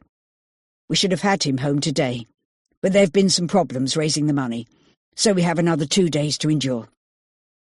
Richard paused, hoping the bitterness of his words and the seriousness of the situation would touch Serena and she might reconsider helping him financially. She didn't. You poor thing. If you'd like to come over, I could help you relax. Serena's voice sounded seductive, but he was in no mood for playing those games. How the hell can I come over and relax when Danny's life's still in danger? He barked. There was no reply, so he drew in a breath and continued in a gentler tone. But I do need your help. The police have a theory that it could be someone we know who's taken Danny, and they want to look at all my current and recent cases and contacts. They've been to Chambers, but Martha told them I also worked in London handling pro bono cases. They know it's not true, so I'm going to have to tell them about you, and I need you to vouch for me so they'll stop asking awkward questions. Richard listened for an answer, uncertain how Serena would react. It seemed to take her forever to reply. I'm not sure about this. Can't the police take your word for it without having to drag me into your problems? You haven't given them my name, have you? Richard felt rage rising inside him, which he struggled to control. It was clear he'd been the one to do all the giving in their relationship. Serena was one of life's takers. Serena, what have you got to lose? I'm the one who's married and whom the police are investigating. I'm the one with a family and a reputation to keep intact. All you'll need to do is to answer a few questions concerning our relationship and the times we've been together. If that's all, and if it helps you, I suppose you could give them my number. Thank you. It will. Richard was gritting his teeth as he ended the call swiftly, before he said anything he might regret. He was certainly seeing Serena in a different light. Having allowed this woman to seduce him, and having spent a fortune on her, it appeared she didn't want to help him when he needed it. What a fool he'd been, to risk everything for a woman like Serena. She was selfish and shallow. If it hadn't been for her, they would have the money to pay for Danny's freedom. Yet Richard realised it was he who'd given her everything, and loathed what he'd become. He might well lose his wife and son because of his untimely, gullible actions. It finally dawned on him, with considerable regret, how much he'd taken his family for granted, and he realised that he loved them above anything else. The next call he made was to D.I. Radford. Richard didn't dislike the man, and had they met in any other circumstance, they would probably have got on well. It was just the awkward questions Radford asked, which made Richard squirm when he should have been grateful for the detective's diligence. All he could do was to throw himself on the mercy of the man, disclose what he'd really been doing when he was supposed to be in London, and beg him to keep it quiet. "Radford," was the brief, rather terse answer, which threw Richard's hastily composed speech before he'd even begun. He was unused to being lost for words. In his professional life, he used words to tie people in knots. They were a tool with which he was skilled, but now he was on the other side of the conversation. "Richard Stone here. I'm sorry to have misled you, but as you seem to have discovered, I don't work in London. I've been seeing someone, a lady, and the pro bono work was just a cover." Richard waited for some sarcastic or angry retort, but neither came. Radford remained calm, even-toned. "I suspected that might be the case. Perhaps you can supply me with this lady's number so we can interview her?" "Is that necessary? It's not as if I was with her when Danny was taken. You've confirmed my alibi for then." "Yes, that's true. But as you know, we're looking at all of your contacts, business and personal, to eliminate them from the investigation." Richard would argue no more. "Yes, of course." He recited the number and then asked, "Could you possibly keep this from Martha? It won't do any good to tell her, and I'm not going to be seeing this lady again. So please, I'll be very grateful." "We'll do our best, Mr. Stone, although I have to say this misinformation has only served to slow down any progress we've made.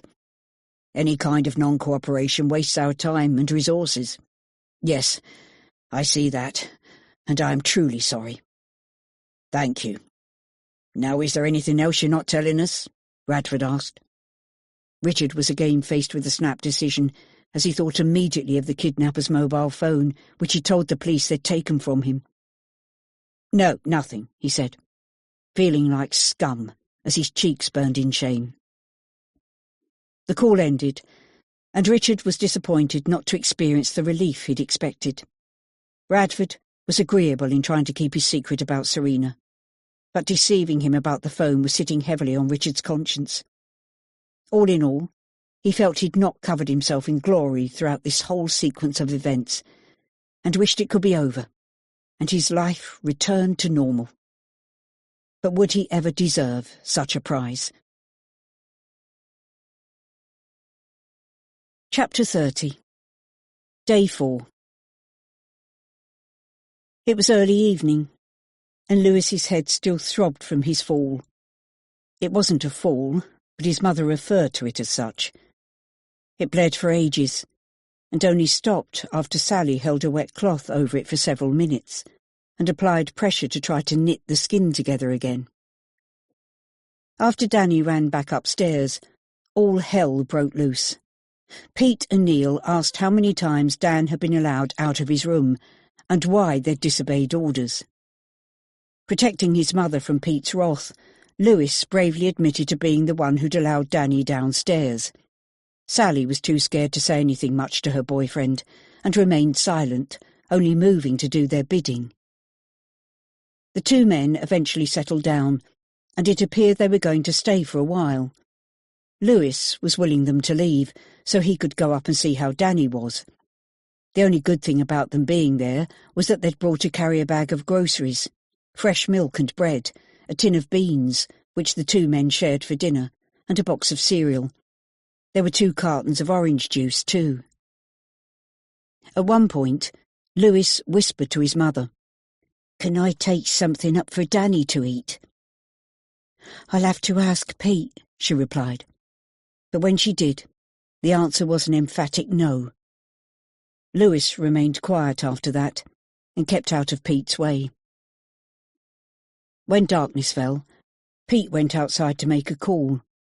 Lewis watched him pacing, talking animatedly and waving his arms in extravagant gestures. Lewis couldn't make out what was being said, but Pete seemed angry when he eventually ended the call and came back inside.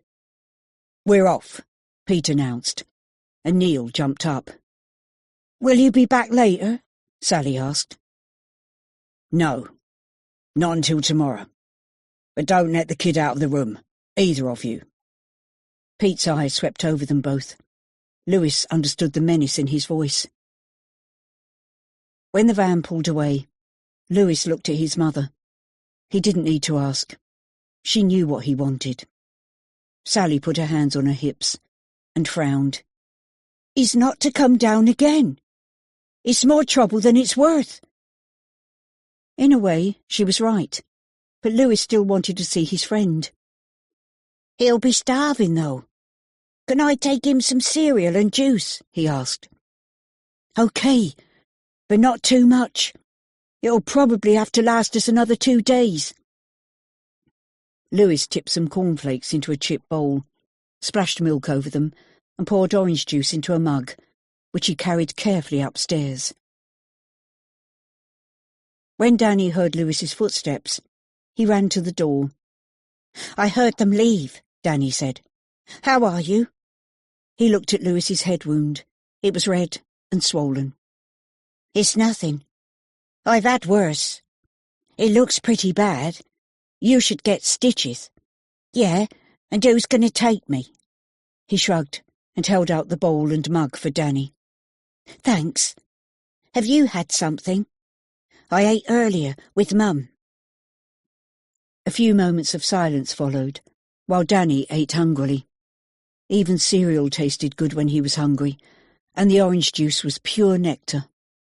When he finished, he turned to Lewis. "Did they say anything about me?" Danny wanted to know, yet perversely didn't want to know. "Pete was boiling mad that you'd been out the room, but he'll get over it. When he gets the rest of the money in his hands, he'll be happy again. But I've seen them now. It makes me a threat, doesn't it? Nah, don't worry. They'll be off somewhere tonight getting drunk now they've money to spend. Pete won't be worrying about you." Lewis didn't sound very convincing. There was a catch in Danny's voice as he considered his following words. "I think they'll kill me. They went to great lengths to stop me from seeing them, and now that I have, I'll be able to identify them." Lewis didn't answer. He sniffed and wiped his nose on his sleeve. Eventually, Danny spoke again. "Why doesn't your mum leave Pete? He's such a horrid man. She could find someone much better who'd take care of you both. Oh, yeah. And which fairy stories have you been reading?" Lewis attempted a smile, trying to cajole Danny into a better mood. "She's my only hope now." Danny was deadly serious. "If she has a key, we need it. If I don't get away, they'll kill me. And if she hasn't a key? If you'll help me, we'll break out. The back door looks the most likely. Have you seen anything lying around we could use to batter it down?" "Can't say I have, but I could search the cupboards in the kitchen." "So you'll help me?" Danny felt a surge of hope. "I didn't say that. We'd have to think it through first, but even then I'm not sure. Please, Lewis, you can come with me and I'll look after you. And leave Mum to face Pete. She can come too, I've told you. But she won't. You know she won't. Look, Dan, I need to think about this and maybe talk to Mum again." "But there's not much time left, is there?" "Pete said another 2 days, so I think it's best if we sleep on it and decide what to do tomorrow." Tears rolled down Danny's face, and his voice was barely a whisper. "Will you talk to her again, then?" "Yes, but she's even more afraid of Pete since he slapped her about a bit. I'll try, though, so get some sleep, and we'll talk in the morning." Chapter 31. Day 4. It was late in the day when Alex Radford took Richard's call. so contacting the man's girlfriend would have to wait until the morning. The DI decided to task one of the detective sergeants with the job of interviewing her. He had no wish to meet Richard Stone's mistress, and his confession considerably lowered Alex's opinion of him. Radford would try to keep the knowledge from Martha Stone. He'd no desire to interfere in their marriage. But if it came out, so be it. He certainly wouldn't lose any sleep over it. There was a growing list of things Alex needed to do, but he would call it a day and pick up the threads of the investigation in the morning, when hopefully he'd be fresher and more alert. Alex was used to long hours, particularly when in the middle of a serious case like this one, but it looked as if it would be another couple of days at least, until something significant happened. Graham Foster had left for home an hour earlier, tasked with arranging another press conference for the following morning, and the job of preparing the Stones to take part. Radford was ambivalent about whether another press conference would do any good, as Danny was most likely hidden away somewhere safe. But as far as the public were aware, he was still classed as a missing child, and any new leads would be welcome. D.S. Bennett was still in the office as Radford prepared to leave. "So are you on your way back to Leeds tonight, Dave?" "Yes. I don't think I could do much more here, but I'm grateful for your help. It seems quite possible we're looking at the same crew as yours, so if it's okay with you, I'd still like to be kept up to date with any progress." "No problem there. And I assume you'll let us know of any developments at your end?" "Sure. It goes without saying. So far, we seem to have been doing the same things, looking at the family contacts and the usual door-to-door. It seems we spend most of our time asking questions, doesn't it?" "It does. But I'm wondering if we're asking the right questions." Both men were silent for a few moments. Then Alex told Dave about Richard Stone's affair. "It's difficult enough getting to the truth without the parents lying to us." As they walked through the almost deserted building, Alex asked how many kidnappings Dave had worked on. 5. But the first one, the Bryson case, was more of an abduction. There was never a ransom demand. "So how did the parents fare? I can see cracks appearing between the Stones, apportioning a blame, that sort of thing. Have you found anything similar with your cases?" "With this current one, yes. The parents blamed each other from day one, and their attitude towards each other worsened as time went on. Hayley's home again, but it's anyone's guess how her parents will recover as a couple. The Brysons, however, were very different. If anything, it drew them closer. They looked to each other for support, and in doing so managed to find their way through the unimaginable horror of those long years. I suppose it all depends on what kind of marriage they have. If Richard Stone's having an affair, I should think their marriage is already shaky, so whether they'll come through this intact remains to be seen." "And do you think it's possible the kidnappers were known to the family in your case, Dave? They snatched the girl from the street and asked for a ransom within the parents' means, which could indicate they knew the family's routines and financial position. But it could just as easily be that they did their own work and watched the family before they struck." "Do you have children?" Alex asked. "Yes. A boy. You?" "A boy and a girl. A case like this brings it all home to you, doesn't it? I can understand how the Stones feel in many ways, not just about their son being taken, but the resentment towards us doing our job, having their home turned upside down when they're sick with worry, the intrusion into their lives and questions to colleagues and friends. I wouldn't like it much either, but a successful outcome will make it all worthwhile." "It's to be hoped so. I was relieved when we found Hayley, and her parents were ecstatic. If it is the same crew, it's encouraging that they let her go, as with the boy in the Liverpool case. I'm only hoping you can catch them before they tear someone else's family apart." "You did say that the children never actually saw the kidnappers' faces in both cases, but I wonder if the outcome would have been different if they had seen them." "How's the little girl doing now?" Alex asked. "She's traumatised, and wouldn't speak to anyone at first, not even her parents. She got over that in the first couple of days, and one of our female officers spent time with the family and eventually gained the girl's trust. Hayley opened up, telling her about the place she was held, but there was nothing to give us any solid leads to go on. Having not seen the kidnappers' faces, we got very little from her. Arrangements were made for Haley to have counselling, which should help in the longer term. But I'm interested in your theory of the kidnappers being known to the family. Have you got anywhere with that yet? Sadly, no. But looking into it now is better than leaving it until the boy's home and the kidnappers disappear off the radar. Dave nodded thoughtfully. When I get back to Leeds, I'll be going to interview Haley's family again. I'm wondering now if perhaps I'm guilty of not asking the right questions. The two shook hands and reiterated the need to keep each other informed before going home to their respective families. Both men would snatch a few hours' sleep before returning to the cases which kept them wholly occupied. Chapter 32. Day 5. When Martha woke, she heard her mother already busy in the kitchen. Dragging herself from the warmth of her bed, she pulled on some clothes. Richard appeared from the bathroom, and together they went downstairs to join Elaine. Richard's expression was one of suppressed anger. His feelings for Elaine were cool at the best of times, but Martha couldn't be bothered to placate either of them, and sat down to allow her mother to wait on her. "I'm not hungry," Richard snapped.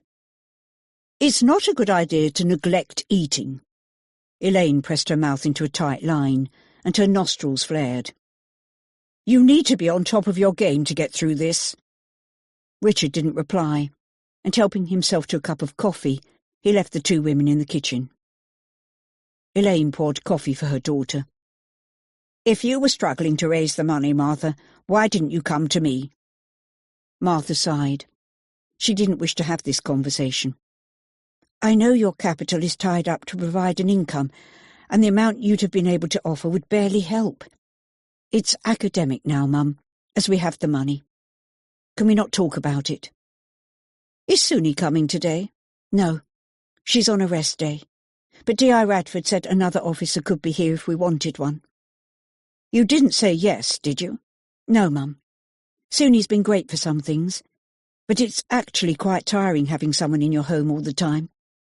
I said we'd manage, as you're here now, so we'll be fine." Martha drank her coffee and nibbled on a piece of toast. She wasn't hungry either, but her mother was right. She needed all the strength she could get. At 8 a.m, the doorbell rang, and Richard rushed to answer it.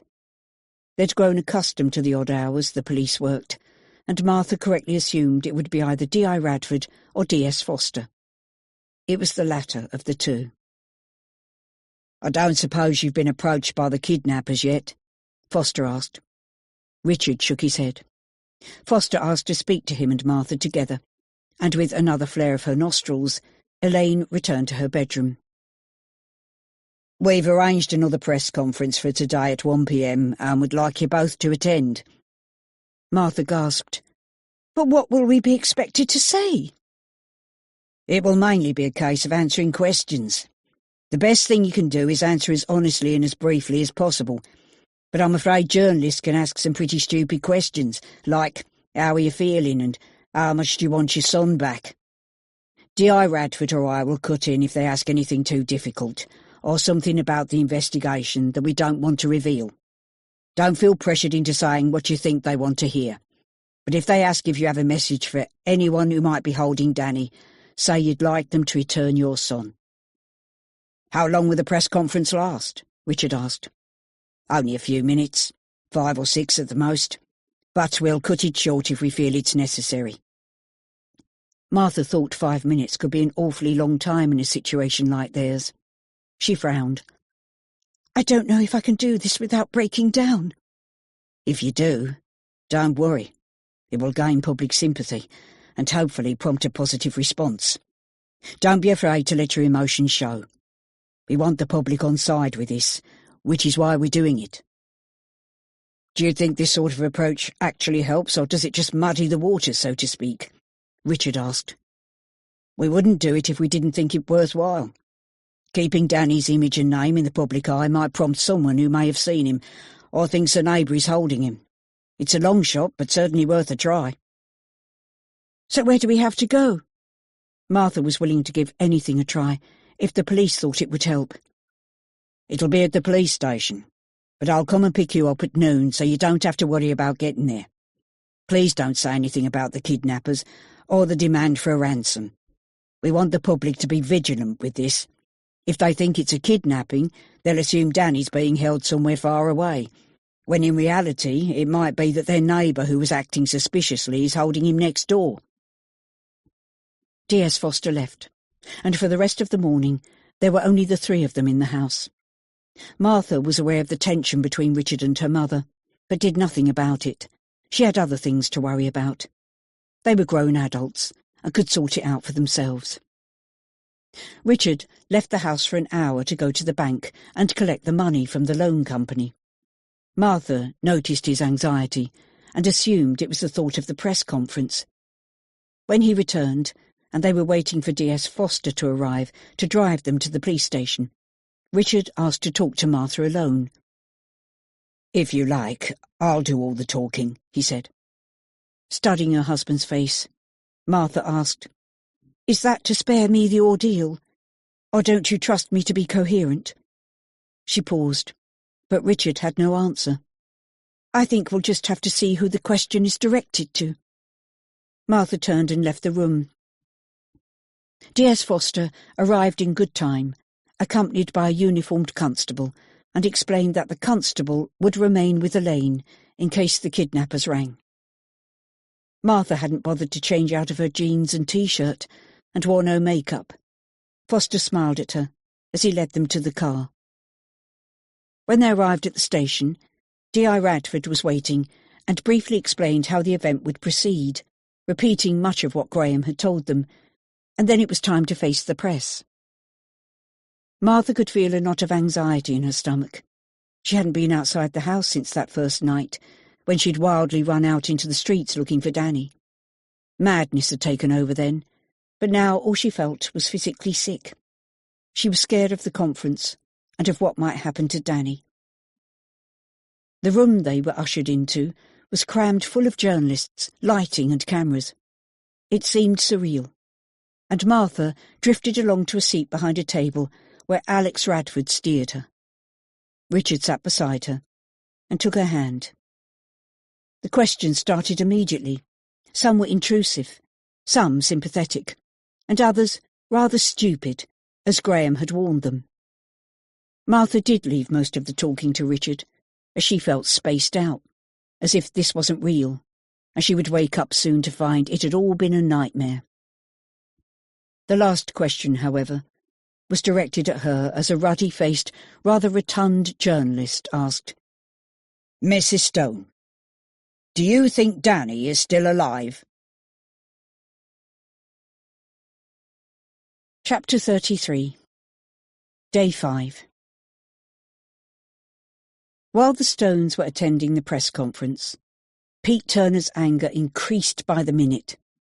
He tried several times to ring Stone on the burner phone, but the stupid man had switched it off. The events of the previous day still rankled. Pete had expected this job to be over and done with, and he was furious when the money was short. To add to his frustrations, Neil was getting antsy and beginning to nag. Pete wished he'd never brought the man in on this job. He didn't appreciate the opportunity of easy money, and was starting to question Pete's judgment. "I told you we shouldn't have given him more time," Neil huffed after another unanswered call. Pete stepped closer to his partner, deliberately using his height and greater bulk to intimidate the man.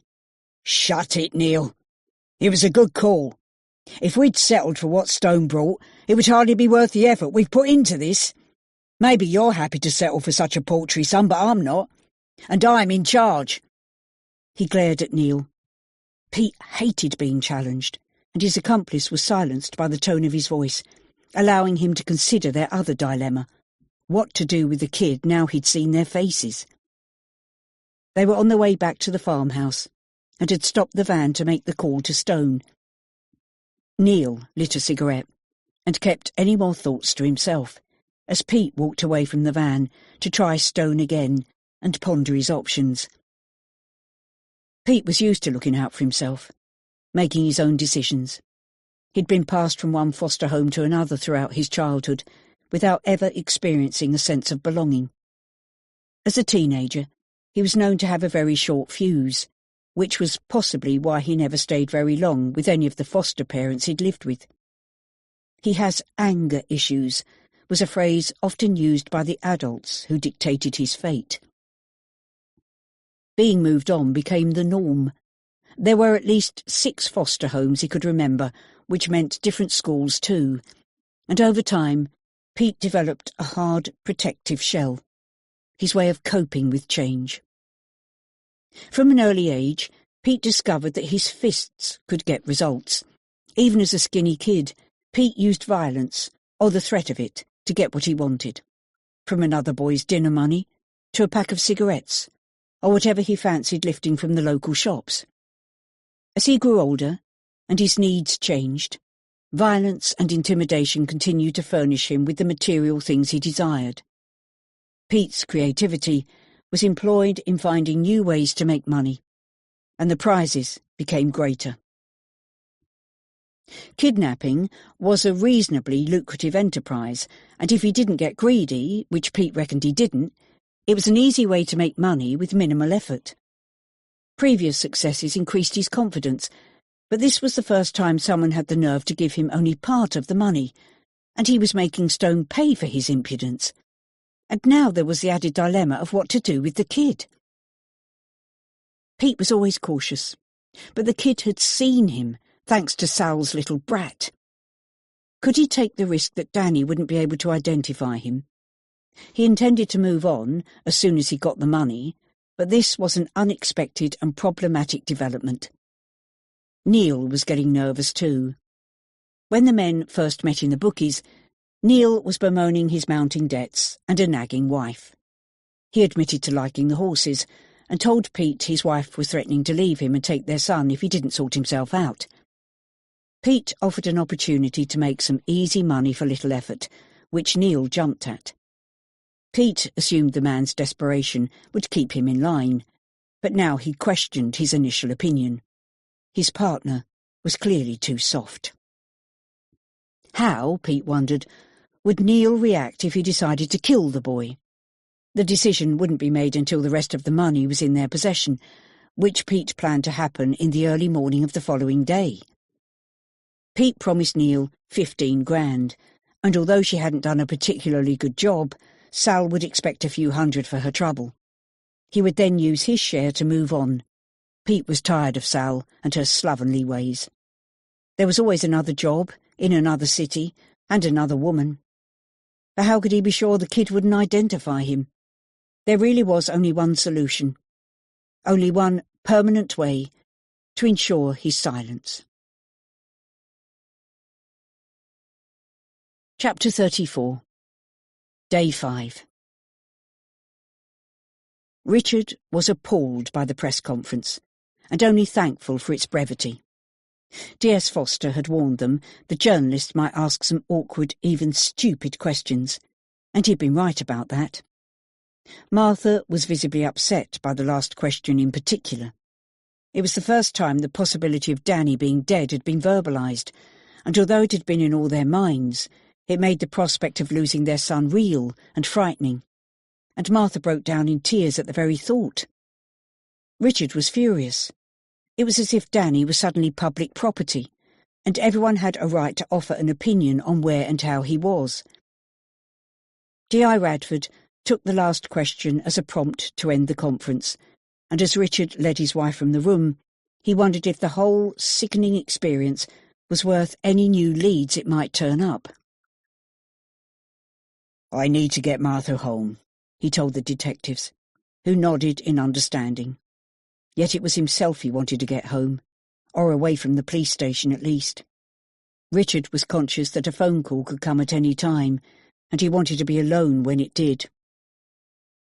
Radford looked at him, the detective's face like granite. "You'll most likely hear from the kidnappers again this evening. I'll come round at about 5. But if you hear from them in the meantime, ring me straight away." Richard shuffled uncomfortably, but nodded his agreement. Despite feeling guilty at his deception, it was too late now, and he had no intention of telling Radford what was really going on. Martha was quiet on the way home. They were again driven by D.S. Foster, who attempted to make conversation, but gave up when it became clear that neither Richard nor Martha could find the energy to converse. Foster went into the house, only briefly, to collect the uniformed constable, who'd been there in case there was a phone call, which there had not been. As soon as the officers closed their front door, Richard left his wife to be comforted by her mother and hurried upstairs to switch on the burner phone. He punched the wall furiously when he saw there'd been 3 missed calls, but the physical pain to his hand didn't distract from his frustration. The calls were from withheld numbers, leaving no option other than to wait until they called again. With the phone switched on and pushed deep into his trouser pocket, Richard went downstairs to see how Martha was. Elaine was quizzing her daughter as to the details of the press conference. "Why don't you go and lie down, Martha?" Richard suggested. She looked at him, gratitude in her eyes, and moved towards the stairs. "You'll see it for yourself on the evening news, Elaine. She's gone through enough interrogating for one day." "I wasn't interrogating," Elaine snapped. "I'm just concerned for Danny and for Martha too." Richard noticed her concern didn't encompass him, but stopped himself from voicing the sarcastic remark in his head. This whole situation was an absolute nightmare, and squabbling with his mother-in-law would exacerbate it. Elaine retreated to her bedroom, mumbling something about needing to lie down in a darkened room, and Richard was grateful for the solitude. He made a much-needed coffee and sat in the lounge to wait. His face ached from clenching his jaws, and his leg bounced so much that he spilt the coffee, yet hardly noticed. The call came about an hour later. "What the hell do you think you're playing at? Switching the bloody phone off?" "I had no choice. We were doing a press conference at the police station. I could hardly take your call there. I'm sorry." "Have you got the money?" "Yes." "All of it?" "Yes, it's all here." "How's Danny? Can I speak to him?" "No. You forfeited that right when the money came up short last time." "But how do I know he's still okay?" Richard's voice trailed off. He was thinking of the last question from the press about whether Danny was still alive, but he couldn't allow his thoughts to go there. He needed to remain strong and composed. "You'll have to trust me, like I've had to bloody trust you. There's to be no police this time, right? And nothing less than the full amount. There won't be another chance. Yes, the money's all here, and they don't know I still have your phone. I told them you took it from me. They're not here now, but one of them is coming at about 5. "Good. Now listen up." Richard listened to the man's instructions. A sudden clap of thunder made him jump. His nerves were getting the better of him. When the call ended, Richard closed his eyes and drew in a deep breath. Tomorrow, he told himself, tomorrow, this horrendous nightmare would be over, and Danny would come home. Chapter 35. Day 6. Danny slept fitfully. The thunder had stopped, but heavy rain poured throughout most of the night, drumming on the roof and lashing at the window. The bedroom ceiling leaked in several places, constantly dripping like a clock ticking away the minutes. The damp made the room even colder than usual, and the smell of mould was something Danny thought would remain with him forever. It was still dark when Lewis came upstairs, looking as if he hadn't slept much either. He grinned, but not his usual natural smile. Danny could tell it was forced. "Got one of those fancy ensuite showers up here, I see," Lewis quipped as he handed over a bowl of cereal and a mug of orange juice. "That's about the last of the food, but Mum says we'll be out of here today, so it don't matter." "And what about me? Does your mum say I'll be going home too?" "Look, I know you're worried, but she says Pete's not a killer." Lewis couldn't meet Danny's eyes. That's only because she doesn't want to believe he's a killer. I've seen him, Lewis, and he knows I have. He'll kill me, and then what do you think he'll do to you and your mum? You'll be witnesses to murder. Will he kill you both as well?" Lewis looked thoughtful. "You're right, Dan. I hoped you'd feel differently this morning, but you're right, and I've hardly slept trying to think what's best to do." The confident Lewis appeared to have gone, adding to Danny's anxiety. "The best thing is for you and your mum to come with me, but if she won't, will you still come?" Danny desperately wanted his friend to escape with him, to have a chance of a better life. "You know I can't leave her. She needs me to look out for her." "But she's the adult. She should be looking after you." "Yeah, but you know how it is. I don't think she'd get by without me, and she won't listen." "What's she doing now?" "Sleeping." "Did you search around to find something we can use to break down the door?" "Yeah, but there's not much, only an old stool which I thought we could wrap in a blanket, then tried to smash the glass and break through the wire mesh on the outside," Lewis told him. "So you have been thinking about it. Will your mother sleep through the noise if we do it now?" Not sure. Depends how much she drank last night. She was pretty upset, so I think it would be a lot." Lewis's face looked as if a cloud had passed over him. "When do you want to go?" "Now would be a good time, before Pete comes back. Will you come with me?" Danny's eyes were pleading with his friend. He was convinced Lewis and Sally were in real danger, especially if Lewis helped him escape. Pete had gone berserk when he found him downstairs. What he'd do if Danny escaped was almost unthinkable. "We'll try to get through the door, then I'll wake Mum and ask her to come with us. If she sees you leaving, she might be afraid of what Pete will do and agree to come. If she won't, then I can't either." It seemed to be the best Lewis could offer. It all hinged on his mother. "OK, let's do this." Danny was fired up with the thought of getting out of the house. He almost ran downstairs, with Lewis close behind. Chapter 36. Day 6.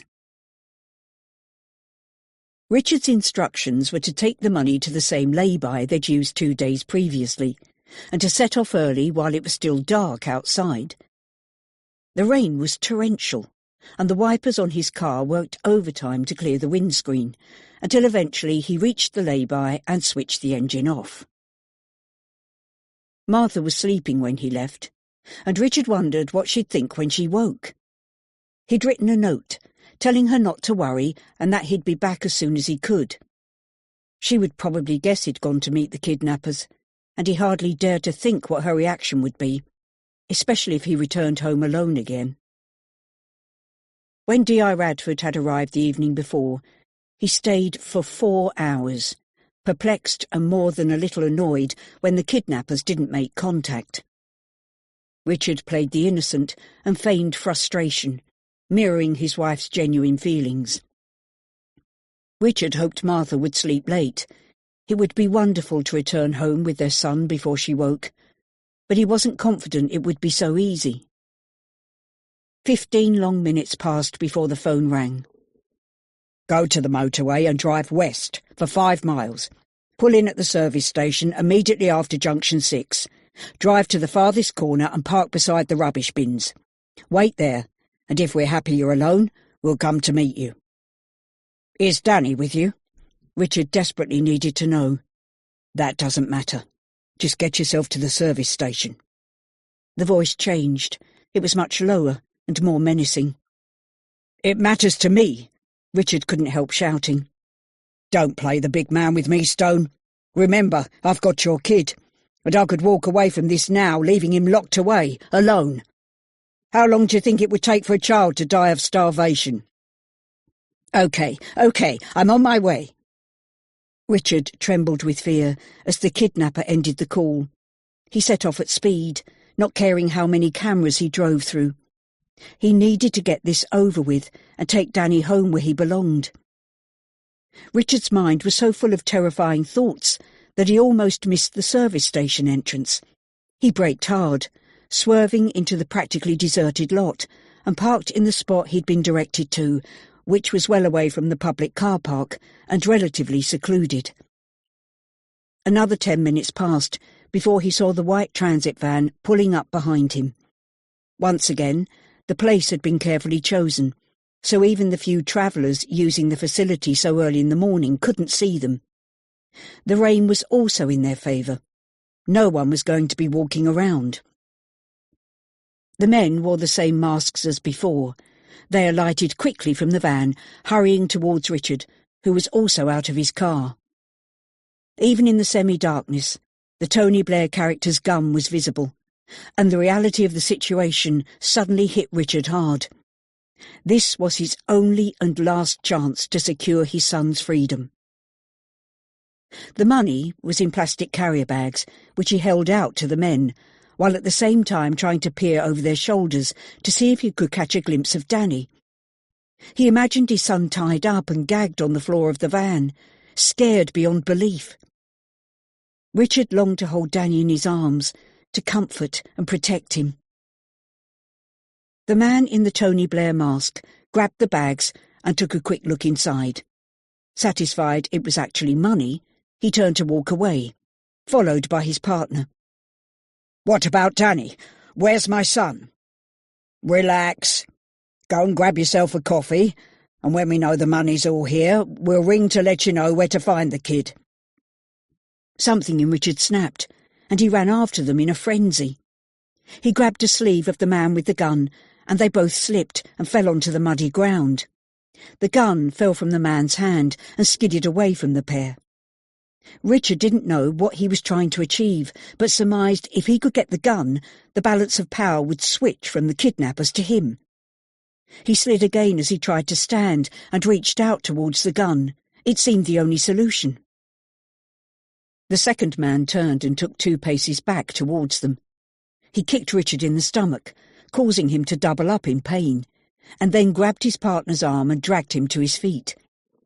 The gun was lying a few feet away from the 3 men, but by the time Richard caught his breath, Tony Blair had picked up the gun, and both men were heading towards the van. Richard watched, helpless, as it pulled away. With or without Danny inside, he didn't know. It took several minutes for Richard to climb back into his car. Gasping and in considerable pain, he was soaked through and covered in mud, and all to no avail. Shaking and fearful, he doubted whether he'd made the right move by not involving the police. What would happen next was anybody's guess. Danny's fate was in the kidnappers' hands. Richard removed his overcoat, turned it inside out, and used the bottle of water he kept in the car to splash his face and hands. Then he wiped them clean with the lining of his coat. There was nothing he could do about his trousers. They were sodden and muddy. He debated whether to remain where he was, which the kidnappers seemed to expect him to do, or go home to Martha, who would probably have the police with her by now. It was almost fully light. Richard dug into his trouser pocket for his phone, and as he'd anticipated, there was a message from Martha. As he listened to her voice, anxious and afraid, he despaired of the utter mess he'd made of the whole situation. His wife would be furious, and with just cause. The police would be angry, and probably already looking for something with which to charge him, and he was no closer to rescuing Danny. Richard shivered. He put his head back on the seat and closed his eyes as tears ran down his face. He would remain in the corner of the service station car park simply because he was afraid to do anything else. Chapter 37. Day 6. Martha didn't wake until the doorbell rang at 8 a.m. She struggled to pull herself from the bed, then lay down again when she heard someone open the door. Assuming it was Richard, she pulled the duvet over her head, reluctant to face another day, and was surprised when her mother tapped on the bedroom door and entered the room. "D.I. Radford's here with Sunny. Are you going to get up?" Elaine asked. "Can't Richard talk to them? I need a shower." "Richard's not downstairs. I thought he was still asleep with you." "Is he in his study?" Elaine shook her head. "No, the door's open. He's not there." "OK. I'll be down in a few minutes." Martha scrunched her hair in a band, took a quick shower, and then pulled on a robe. She and Richard hadn't gone to bed until 2, still waiting for a call that didn't come. D.I. Radford was sitting in the lounge, holding a cup of coffee. He stood as Martha entered the room. Elaine materialised from nowhere with a cup for Martha, too. "Mrs. Perry tells me your husband's not at home. Can you tell us where he is?" Radford asked, his face a tight mask, giving nothing of his thoughts away. "Sorry, but I don't know. I've only just woken. Perhaps he's popped out for some milk or something." Elaine joined the conversation. "I've been down since 6, and there was no sign of him then." "Will he have his phone?" Suni asked. "I should think so. I'll try it and see." Martha grabbed her phone from the coffee table and found his number. It rang for what seemed like an age before she was told that the person she was calling was unavailable. She left a message. "Richard, where are you? D.I. Radford's here, and so should you be. Ring me as soon as you get this." She ended the call, then looked at the detective, and shrugged slightly, not knowing what to say. "Martha, did you hear from the kidnappers yesterday?" Radford asked. "No, of course not. At least I didn't." Her mind caught up with the unspoken suggestion the D.I. was making, and she flopped down onto a chair. "You don't think that's where he is, do you?" she asked hesitantly. "It's a possibility. But you know him better than me. Do you think he could have been in touch with them and kept it from us?" Before all this I would have said no, but then I thought I knew everything there was to know about my husband. Now I'm not so sure. It would explain why the kidnappers didn't ring yesterday while you were here. "Try his mobile again, will you? It's about all we can do until we speak to him." The phone went to messages. It would be a waiting game yet again. So Martha excused herself and went upstairs to get dressed. Closing her bedroom door, she leaned heavily against it, shut her eyes, and sighed. Will this nightmare ever be over? Blinking back tears and attempting to pull herself together, Martha caught sight of the note on her dressing table. She grabbed greedily at it and scanned the hastily written words. It didn't specifically say Richard had gone to meet with the kidnappers, just that she wasn't to worry and he'd be back as soon as he could. For a moment, Martha mentally debated whether to show D.I. Radford the note. As he was downstairs and would probably be staying until Richard turned up, she decided he should see it, and pulled on some underclothes, a pair of jeans and a sweater, before returning down to him. D.I. Radford was already on the telephone issuing orders, a solemn expression on his face. Martha waited until he'd finished the call, and then passed him the note. He read it, raised an eyebrow at its ambiguity, and gave the note back to Martha. "Keep trying his phone, and leave messages if he doesn't answer. Tell him if he's already handed over the money, we need to know when and where he last saw the kidnappers." "Do you think they'll have released Danny?" Elaine asked. Radford shook his head. "I shouldn't think so. He would almost certainly have called with the good news, don't you think?" Elaine's eyes filled with tears. "Yes, of course." "So what do we do now?" Martha asked. "Graham's sending officers to the lay-by and the village they used last time. The kidnappers may think we'd disregard these as meeting places, so it's worth a look. We're also monitoring all traffic cameras within a 5-mile radius, looking out for a white transit van, probably with its number plate obscured. And we're looking for Richard's car, too. He left early, so if they are making the handover, they'll probably be on the move now. With a bit of luck, the traffic cameras will pick them up." "Is there anything I can do?" Martha asked. "Just keep trying to reach your husband. Say whatever you think will make him get in touch with us. Beg, plead, whatever it takes, okay?" Martha nodded and found Richard's number on her phone again. D.I. Radford left shortly afterwards, with instructions for Martha to call him immediately she heard from Richard. She agreed, knowing Sunny would be in touch with her boss as well. Martha was angry and frustrated in equal measures. Richard had kept them in the dark, and she was more worried than ever about Danny's safety. It was the 6th day since he'd been snatched, and Martha knew how afraid her son must be. She longed to have him home again, in her arms, where she would happily keep him forever. But was it ever going to happen? Was his safe return a realistic hope? Had Richard made things worse, or could he succeed without the police? It was impossible to tell. All she could do was wait, and Martha was heartily sick of waiting. Chapter 38. Day 6. D.I. Alex Radford was not au fait with anything other than the very basics of modern technology, but knew which tools were available to the police force, and that many officers loved the tech side of the job. One such officer was D.S. Graham Foster, who Radford was searching out back at the police station. Foster was busy looking for Stone's car, using the automatic number plate recognition ANPR service, when his boss caught up with him. The ANPR system worked from a network of cameras recording between 25 and 30 million reads a day. The data is stored for 2 years, so Alex hoped Graham's task would be child's play, as they were only looking at a time frame of 2 to 3 hours. Alex knew the system had its opponents, and the Big Brother Brigade objected to having their movements tracked and stored. But he had little doubt that if it were their child who was missing, they'd want every tool available to be utilised. "Any luck yet?" Radford asked, on entering the room. "Not yet. But if the kidnappers only used the country roads as they did before, this won't help.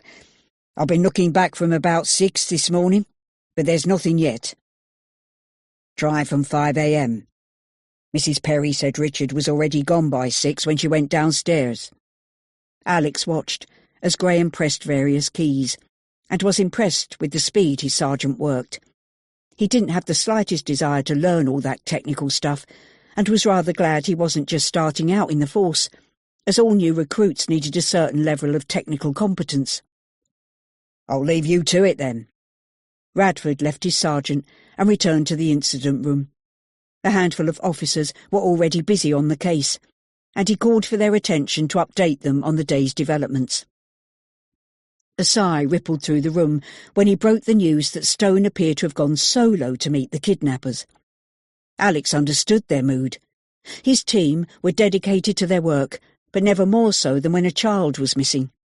It was still early in the day, but many of them had been in for an hour or more, and that was after a late evening the previous day. After the update, Radford searched out the sergeant who'd been to interview Stone's girlfriend. "She's a piece of work, all right." DSD Sams rolled her eyes. "Long blonde hair, baby blue eyes and a figure to die for. Got herself a nice little apartment in Portishead, with no visible means of making a living. Very high maintenance too, I should think. But she confirmed what Stone told you about their relationship, and she has a solid alibi herself for the day Danny went missing. I've checked it out." "Thanks, Dee." Radford rubbed his gritty eyes and went to grab a coffee before moving around the room, speaking to each member of the team. "Anything interesting from the last press conference, Jim?" "Nothing so far. The usual time-wasters, and a medium who claims the parents did it.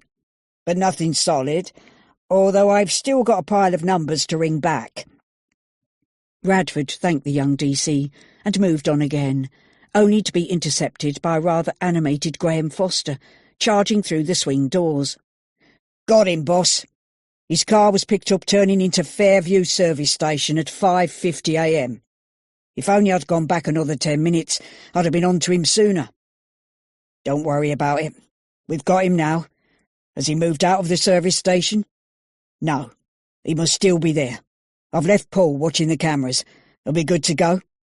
"Yes, get a couple of uniforms to meet us down there, and an armed response unit. We'll take my car." Radford dumped his coffee cup in the bin. He was fired up, and already hurrying towards the door. It was about 8 miles from the police station to the service area, and Radford turned on the siren for the first 7, silencing them for the last mile so as not to announce their arrival. Neither officer had any idea of what they might find, and so far during the journey they'd avoided speculation. "Get the uniforms and armed response to wait outside the service area. We'll meet them there," Radford ordered as they approached their destination. Graham immediately made the calls.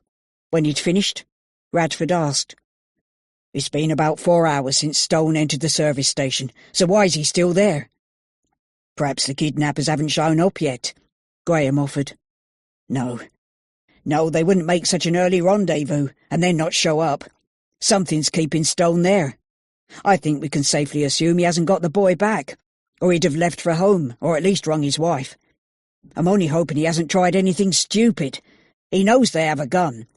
Perhaps we should get an ambulance on standby too. We don't know what we're going to find." Graham made the call.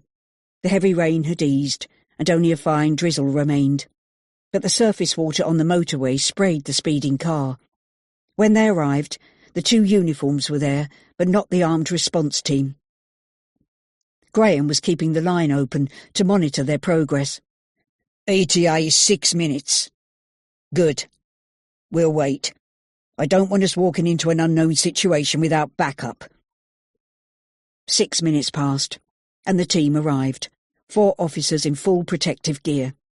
They handed out bulletproof vests to Radford, Foster and the uniforms. Then the 3 cars drove slowly and silently into the car park, with the armed officers in the front. Nothing untoward was visible on first sight, so they parked their vehicles well away from civilian cars, and the officers alighted to take their orders from Radford. He divided them into 4 teams, each one with an armed officer, and they proceeded to search the perimeters of the sprawling car park before deciding whether to go inside. Radford was the first to spot Stone's car and rang the others to join him. They cautiously approached the car from behind, an armed officer leading the way. There appeared to be only one man inside, presumably Stone. He was slumped over the steering wheel, not moving. Radford feared the worst as he stood the armed officer down and guardedly opened the driver's side door. Startled at the sudden noise, Richard looked up, a dazed expression on his face. "Are you okay?" Radford asked quickly. Richard nodded, and Radford's next question was, "Are the kidnappers here?" "No, they came just after 6. Took the money and drove away. Not without some kind of struggle by the look of you. I tried to stop them, to get the gun, but I couldn't." The look of dejection on Stone's face told the detective that the man was suffering, and possibly regretting his rash actions. Even though Radford would have liked to give Stone a rollicking, he could see the anguish in his face, so he got down to business. "Were they in the same vehicle?" he asked. "Yes. I didn't know what to do," Richard mumbled. "They said to wait and get a coffee, so I thought they might have Danny nearby, and I didn't dare move. It's been hours. I don't know how many, but why haven't they let him go? Why haven't they rung me?" Richard was distraught. His head dropped again onto the steering wheel, and he sobbed, his shoulders shaking as his grief poured out. Foster sent the armed response officers away, and also the 2 uniformed men. He exchanged a look with his boss, which held sympathy for Stone, yet a degree of concern, as they couldn't answer the man's questions. They too expected the kidnappers would have been in touch shortly after they'd counted the money, and could think of no good reason why they had not. "Get on the phone, Graham, and request footage from all CCTV cameras on this road in all directions," Radford ordered. "Tell them what we're looking for, and the timescale is from 6 this morning to present time. Are you sure it was after 6 a.m? He checked with Richard, who nodded. "OK, if we get lucky, we might at least get a direction of which way the van headed when it left here." Chapter 39. Day 6. Danny and Lewis hurried down the stairs. It was getting light, and Danny knew they might not have much time before Pete and Neil returned. Lewis paused as they passed the lounge door, and stared at his sleeping mother. Come on, we need to be quick. Danny grabbed his friend's arm and dragged him towards the back door. The three-legged stool Lewis had found the night before was partially hidden under the stairs, together with a blanket, the same as the ones Danny used upstairs. Just to double-check, Lewis rattled the door as hard as he could, in a last attempt to open it without having to smash the glass panel. It wouldn't budge. Danny wrapped the stool in the blanket and offered one leg to Lewis.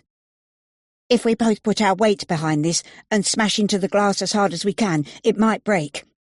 Ready? 1, 2, 3. The boys ran at the door. The stool seat smashed the glass, but stopped at the metal grill on the outside. It must be fastened to the wall, Lewis said. He then wrapped his arms in the blanket and knocked out the shards of glass which still clung to the door frame. The boys repeated the action, ramming the door again, but again the wire mesh remained intact. Danny rubbed his aching shoulder. I thought it might be like chicken wire, but it's much stronger. What shall we do now? Sally was suddenly behind them, woken by the noise of shattering glass. What the hell's going on? Mum, what does it look like? We're trying to get out of here before Pete gets back. Don't be stupid. He'll kill us if he sees this. Sally's voice trembled. He'll probably kill us anyway. Danny's seen him, Mum. He's not going to let him go now, is he? And I don't want to be involved in a murder. Lewis stared at his mother, his teeth clenched. Don't you see? Pete's just using us and you're letting him. Well, I'm getting out here with Dan, so you can decide whether to help us or not. I'm going whatever happens. You need to choose, me or Pete. Sally looked stunned, as if her son had physically struck her. Pale and confused, she was clearly still suffering from the effects of the alcohol she drunk the night before. Don't go, Lewis. I need you, she pleaded.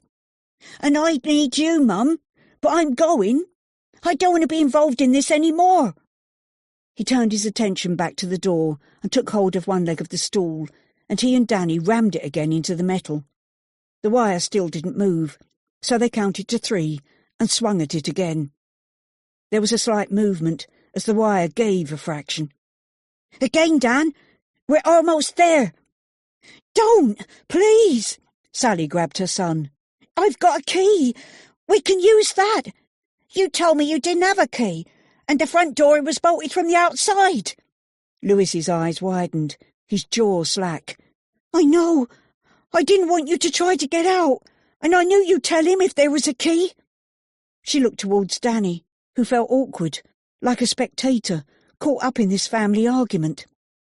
Give me it, Mum, Lewis demanded. Sally turned to go back into the lounge, reached up to the mantel-shelf, and retrieved a key. I can't believe you've had this all the time when I've been begging you to let Dan go. I'm sorry, really, but I knew Pete'd go mad if you helped him escape. Tears were silently running down Sally's face. Her son looked at her and reached out his hand. Come with us, Mum. Please. Sally wiped her nose on her sleeve and nodded. Lewis flung his arms around her waist. A broad smile spread across his face. We need to hurry. Do you know what time Pete will be back? No, they just said it should be fairly early. There was nothing to take with them, so they unlocked the front door and threw it wide open. The cold air made Danny catch his breath. He hadn't been outside for nearly a week, and it felt good to step into the outside world, even if it was cold and rather misty. His legs were wobbly, and he wondered if he'd be able to run. Lewis grabbed his arm. There's no time to waste sightseeing. Let's try this way. He pulled Danny towards the trees, but Sally stopped them, pointing in the other direction. The road's over there. Shouldn't we head that way? Lewis shook his head. That's the way Pete will come, and the last thing we need is to bump into him and Neil on their way back. There's a path through those trees. We might find a farmhouse with a telephone if we're lucky. Lewis decided for them, and they ran towards the trees. After barely 50 yards, they were stopped by the sound of a vehicle.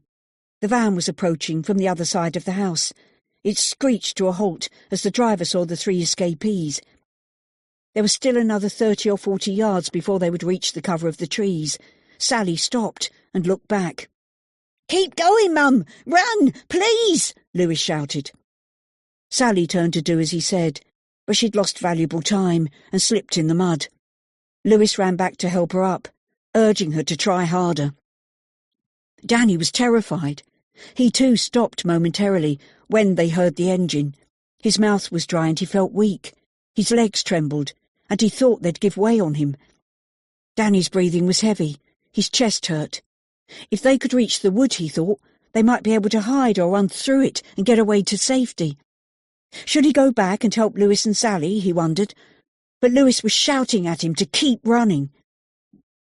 Suddenly, there was an explosive sound that seemed to stop the world on its axis.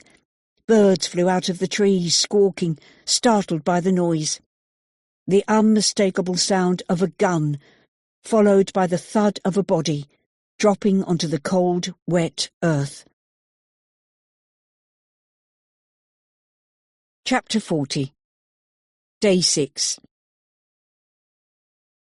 Richard was in agony from being kicked in the stomach, but felt he somehow deserved the physical pain as punishment for messing things up yet again. D.S. Foster drove him home in his car and suggested going to the hospital first, but Richard refused. He longed to get home, but simultaneously dreaded seeing his wife, certain she would blame him for making the situation worse. He blamed himself, and deserved Martha's wrath as well as the pain he was suffering. He tried not to think about how angry she'd be, but Martha surprised him when he entered the house by almost falling into his arms. He pulled back in pain at the sudden contact, and she gasped at the sight of him. Looking more than a little dishevelled, and with his clothes caked in mud, there was a cut at the side of Richard's mouth, which was starting to swell. "What happened?" she asked. Richard collapsed onto the sofa, not caring about the mud on his clothes. "They took the money, and were leaving without telling me where Danny is. I tried to stop them, but probably only made things worse." He put his head in his hands, unable to say more. "That about sums it up," Foster explained. "They said they would ring when they'd counted the money, but there's been nothing yet." He looked almost as dejected as Richard, whereas Martha seemed to have adopted a calm exterior, her previous anger gone, her face pale and her eyes lifeless. "He's dead, isn't he?" she asked calmly. Elaine spoke up, having remained silent until then. "Martha, don't say such a thing. It's not true." "We don't know, Martha. There's still hope," Foster said. "They could simply be making you wait, getting back at you for not having the full amount before." "Yes, that's probably what they're doing. I'm sure they'll ring soon." Richard lifted his head and latched onto the detective's words, as if squeezing them for the tiniest drop of hope to present to his wife. He watched her turn, shaking her head as she silently went upstairs. There was nothing he, the police, nor Elaine could do. Martha was a grieving mother, convinced her precious son was dead. D.I. Radford arrived at the Stones' house shortly after Martha had gone upstairs. Radford and Graham shared a brief whispered conversation in the hallway before joining Richard and Elaine in the lounge. "You're sure they were in the same vehicle?" he asked Richard again. "Yes, the white transit van. I didn't get a good look at the number plate, but I assume it was still covered." Richard didn't feel up to answering the detective's questions, but was aware they must move swiftly to find Danny. "Do you think they killed him?" Richard could hardly form the words. They sounded so absolute, so final. Radford answered, "They've got no reason to do so. My guess would be that they'll abandon him somewhere and get themselves as far away as possible." "But why didn't they ring me as they said?" "Men like that aren't going to worry about keeping their word. They'll possibly leave Danny somewhere he can get help, and as we don't know where they've been keeping him, it could take a while to reach him. We're searching all the CCTV cameras on that stretch of road, looking for the van, and when we find it, Hopefully we can follow its route to their destination," Radford explained. Richard knew the detective wasn't as confident as he sounded. He excused himself and went upstairs for a shower and to change into clean clothes. If they did locate Danny, he wanted to be ready to go to him immediately. As he peeled off his clothes in the bathroom, Richard examined the extent of his injuries. His ribs were bruised, the pain a sure sign that at least one of them was broken. His abdomen felt tender. Even the effort of taking off his clothes brought pain, and although the hot water felt good, his legs would hardly support him, and he could only manage a quick shower. Martha lay on their bed, her eyes open, staring at the ceiling. When Richard finished dressing, he sat beside her and took her hand. There was no response, and he could think of nothing to say to ease their seemingly hopeless situation. He simply held her hand in silence. After around 10 minutes, Elaine knocked on their bedroom door and entered. "They've found the van, or at least they know which direction it took." Elaine's eyes were bright, full of hope. Richard stood to follow her downstairs.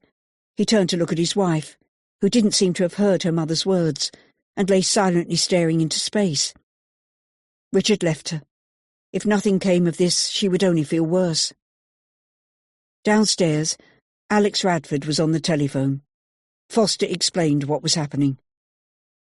"We managed to pick up the van as he'd left the service station, and it's been tracked for about 12 miles until it turned off the motorway onto a minor road. There are no cameras there, but D.I. Radford is trying to get permission to mobilise a helicopter search. The van's plates were covered, so we can't track ownership, but it must be them. Who else would be driving with covered plates?" Graham stopped speaking, and they both looked at Radford, who was talking quite loudly into his phone. "I want them to sweep the area looking for a white transit van. Probably parked up in a secluded area by now." Richard raised an eyebrow. There must be dozens of white vans in the area. It seemed a long shot, but he was glad they were pulling out all the stops. After the DI finished his call, the tension in the room was palpable. All eyes focused on Radford, who drew in a deep breath. "We're doing everything humanly possible, but a few prayers wouldn't come amiss. The helicopter will be mobilised immediately, and several cars are going to the area where the van was last spotted. As soon as the helicopter pinpoints a location, there'll be someone on the ground within minutes."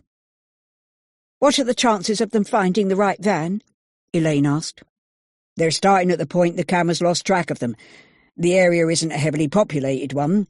There are only a few scattered farmhouses and 1 or 2 villages in the vicinity, which will help our cause. With its bird's-eye view, the helicopter can cover a much greater area than the cars. I think the kidnappers will have parked up somewhere by now, and probably not too far from where they left the motorway. If the van's out in the open, we'll find it." This appeared to be as much as the DI was prepared to speculate. During the next hour, the detective's phone rang several times. The first call confirmed the helicopter had been deployed and was within 15 minutes of the point where the van left the road. The news frustrated Richard. "But they could be miles away by now." "I shouldn't think so. They must be hiding your son somewhere within a reasonable proximity to Bristol, and they won't want to risk too much driving on the open roads. Let's just wait and see, shall we?" Radford advised. Richard nodded. He feared the worst, but hoped there was some truth in the detective's reasoning. Another call confirmed that the search of the area had commenced. Much of the land was given over to farming, but the majority was woodland. The next call appeared to be the breakthrough they'd hoped for. The helicopter had spotted a white van parked beside farm buildings in a somewhat isolated spot. Richard ran up to tell Martha, while Radford kept his phone open for a real-time commentary from the helicopter. "Don't, Richard. Don't give me false hope. Danny's dead, I know it." Martha turned away from her husband. "At least come downstairs," Richard pleaded. Martha wearily dragged herself to her feet and allowed him to lead her back to the others. Richard looked expectantly at Foster for an update. "The helicopter's guiding 2 of our cars in now. It's less than a couple of miles from the main road, and seems likely to be our crew." The Stones sat together on the sofa, Richard holding his wife's hand, Elaine sat on the other side of her daughter, as if they were propping her up. The one-sided conversation they could hear sounded promising. The cars had reached the farmhouse where the van had been sighted, and Radford was waiting for an interim report from the officers on the ground.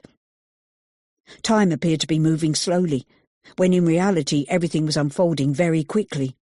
Radford, pacing the room, listened intently to what was happening, his expression mostly unreadable. Then suddenly he closed his phone and sat down opposite Richard and Martha, his face grim. "I'm sorry to have to tell you this, but my officers have found the body of a young boy," Radford said. Martha dropped her head into her lap and sobbed.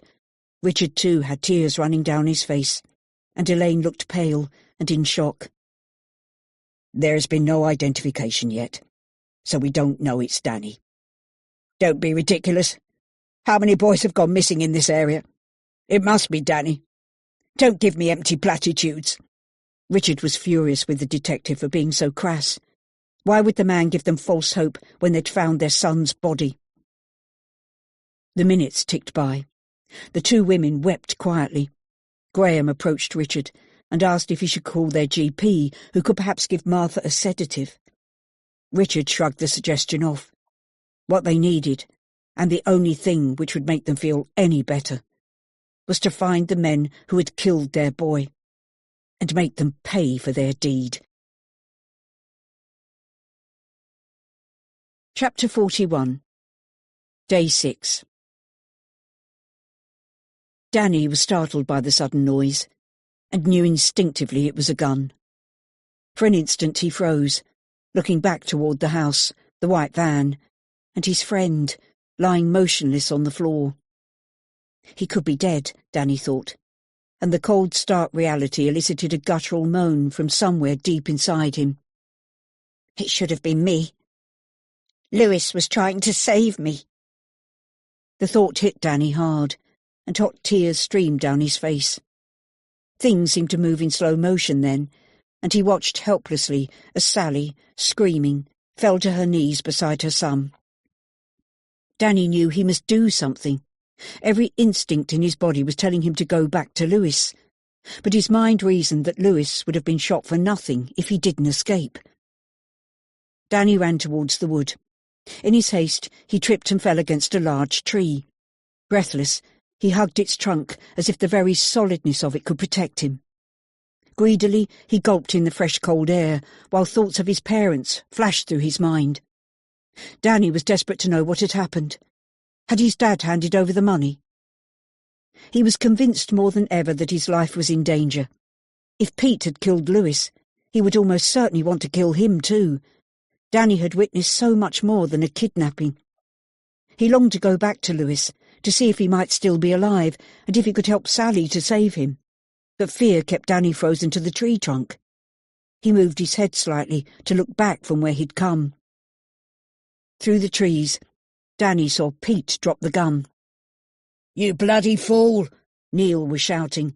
"Why the hell did you do that?" Pete spun around sharply and slapped Neil across the face with the back of his hand. "Go and get the boy, now!" he screamed, and Neil set off at a jog towards the trees. Danny ran as fast as he could. Branches caught in his hair and clothing, scratching at his face, but he hardly noticed. His singular focus was on getting as far away from the farmhouse and the two men as he possibly could. After several minutes, Danny stopped again to catch his breath. He leaned against a tree and gulped in some deep breaths, the cold air filling his lungs, giving him the strength to continue. There was no discernible path now, but Danny knew he must keep moving. For a moment he held his breath and listened for any kind of noise which would mean Neil was getting closer. Nothing. Only the birds singing their songs, oblivious to the horrors being played out in their wood. Danny looked all around, unsure of where he was. Lewis had said they might find another farm through the trees, but there was no sign of any human life so far. Danny switched to a jog like they did in the cross-country runs at school, knowing that pacing himself would be the best way to reserve his stamina and get out of the wood. He felt sure that if Neil caught up with him, he'd hear the man's heavy steps approaching. Perhaps he'd given up searching, But Danny couldn't take that risk and set off again at a steady pace. The trees grew thicker, and the ground was wet and boggy from the torrential rain. Twice Danny slipped, falling to his knees in the wet undergrowth, but he got up and carried on, although he longed to sit down and rest. The woods seemed to be endless, and Danny wondered if he was going round in circles. Perhaps his judgment was impaired by the fear he felt and the hunger and thirst, which made him quite weak. Without a path to follow, it was difficult to gauge how far he'd run, but hopefully it would also make it more difficult for Neil to follow him. After several more minutes, Danny felt it was safe to stop and rest. He sat down under a large horse-chestnut tree, oblivious to the cold and wet seeping through his clothes. As his breathing slowed, he listened for any noise which would tell him if his pursuer was nearby, but there was nothing, other than the sounds of the birds and his rasping breath. The wet, earthy smell was almost a comfort after the days he'd spent inside, and tiredness crept over Danny. As his heart rate slowed, he wished he could curl up and sleep. He was tempted to close his eyes, but knew the image of Lewis's still body would haunt him. As he thought of Lewis, he could almost hear his friend's voice, urging him to keep moving. Danny stood, gulped the damp air into his lungs, and walked. Chapter 42. Day 6. Neil gave up searching for the boy. The path petered out, and the kid could have gone in any direction. If Neil ventured much further, he'd be in danger of getting lost himself. He began retracing his steps, and eventually came out of the wood in almost the same spot he'd entered. Sally was still there, kneeling over her son, sobbing bitterly. She hadn't seen him, so Neil moved as quietly as he could back towards the house in search of Pete. A noise in the barn told him his partner was in there, so he approached with caution and more than a little fear. If Pete was desperate, he might turn on him, and he still had the gun. Neil was unsure how this mess would play out. He was trembling from the shock of the events he'd witnessed. This was not the way their plan was supposed to unfold. When Pete initially approached Neil, the plan seemed so simple. A straightforward, easy way to make a little extra cash, which in all honesty he desperately needed. But it had gone horrifyingly wrong, and he was involved in a murder, the victim being an innocent boy. Pete had promised that the boy they were going to snatch would be well treated, and he'd even arranged for his girlfriend and her son to look after him for the duration. Neil thought it sounded like an adventure, one which would pay good money and hurt no one. How stupid he'd been to agree to any of it. Neil found Pete dragging a tarpaulin from a car. The bags of money from the van were at his feet, and Pete began throwing them in the boot. "What are you doing? We can't just leave Sally here. I thought she was your girlfriend." Pete turned and snapped. "Where's the boy? He got away. It's impossible to track him in the wood." Pete slammed the car boot closed, muttering obscenities. "But what about Sal?" Neil asked. "Her boy's dead. You help if you want to get caught. I'm off. And what about my share of the money? You haven't paid me yet." Neil at least wanted his money. He deserved it even more now. Pete opened the boot again, reached into one of the bags, and grabbed a handful of notes, which he threw at Neil. They scattered in the breeze, landing all over in the barn. Pete then jumped into the car, started the engine, and sped off while Neil grovelled on the floor to retrieve the money. "Hey! Don't leave me here!" Neil shouted, but the car didn't stop. Pete drove away from the house at speed. Neil looked at the money scattered on the muddy ground and was filled with shame. In that moment, he could almost see himself as others might see him, scrabbling around in the dirt for blood money. A feeling of self-loathing and disgust washed over him, and he threw the notes he'd already gathered down on the floor, turned his back on it, and headed towards Sally. Neil felt sick as he looked with horror at the ghastly scene. Lewis's body was limp in his mother's arms, with blood oozing from his chest, pooling around Sally's knees. The boy was pale, lifeless. His eyes were open, but unseeing. There was nothing to be done. Whispering meaningless words, Neil managed to pull a distraught Sally away from Lewis's body and take her to sit in the van where he wrapped his jacket around her heaving shoulders. She was clearly in a state of shock, and he couldn't leave her alone, even if it meant being caught by the police. The option to take the van and leave as Pete had done was still open to him, but Neil was a father himself, and Pete's callous actions sickened him to his very core, so he made the conscious decision to stay and face the consequences. A helicopter buzzed overhead, circling the sky above the farmhouse. Neil knew it was the police. Strangely, he felt relieved to know they were coming and it was all over. The cars would be there soon, and an ambulance to take the boy's body away. He gently explained to Sally that the police would be arriving at any minute, and they'd almost certainly be arrested. Sally turned to Neil. "But it was Pete. It's him they want." She stopped sobbing, empty of tears, and rocked back and forth, hugging herself and staring through the van's windscreen in the direction of her son's lifeless body. Neil thought of his wife and his son. He'd been so stupid, and his wife would probably not want anything more to do with him. Fleeing was tempting, but he felt compelled to do the right thing, so he sat beside Sally and waited. The police moved in cautiously with armed officers leading the way. Neil got out of the van and raised his arms high in the air. He was quickly ordered to drop to his knees and then onto his face.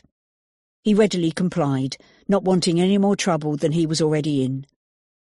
When the officers ordered Sally out of the van, she appeared not to hear, and an armed officer cautiously made his way towards the passenger side door. "Don't hurt her. Her son's just been killed. She doesn't know what's going on. He's over there, look!"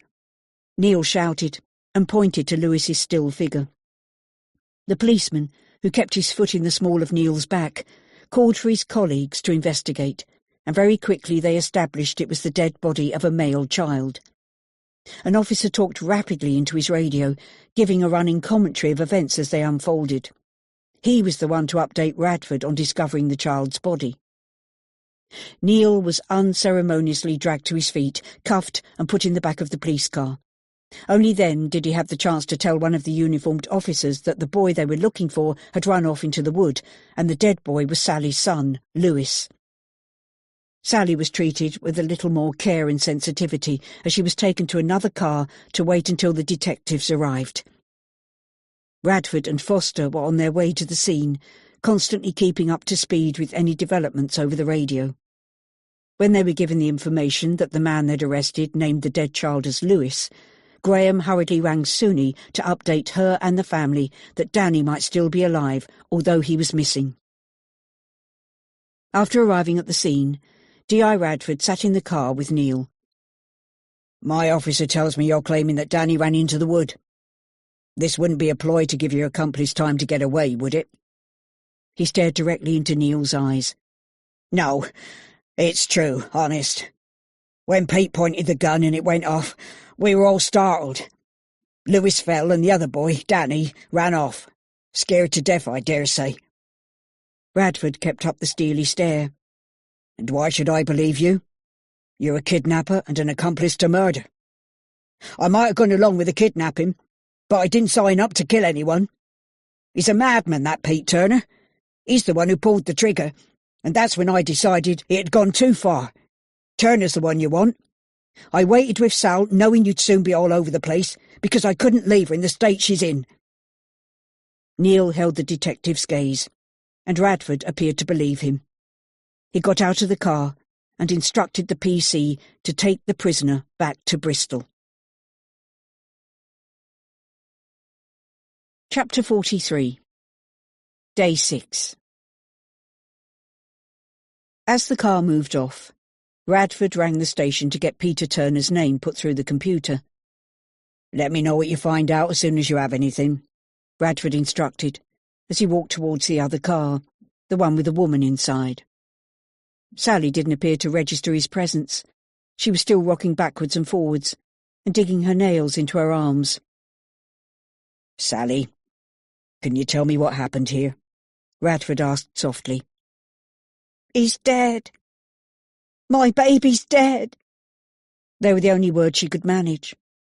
Aware she needed medical attention, Radford gave the OK for uniforms to take her back to Bristol. The farmhouse, barn and outbuildings were searched by the armed officers, who established there was no one else on the premises, so Radford was clear to look around. D.S. Foster had gone into the wood to join the search for Danny. Before going inside, Radford looked towards the body of the boy, standing in silence about 4 or 5 feet away, not wanting to contaminate the scene.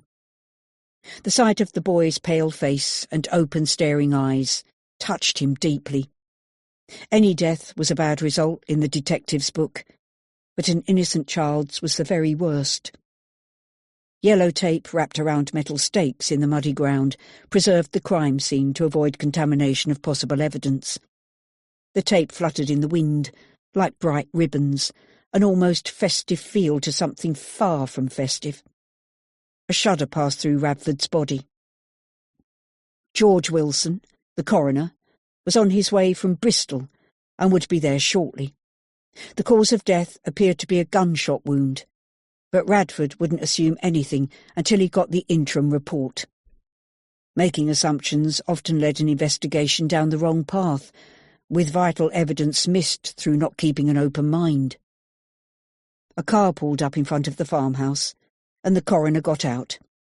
He moved to the boot of his car and suited up. Radford knew Wilson and walked towards him. The coroner shook his head. "A child's always the worst, Alex. A life cut short. Is it your kidnapped victim?" "Apparently not. There's no formal ID yet, but it looks like another boy who was in some way involved in the kidnapping, or maybe just got caught in the crossfire. We're still looking for our child. He's thought to have run off into the wood." "I'll leave you to get on with it then." Radford, head down, walked towards the house. The neglected farmhouse was cold and damp, yet surprisingly retained electricity and water supplies. Furnishings were sparse. A television in the lounge and a microwave oven and kettle in the kitchen suggested recent occupancy. Upstairs it appeared only one bedroom had been used, the smallest room, with a single grubby-looking mattress, a couple of blankets and a stinking bucket in the corner. Bolts on the outside of the door confirmed to Radford that this was the room where Danny had been held. Crudely fitted wire grills covered the outside of every window, and as the detective viewed the area from upstairs, he shuddered. Being kept in such circumstances would be frightening for an adult. How much more fearful would it have been for Danny? Radford left the house as the police crime scene officers arrived to tape the building off. He traipsed through the mud to the barn, where the first thing he noticed was a discarded tarpaulin. Presumably it had covered another vehicle, as the white van was still in the courtyard. He would find out from the man they'd arrested at the scene, who appeared keen to cooperate. Clear tyre tracks led out of the barn, imprinted in the mud, which would tell them something about the vehicle. Alex would mention it to the Sockos. There were also 2 full cans of petrol, and Radford wondered if the plan had been to torch the buildings when they left, to destroy any evidence of their activity. He winced at the thought of what might have been. Could the kidnappers have intended to leave Danny in the house as it burned? Perhaps not, if this was the same crew responsible for snatching the girl in Dave Bennett's case. But whatever their plan, things seemed to have gone awry. The kidnappers had parted company, Danny had run away, and a boy was dead. The DI stood pensively in the farmyard, looking towards the wood. As far as he was aware, the trees covered several acres of land in which Danny could very easily get lost. The boy's physical condition was unknown, but he must surely be terrified. Radford didn't want to speculate on how Danny might have been treated. His thoughts were interrupted by his phone. D. Sams was ringing from the station. "I've run a background check on Turner, sir. He has a history of petty crime as a teenager, mainly shoplifting. It seems he was in the care of social services and absconded a couple of times. He graduated to joyriding at 17, and there's a charge of assault, but we have nothing more since then, so it looks like he either went straight or has managed not to get caught." "Sadly, it appears to be the latter. Thanks, Dee. Radford then rang Graham Foster to see how things were going, but there was no news. The woodland was dense, and apart from a track leading into it, there were no clear pathways which the boy might have followed. Radford knew he should ring the Stones, or perhaps Sunny, to give them the news so far, which wasn't much, as Danny was still missing. But it would give them some hope that their son might still be found safe and well. He took out his phone. Chapter 44. Day 6. Danny lost count of the number of times he slipped in the mud. The wet earth seemed to seep through his clothing until he could barely feel his fingers and toes. Branches had scratched his face, and blood ran down his cheek into his mouth, tasting bitter and metallic. He had no idea how long he'd been running either, driven on by fear for his life. If Pete had killed one boy, he wouldn't hesitate to kill another. Danny was thirsty, but too afraid to stop. He'd lost all sense of direction, and if he was going round in circles, there was a chance he'd find himself back at the farmhouse, so every few minutes he stopped and listened. Mostly he heard only birds and water dripping from the canopy of wet trees. The heavy rain had given way to a light drizzle. Danny tried to focus on how good it would be to get home, to sleep in his own warm bed and be with his parents again. Yet thoughts of Lewis intruded into his mind, and he sniffed back the sobs which accompanied them. Although almost certain that Neil was no longer following him, whatever comfort it brought was ousted by the thought that he might be heading back to the farmhouse and to his captors again. Danny was scared. Danny stopped again to catch his breath and to listen. This time he thought he could hear traffic in the distance, but was it just his mind playing tricks on him, making him hear what he wanted to hear? No, there was definitely something, and then the loud sound of a lorry's horn confirmed he was near a road. Tentatively, he made his way through the trees in the direction of the sounds, which grew louder.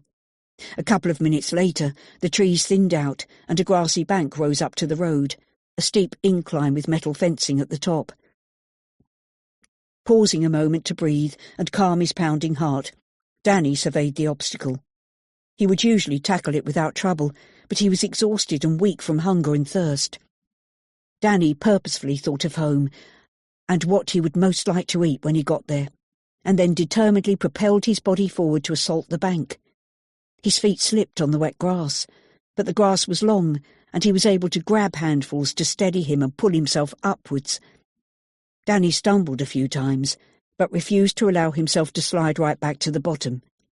His tenacity paid off, and eventually, tired and soaked through, Danny reached the top and clung onto the metal railings, breathing hard.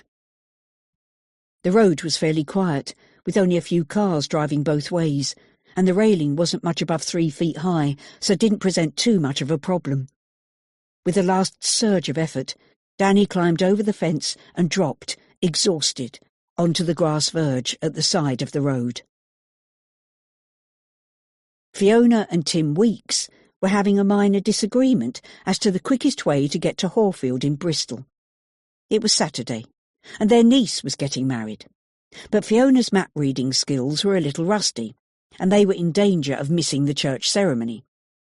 At least the day was brightening up after the horrendous rain they'd endured during their journey, and so far their rather ancient Nissan was running smoothly, which was not always the case. Fiona gazed around, searching for a landmark she recognised from previous visits, or a signpost to direct them, while Tim focused on the road ahead. Suddenly, Fiona sat up straight in her seat, surprised to see a figure ahead, climbing over the fence onto the verge at the side of the road. As they drew closer, it became clear it was a child, a young boy. "Pull into the side, Tim," she instructed her husband. "Why? We're already cutting it close." "Just do it!" Fiona almost shouted at him. By then, they were past the boy, but Fiona stepped out of the car and walked back towards the lonely figure. Tim slowly reversed the car, and soon they were both near to the boy, who appeared to be sobbing, wet and dirty, and out of breath. Fiona approached him tentatively. "Are you all right?" The boy was startled on seeing her and stood still, staring warily at her like a frightened puppy. Fiona smiled and moved a couple of steps closer. "Do you need any help?" She spoke softly. The child was clearly in distress about something. He nodded, and as Fiona reached his side, it became apparent just how bedraggled he was. Appearing to have come out of the woodland beside the road, his clothes were soaked and covered in mud. Fiona's first thought was that he'd got lost or separated from his parents, yet as she glanced over the woodland, there was nothing to give her any clues. "What's your name?" "Dan," he said. "Can you ring my mum for me?" "Come and sit in the car. It's warmer than out here, "And I'll ring your mother." Danny hesitated, as if afraid to take the few steps to their car. By then, Tim was beside his wife, concerned as he asked, "What's happened to your son?" "I was kidnapped, and they're following me." A look of fear crossed his face as he glanced behind him, back into the wood. "Don't worry, Dan. You're safe now. You can get in the car if you like, but it's fine if you want to stay here." Fiona rummaged in her bag and found her phone, which she held out to Danny. "You can make the call if you like, or I can do it for you." Danny reached for the phone and snatched it from her hand. He sniffed, wiped his tear-streaked face on his sleeve, and tried to press the buttons with shaking hands. "I can't do it." He looked bereft and started to cry.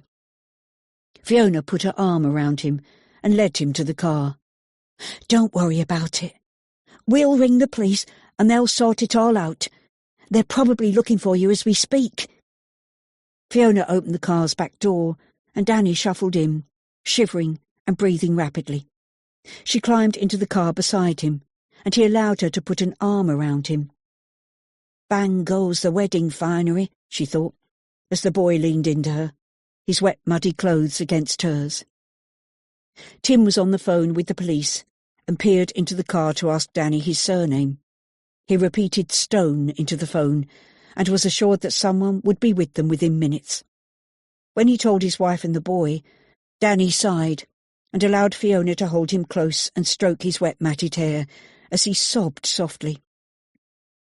Within minutes, police cars were coming at them from all directions, and very soon the side of the road was crammed with vehicles. An ambulance arrived, and Danny was taken into it with a police officer accompanying him. She assured Danny that his parents would meet him at the hospital. Tim and Fiona Weeks were unaware of the local publicity concerning the missing boy, as they lived in Oldham, in Greater Manchester. Unexpectedly, they'd been caught up in a drama and were asked to give formal statements at the Bristol police station. It would mean they would miss their niece's wedding ceremony, but would hopefully join the family at the reception afterwards. It was of no consequence, and they were delighted to have played a part in getting a missing child reunited with his parents. Recounting the story over the coming weeks would give them no end of pleasure. Chapter 45. Day 6. As soon as D.I. Radford was notified that Danny had been found, he rang Suni to impart the news. "What is it?" Martha asked, when she saw the smile on the Flo's face. "They found him." Suni beamed, tears in her eyes. "He's okay, and on his way to Bristol Royal Children's Hospital." Martha could hardly breathe. Her body heaved with sobs of relief. Richard and Elaine were on their feet and almost at the door before Suni could give the sketchy details the inspector had shared. "I'll drive you there."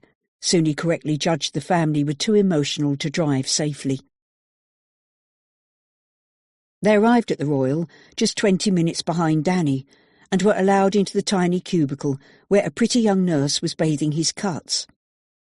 When he saw them, Danny reached for his parents, fresh tears flowing again. "Mum! Dad!" Martha and Richard were beside him instantly, hugging the son they thought they would never see again. The three of them clung to each other for several minutes, crying and laughing. The nurse tactfully left, although Suni remained in the background, listening to what was said in case anything significant came out to help them apprehend the kidnappers. As it happened, very little was said at all. "Did they hurt you?" Richard's face was creased in concern. Danny shook his head. He sniffed back his tears, then wrapped his arms around his mother again. "Hush, Danny. We can talk later. You're safe, and that's all that matters." Martha flashed a warning look at her husband. Elaine moved forward to hug her grandson, then stepped back, remaining silent to allow him space with his parents. Martha stroked his head, mumbling how delighted they were to have him back. She needed the physical closeness as much as Danny did. Richard, too, held on to his son's hand and smiled at the sight of him. During the darkest times they'd wondered if they would ever see him again. There would be time for talking later. The immediate priority was to get Danny checked over by a doctor. After that, and probably a night in the hospital, they would take him home, so they could begin to help Danny recover from his brutal ordeal. Chapter 46. Day 6. While Radford and Foster raced to pick up Danny, Dave Bennett was on his way to visit Haley Parks's family. There was no fresh news to impart, other than the possible lead in Bristol, but he wanted to keep the family informed and reassure them that the police were still looking for the kidnappers, and there was always the chance that Haley may have remembered something new. Dave had arranged the visit by phone and drove into Larkspur Avenue on a cold, misty morning. He pulled up in front of the Parks' neat detached home. From his phone call, Dave knew Haley would be there. He'd learned from her mother that the girl had been unable to return to school since her ordeal and was now being homeschooled. Angela Parks had given up her career to be with Haley, teach her full-time, and do whatever it took to help her daughter recover from the trauma she'd suffered. Dave admired the woman. Kidnapping was an evil crime which left scars on the children and the whole family, scars that often never healed.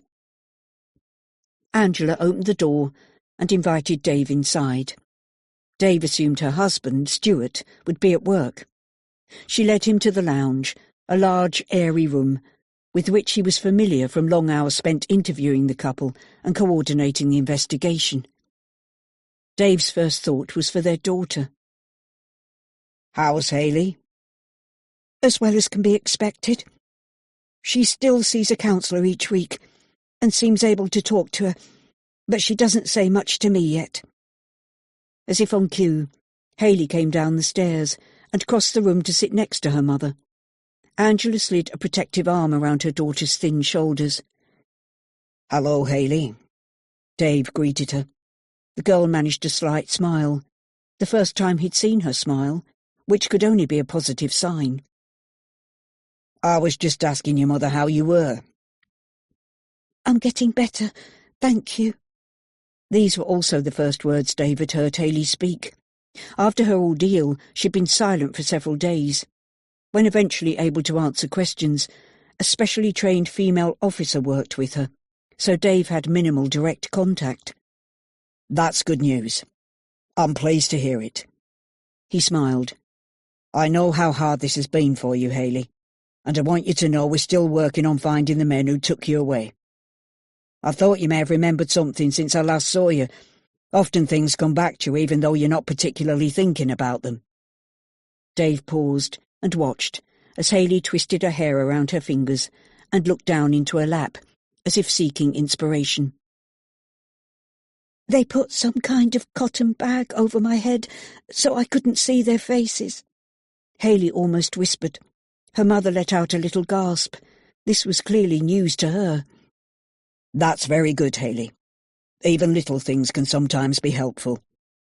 Did you ever hear them talking to each other? Perhaps one of them said a name?" Dave probed. "Yes, I heard them talking, but they didn't say their names." "And how did they talk? Did they sound like they were from around here? Or perhaps they had a different accent?" "One of them sounded a bit like they do on EastEnders, but I can't remember much about the other one." "That's helpful. It tells me that one of the men might have come from London. You see, even little details can be a great help. It's rather like a jigsaw puzzle, and the more pieces you have, the easier it becomes to see the big picture. Yes, but I can't think of anything else. Tears were brimming in her eyes. It's fine. Don't worry about it. What you've told me is useful information. And if you do think of something else, can you tell your mother and she'll let me know? OK. Hayley looked at Angela. Perhaps you'd like to go upstairs while Detective Bennett and I have a chat, Angela suggested. Hayley stood up and politely said goodbye before disappearing back upstairs. She seems to be doing quite well. Yes, but it would have been better if it had never happened at all. Of course. But sadly it did. Yet we've had the best outcome, I think. Do you? Really? Oh, yes. In some cases a child is never returned, and it could be that we never learn what happened to them. Dave was thinking partly about the Bryson family, who endured 14 years before discovering what happened to their daughter. You're right. Sorry. I know we got Hayley back, but the kidnapping seems to have been a catalyst for other problems. Angela looked thoughtful, but said no more. If it's anything you think we can help you with, please say so. It's nothing anyone can help with. Would you like a coffee? Dave's instinct told him she needed to talk, so he accepted her offer and followed her into the kitchen, where they sat at the table, and Angela Parks poured out her troubles. Chapter 47. Day 6. Pete was heading for the one place he felt safe, the place where no one would be able to find him. Furious with the way things had turned out, he blamed Sal and her boy, convincing himself that it wasn't his fault. Sal had been stupid enough to let Danny go, and if she hadn't, her son wouldn't have been shot. Pete's anger was directed anywhere but at himself. He hadn't hung around to see what would happen next, wanting to be out of there as quickly as possible. Neil said the boy was dead, but Pete was hoping he wasn't, not from any empathy with Sal, but because the police investigation would be a priority if he was. Still, Neil and Sal didn't know where he was going, so they couldn't blab to the police, and he had the money, which would smooth out any bumps in his plans to move on. Putting distance between himself and the farmhouse, Pete's confidence that the police wouldn't be able to find him grew. Neil was the only one who'd seen the car, and if he had any sense, he'd probably have taken the van and got away from the farm himself. Pete settled down to drive within the speed limit. Getting stopped for speeding was not in his plan. The 45-minute journey afforded him time to calm down and decide on his next move. He would go to another city. Perhaps the stone boy would be lost in the wood for hours, each minute giving Pete a feeling of security. The boy might have seen him briefly, but it wouldn't take much to alter his appearance. A beard, perhaps, and glasses. Yes, he was home and dry on this one. The incessant drizzle stopped by the time Pete reached the coast. Parking the car across the road from the block of apartments, he was restored to his usual upbeat self, assured of his ability to outwit the police, and already considering where he'd like to go next. Pete rang the buzzer on the entry system and heard his sister's voice asking who was there. "It's me, and I've got goodies for you." The door clicked open, and Pete took the flight of stairs 2 at a time, his mood lightening with every step. Joanne waited at the open door and stood back to allow her little brother inside. She was not in such a good mood. Pete looked around and saw that Joanne was packing up to leave. "What's all this, then?" he asked. "I thought you were staying on a bit here. You said you liked it, didn't you?" I do, but the police have been round, so it's no longer safe. "Why the hell would they come to see you? You didn't tell them anything, did you?" Pete's confidence was again being shaken. Joanne flashed him an angry look. Of course I didn't tell them anything. I'm not stupid, you know.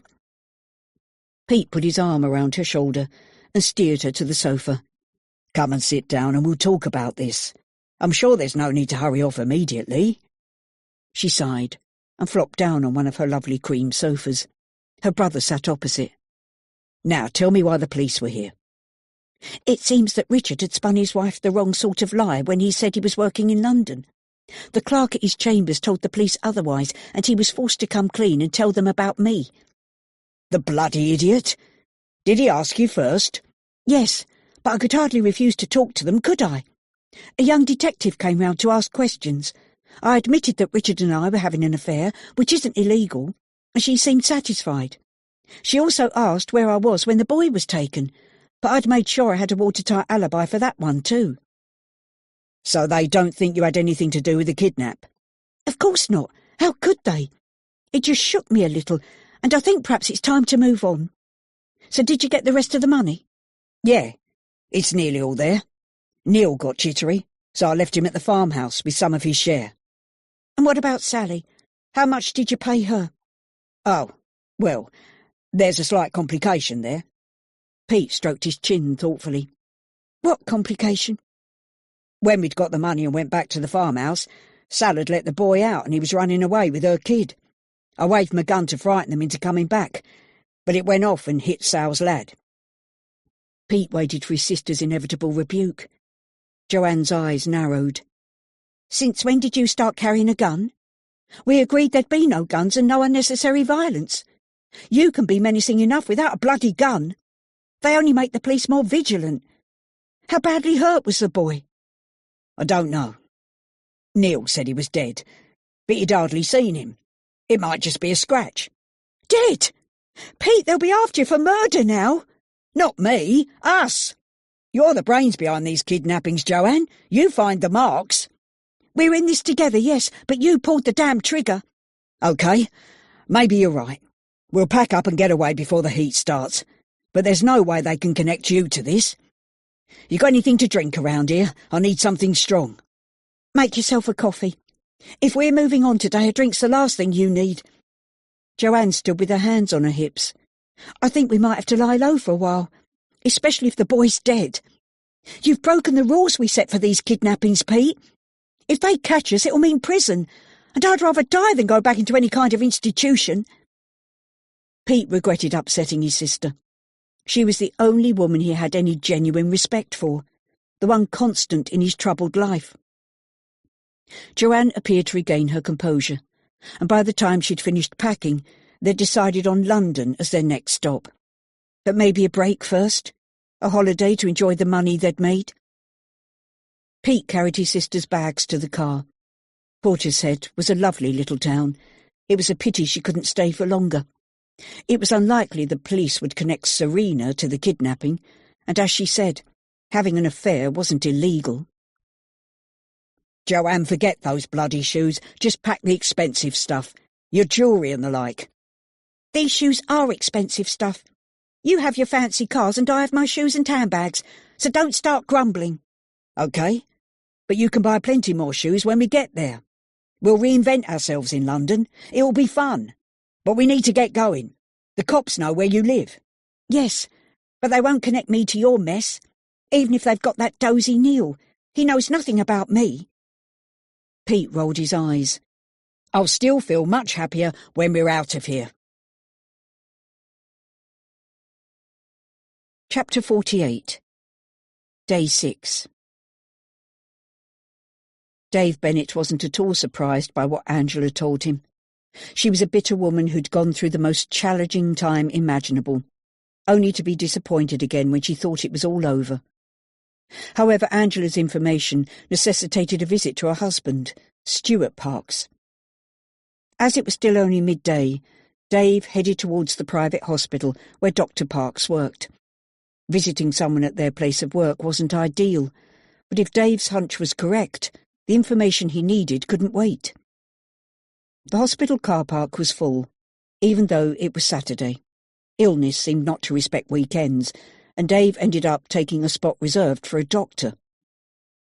He locked the car and headed to the main reception desk, where he joined a small queue, and waited until the receptionist was free. Asking where Stuart Parks could be found, he was directed to the ENT unit, where the doctor was holding a clinic. After what seemed like miles of sterile corridors, Dave eventually found where he needed to be. Parks was busy with the patient, and 2 more were waiting outside his room. Dave showed his ID to the nurse, who was initially reluctant to disturb the doctor. Gleaning the information Dave needed from him shouldn't take long, and he reassured the nurse he would use as little of the doctor's time as possible. After 5 minutes, an elderly lady exited Parks's room, and the nurse nodded to Dave to go in. The doctor was surprised to find the detective standing there, and although it was several months since he'd seen him, Parks correctly assumed it was to do with his daughter's kidnapping, and asked the obvious question. "Have you found the culprits?" "No, but we're working on a few new leads. I'm afraid I need to ask a rather personal question, but it could be directly related to Haley's kidnap." Dave noted the bewilderment on the doctor's face, but as there was no polite way to introduce the subject, he continued. "I believe that you were having an affair before the kidnapping. Angela told me you're estranged now because of another woman." Parks scowled, his thick eyebrows almost meeting in the middle. "Whatever has this got to do with Haley? I need to know about the woman you were seeing. It's just possible she may have been involved in some way with the kidnappers." "How ridiculous! Has Angela put you up to this to get back at me?" Parks appeared both embarrassed and angry. "No. She told me the affair was the reason you parted. I'm not asking out of curiosity or to embarrass you, but because there's a strong possibility this woman could be connected to the kidnappers." The doctor's face paled. "No, I don't believe it." "Are you still seeing her?" "Not anymore, no. I'm honestly ashamed of what I did, especially when our family was going through so much. I told her we should stop seeing each other for a while, and she agreed. I haven't heard from her since." "Can you give me her name and an address if you have one?" "Well, yes, but I don't know if she'll still be there." Stuart Parks tore a sheet of paper off a pad on his desk, wrote the name and address down, and then passed it to Dave. Chrissy Johnson, Apartment 2, Dean Court, Leeds. The name wasn't the one Alex Radford had given Dave for the woman Stone was seeing, but then he wouldn't expect her to use her real name. "Can you tell me when you last had any contact with her?" Bennett asked. "It was while Haley was still missing. The second day, I think. I rang Chrissy to tell her I couldn't see her for a while. By then I knew it was a mistake. She was more concerned as to whether I'd continue paying the rent on her flat than what had happened to Haley." "You were paying for a flat?" "Yes, but not anymore, which is why I'm not sure if she still lives there." Dave was pretty sure she wouldn't be there either. "And can you describe Chrissy to me?" Stuart Parks sighed. "She's about 5'5", with long blonde hair and blue eyes. Quite striking, really, with a good figure and always turned out well, which was regrettably at my expense." Parks was clearly suffering misgivings about the affair, but Dave knew he would feel so much worse if it turned out that this woman was connected to the kidnapping of his daughter.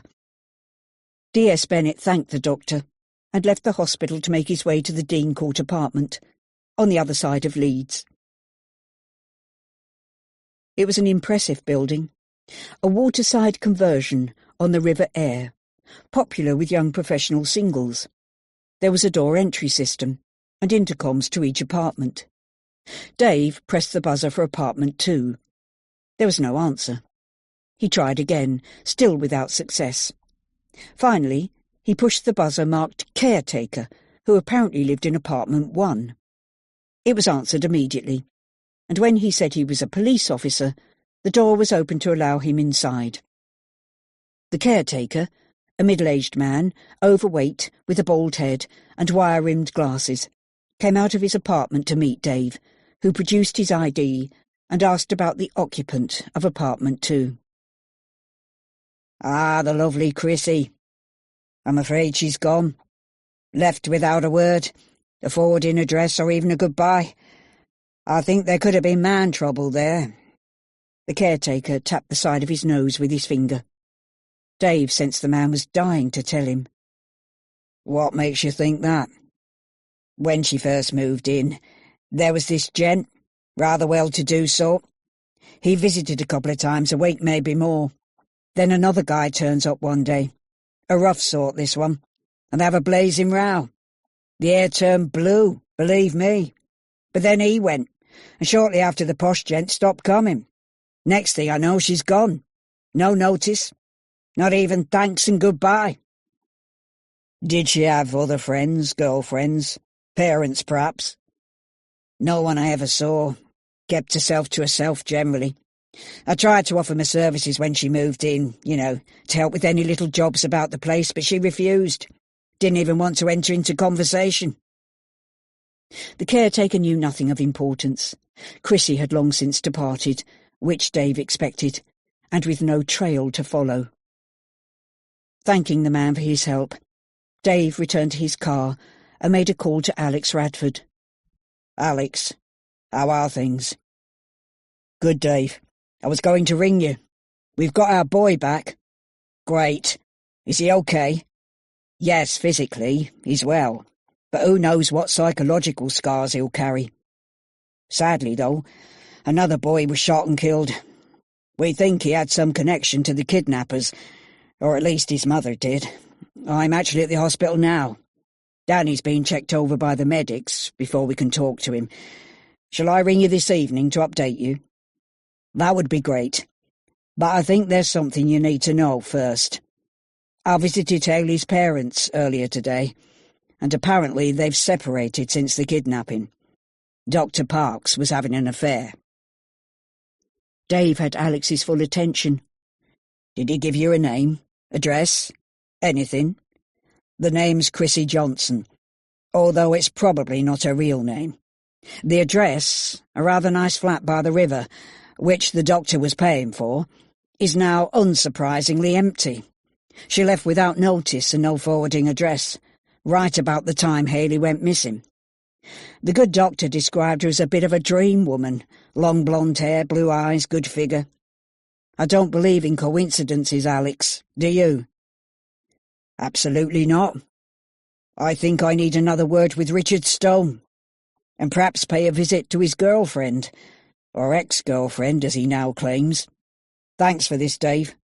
I'll let you know what happens." Chapter 49.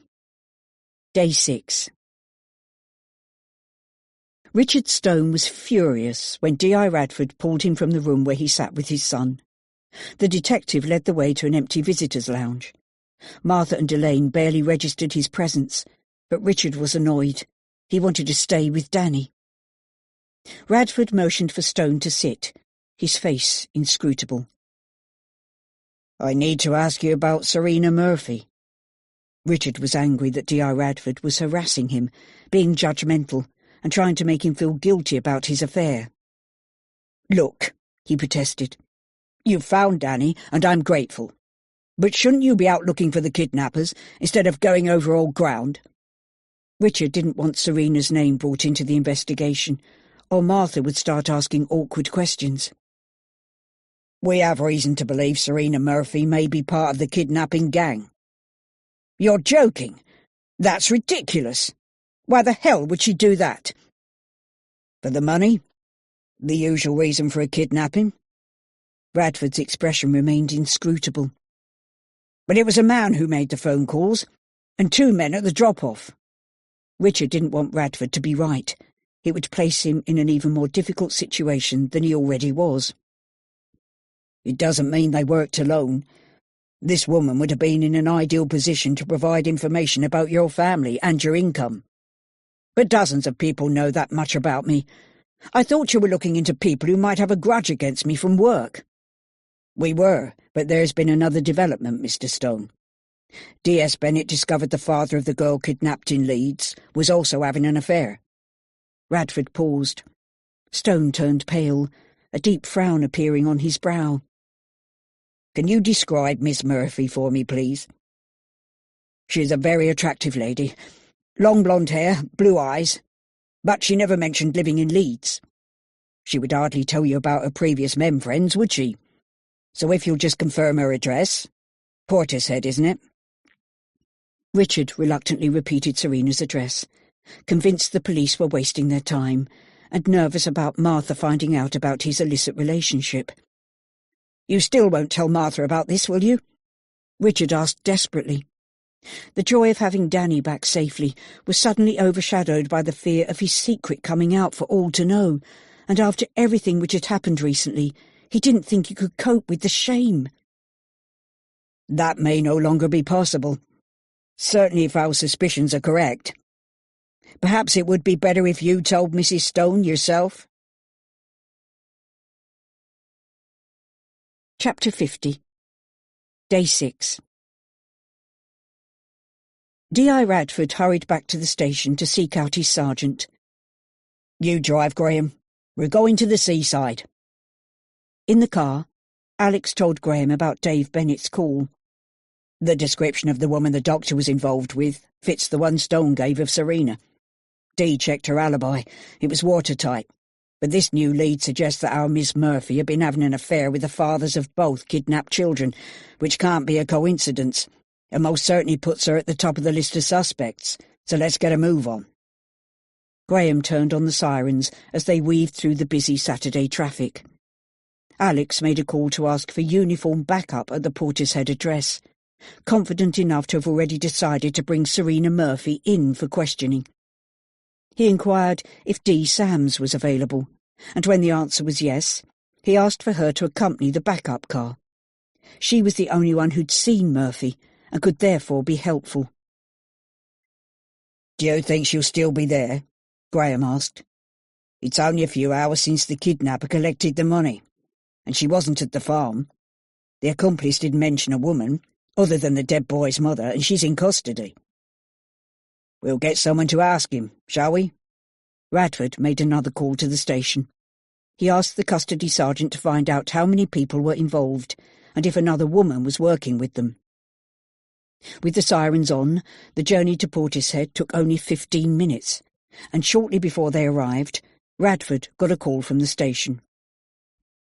"He says there was only him, a man called Pete Turner, Sally, and the boy. He doesn't know of anyone else, and he doesn't seem to know Turner very well either. They'd only met recently." "And do you think he's telling the truth?" Alex asked. "Yes, I think so," the sergeant replied. "He seems genuinely remorseful and wants to come clean. I don't think he has much time for this Turner guy, and he's ready to tell us everything he knows." While Alex was on the phone, Graham turned off the sirens, not wishing to alert Serena to their visit. He manoeuvred the car into a spot outside a rather exclusive-looking apartment block facing the Bristol Channel, with a great view of the nature reserve. A police car with 2 uniformed officers and Dee Sams waited around the corner for Radford's instruction. Dee rang the DI to let them know where they were. "Good. They're out of sight," Radford mumbled as he exited the car. "Nice." Graham gave a low whistle, while looking up at the apartments and across at the spectacular view. "Very," Radford agreed. They crossed the road and searched out the patrol car to have a word with the uniformed officers before going into the flats. "Once we're inside, I want one of you to position yourself at the entrance, and the other at the service entrance, probably round the back, and hold anyone coming out. Arrest them if they don't cooperate.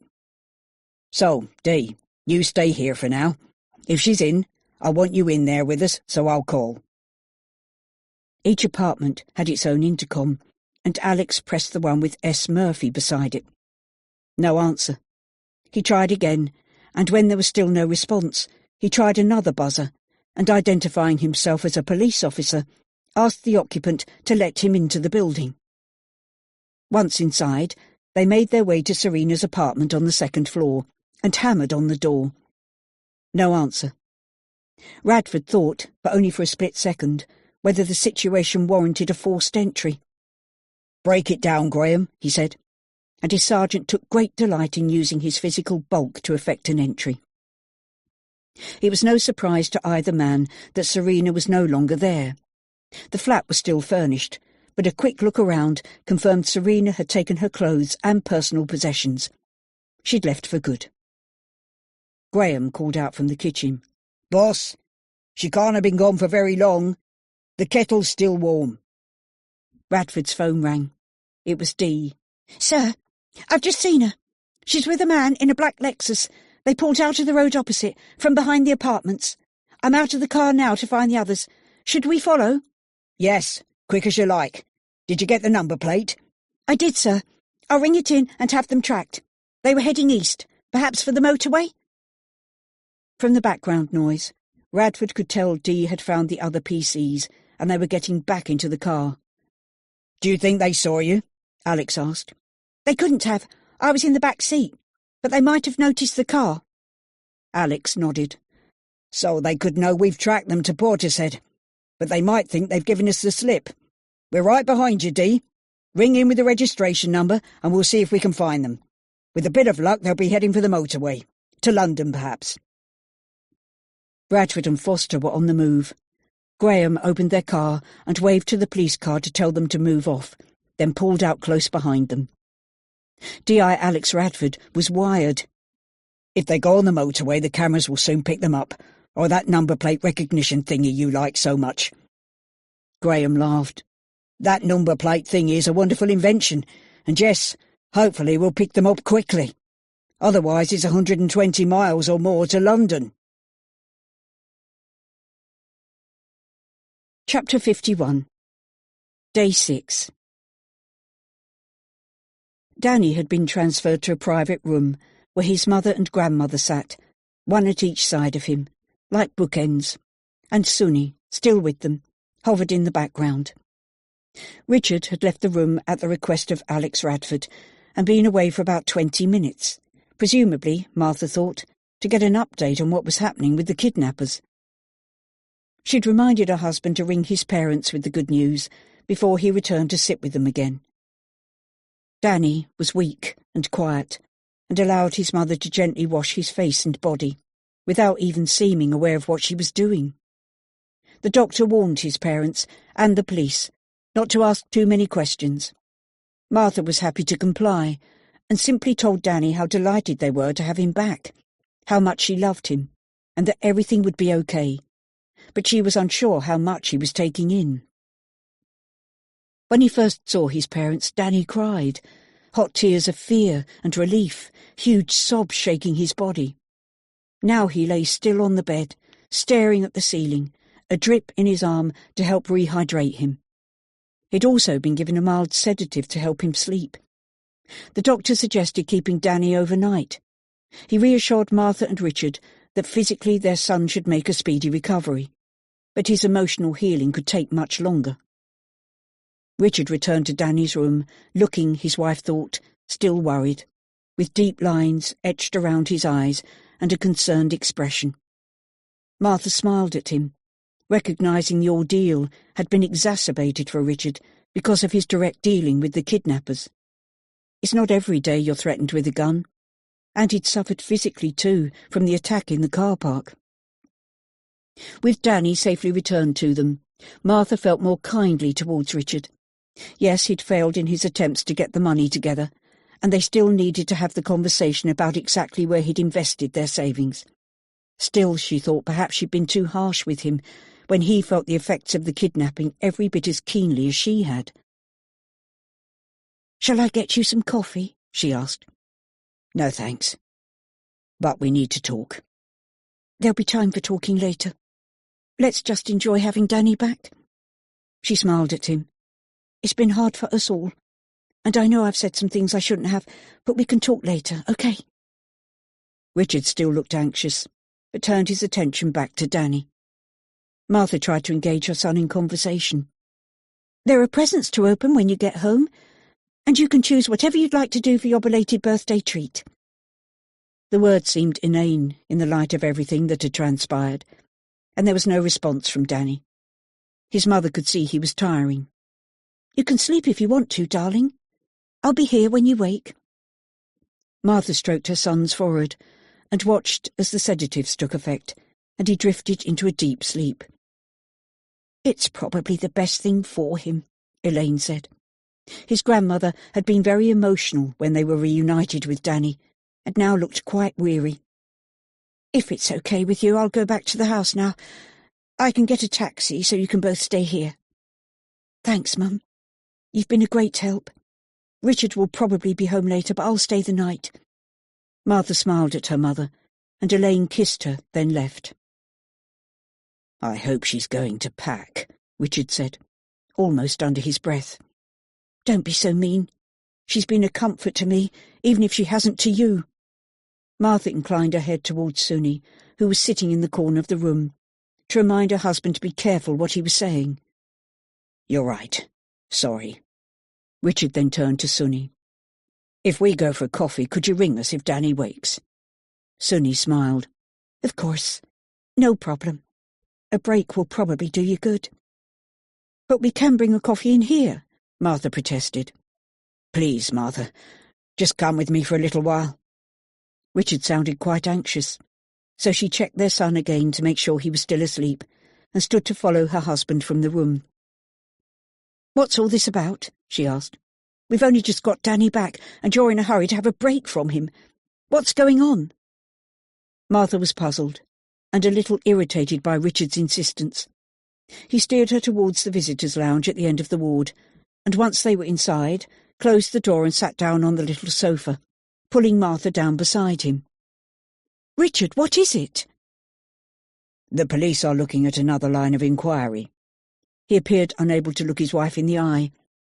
There's a woman they think might have been involved in the planning of the kidnapping. Is this the woman whose son died? Martha interrupted. No, it's someone else. Someone I know. Someone from work? Martha was surprised, but would be delighted if the police had already found out who the kidnappers were. Who is she? A colleague? A client? What? Do I know her? Richard took hold of Martha's hand. You don't know her.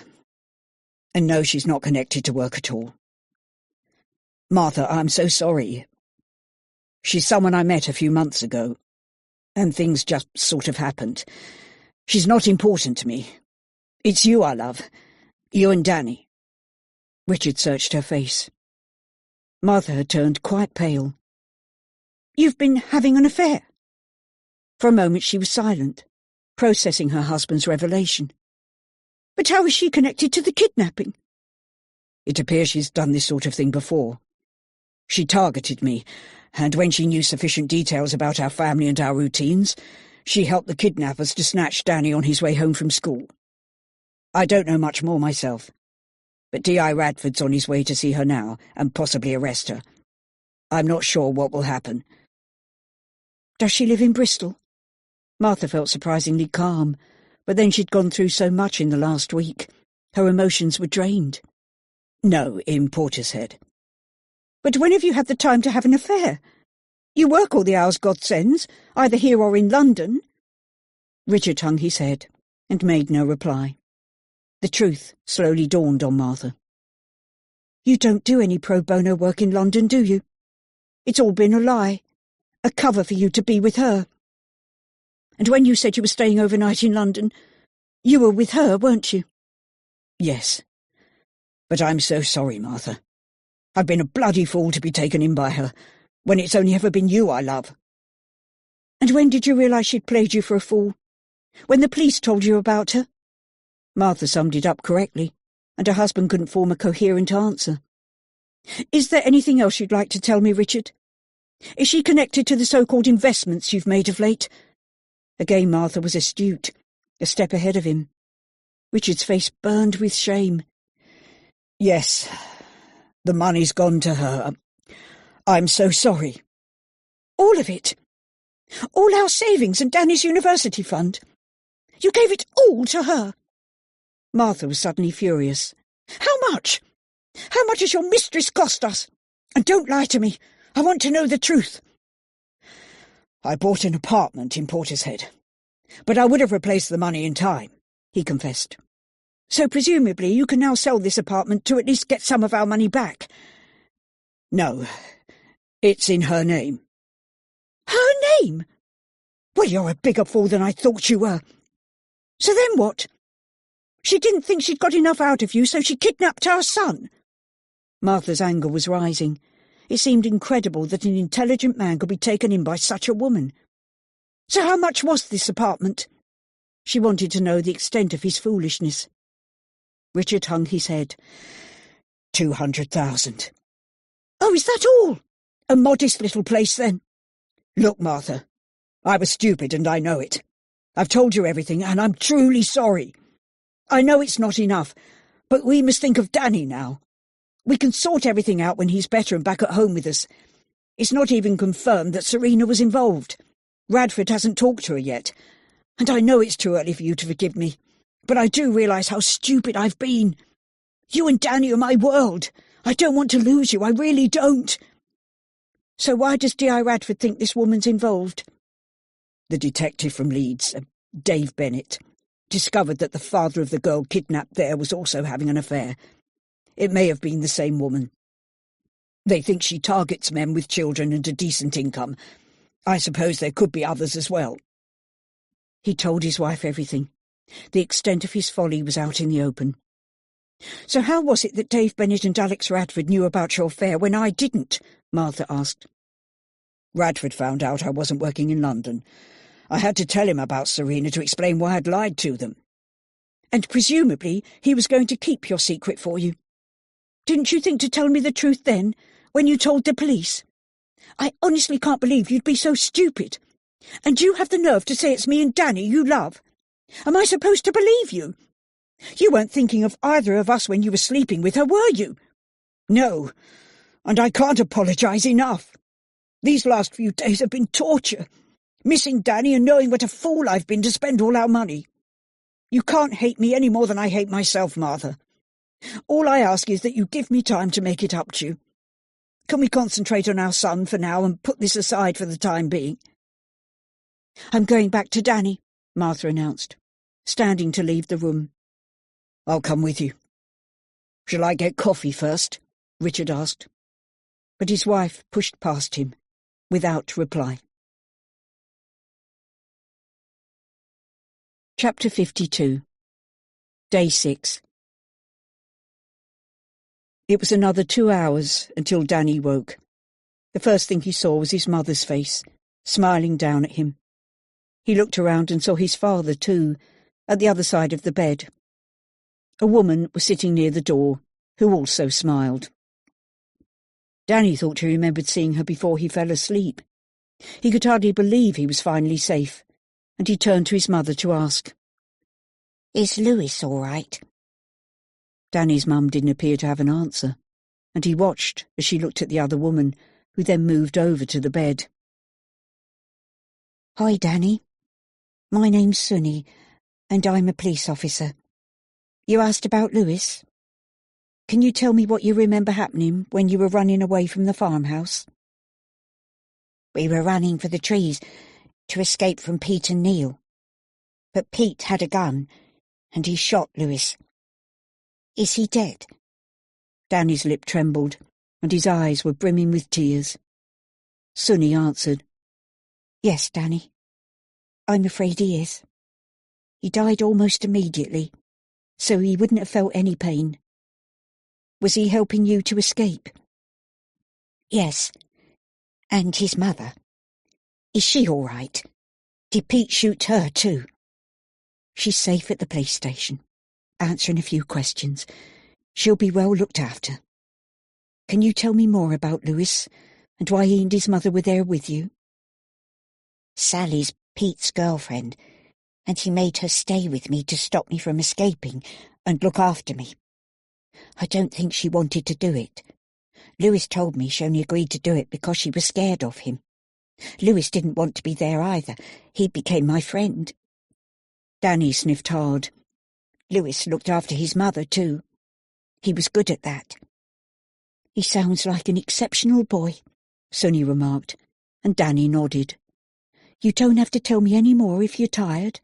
We can talk later." "No, I want to tell you. Sally needs someone looking out for her now Lewis is... She needs someone. Will you tell the police not to put her in jail?" "When I go back to the station, I'll find out what's happened to her and tell them what you said." "So was Sally helping you to escape as well?" Yes, they both were, even though they knew Pete would be mad at them. Tears rolled freely down Danny's face. Suni opened her laptop and brought up the photo-fit image the paperboy had helped to produce. She turned the laptop so he could get a good look at it. Do you recognise this man? Yes, it's Pete. I only saw him properly once, but that's him. Well done, Danny. You've been really helpful in telling me this, but you need to rest now. And don't worry. I'll do everything I can to help Sally, and we can talk some more tomorrow, okay? Danny nodded and closed his eyes. Martha smiled her thanks to Suni, who explained she would go back to the station to fulfill her promise to Danny, but was still available on her phone should they want to contact her. As she left, Martha felt somewhat guilty. Suni's eyes had held such empathy for Danny that they shone in the dim light of the room, and her tone was gentle, friendly. Perhaps Martha had looked upon Suni as a nuisance, a spy almost, when she was on their side all the time, and could have been a real help if they'd allowed her to be. Martha looked at her son. Danny would probably sleep through the night. Richard broke into her thoughts. "Can I get you another coffee or anything?" Her answer was a curt no. The couple sat in silence for an hour or so, focusing on their son, until Martha spoke. You may as well go. He doesn't need both of us here, and the police might have some news. You won't want them telling Mum before they tell you, will you? Richard sighed. "Do you want me to pick up a few things for you if you're staying? I can soon bring them back." "No. The nurses have been kind enough to give me all I need." Martha kept her eyes on Danny while she spoke. Richard stood to leave. He bent to kiss his son, and stroked a lock of stray hair off his face. He wished his wife good night and left. When he was out of the room, Martha rested her head on the side of the bed and cried softly to herself, unable to hold back the tears, yet not wanting to wake her son. Her wish had come true, and Danny was safe, but her marriage was crumbling. What would the future hold for them all? Chapter 53. Day 6. Richard turned the key in the front door and entered as quietly as possible, hoping his mother-in-law would have gone to bed, although it was only 9:30 p.m. She had not.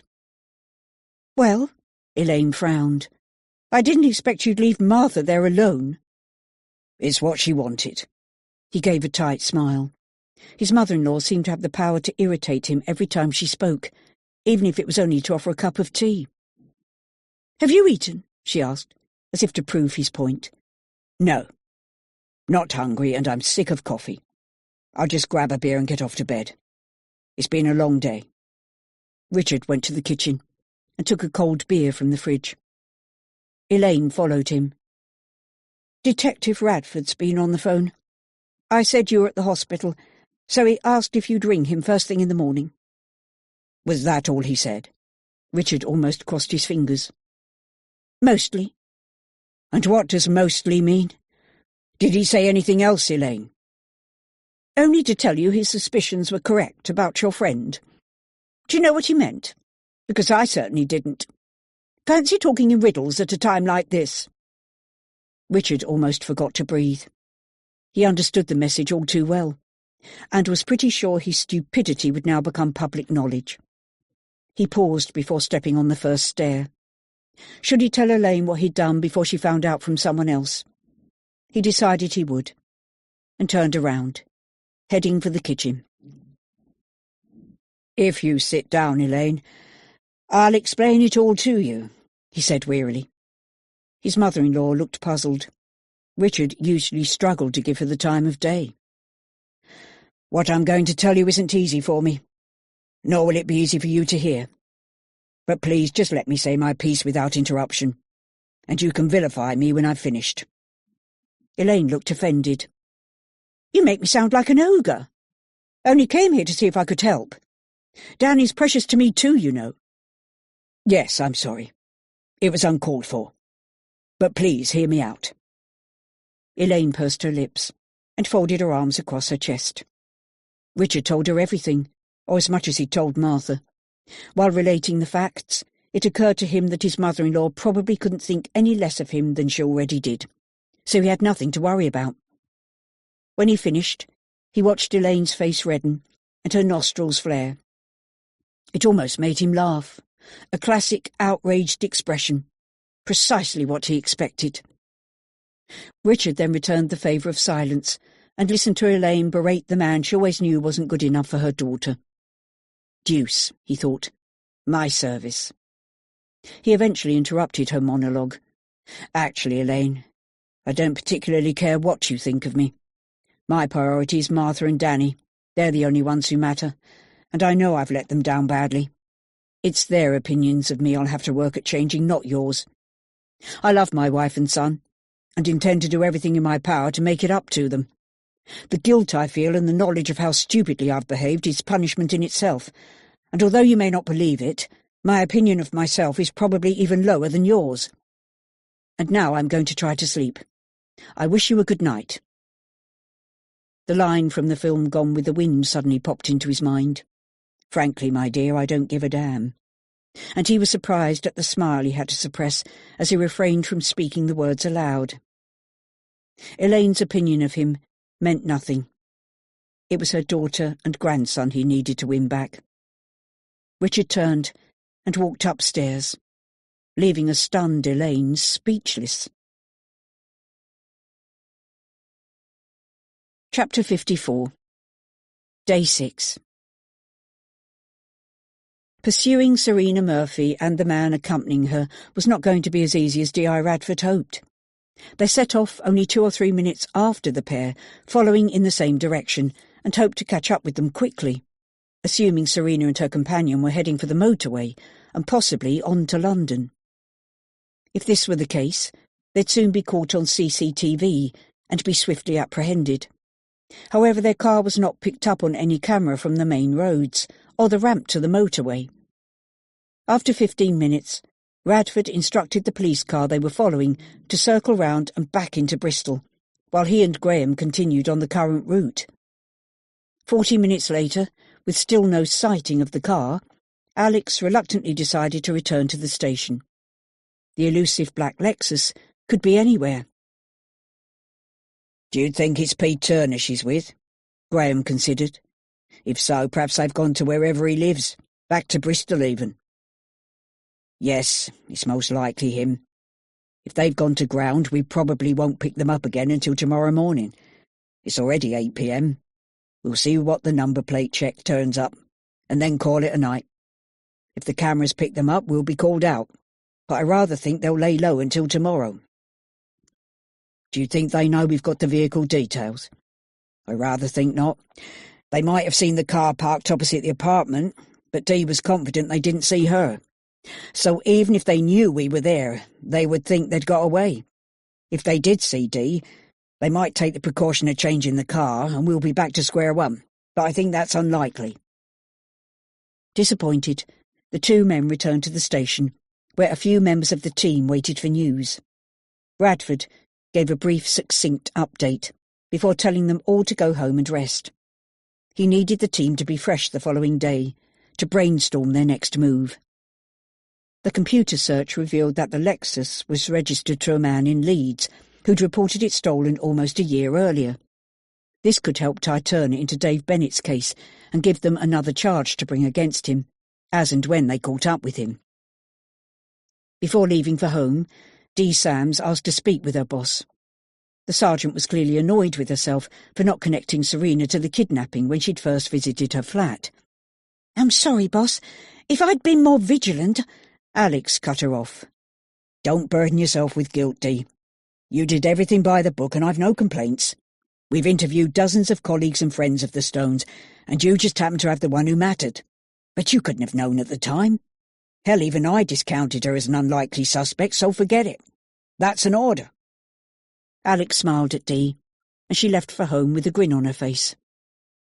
After a quick visit to the station's press office, Radford also left for home and some much-needed sleep. It was ironic how the case was so demanding of his time, yet the nature of it made him want to be at home with his own children. Hopefully, they were close to wrapping it up, and perhaps the next day would bring the break they needed. The rain lashed down as D.I. Radford drove to work the following morning. He couldn't remember a time when they'd had such torrential rain. Must be all this global warming, he thought, as he dashed from the car into the police station. Half the team were already in, and the office was buzzing with activity. Graham was logged into the ANPR system, while others searched footage from CCTV on the main roads out of Bristol. The last thing Radford had done the previous evening was to ask the press office to release the photo fit picture of Pete Turner, which would hopefully be in all the papers that morning. Now Danny was safe, and he'd identified the image as Turner. There was nothing to lose in going to press. They no longer needed to pussyfoot around keeping facts from the media and the general public. Radford found someone had already placed the early editions of the local and national papers on his desk. The image was there for the entire world to see, and would also be on the television news broadcasts throughout the day, which would hopefully put pressure on Turner and Serena Murphy. All their work now hinged on the supposition that the pair were still in the Bristol area, and the publicity would panic them into making a move, a wrong move. Radford guessed they would attempt to leave the city. After reading the newspaper reports, Radford was pleased with how the case had been covered. He walked from his room into the office and called the team together for a briefing. With a bit of luck, the publicity will flush them out. They must be somewhere between Portishead and Bristol, and although we're assuming and can't be 100% sure, they'll probably try to leave the area sometime today. You've done a great job so far, and we're almost there. When it's over, I'll stand you all a drink in the King's Arms. Alex smiled, and there were a few grins and laughter in the room. The boss wasn't known for his generosity and rarely went to the local with his team. We're close, so let's be vigilant and catch these kidnappers before they can strike again. A murmur of excitement rippled around the room, as it always did when a case was coming together. Each team member was wholly focused and determined to find the kidnappers as soon as they tried to make a run for it. Chapter 55. Day 7. At 2 a.m, Danny screamed. Martha jolted awake and was immediately on her feet, cradling her son's head and whispering soothing words. "Shh, it's okay. It's all over now and you're safe." Her eyes filled with tears as Danny sobbed, his head tucked into the space between her neck and shoulder, a place of comfort and safety. "It's only a dream. I'm here and you're safe now." Martha tried desperately to comfort her son, who clung tightly to her, his whole body trembling. As yet, Martha didn't know many details of her son's ordeal. She hadn't wanted to press him, simply reassure him of his safety. D.I. Radford had told them very little so far, only that Danny had been kept at an abandoned farmhouse with the boy Lewis and his mother. From what Danny told Suni earlier, Martha gleaned a little more information and was surprised at her son's attachment to the other boy. Perhaps she'd never learn all the details of his experience, but her desire to know came second to her son's well-being. She would never press him to relive what he'd suffered if he didn't want to. Within minutes, Danny's breathing slowed, and he was asleep again. Martha climbed beside him on the bed and wrapped her own body around his, holding him tightly until she too fell asleep.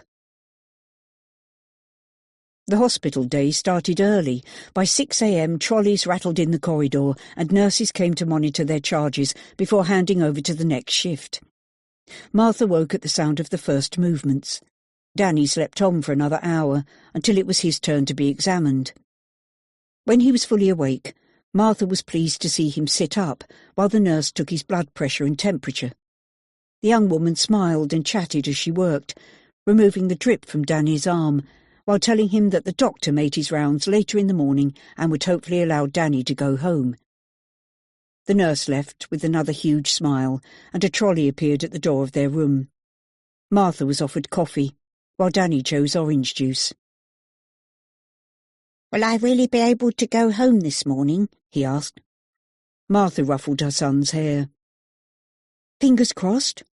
The doctor we spoke to yesterday said so, and you're looking good to me, apart from the bedhead. Danny managed to smile, prompting a warm feeling to run through her body. Martha was aware that she too would need time to recover from the ordeal they'd suffered. After breakfast, which Danny wolfed down, he was allowed a bath, a luxury he told his mother he'd never take for granted again. Martha was on hand to help him, talking of mundane things, in an effort to bring normality to the unreal situation. Once back in the side ward, Richard arrived, bringing Danny a fresh change of clothes and some toiletries for his wife. Her thanks were brief and cool, but neither parent wished Danny to pick up on their mood, so they spoke of trivial things and remained civil to each other. Richard told Martha that her mother was waiting at home, having insisted she cook a meal for their return. Unsurprisingly, Elaine had been cool towards her son-in-law that morning. Her attitude was more eloquent than any words, but Richard expected no less. It wasn't her he wanted to win back, it was Martha, yet he remained unsure if this could ever happen. For most of the night, Richard's mind replayed the earlier conversation with his wife. It scrolled round and round like a stuck gramophone record, the words he'd spoken and the words he'd wished he'd said tormenting him. But it was too late. The conversation was gone. He hoped there would be others, if only she'd give him the chance to make it up to her. But if only were such sad words. Richard knew Martha's priority, and his, would be to help Danny recover. He wondered if the kidnapping would still have happened if he hadn't started a relationship with Serena, or precisely what her role in the events had been. There would be time to find out. D.I. Radford would no doubt be asking more questions, and Richard hoped to learn more from him, even though he expected no sympathy from the man. In the tiny hospital room, the family of 3 were mostly silent as they waited for the doctor. Martha made the odd comment, mostly irrelevancies, and Richard tried to capture Danny's interest by talking about football and rugby. For much of the time their son kept his eyes closed, although not asleep. It alleviated some of the strain, but Richard wondered if Danny had guessed something was wrong between his parents. Eventually, when it was almost lunchtime, the doctor arrived. His bustling manner filled the room as he spoke encouragingly to Danny, applauding him for how well he was doing. He told Martha and Richard he was happy to discharge their son, but suggested an early appointment with their GP to arrange counselling. Richard assured him they would do so, and thanked him for his care. Almost as soon as the doctor left, the ward sister appeared with a discharge letter, which she gave to Martha. Then they gathered together their few belongings and left the hospital. Danny remained silent, with only dutiful answers to his parents' questions, and the journey home was pleasingly uneventful. Elaine met them, gushing over her grandson, until Martha caught her eye and frowned. She got the message, let go of the boy, and told them lunch was ready when they were.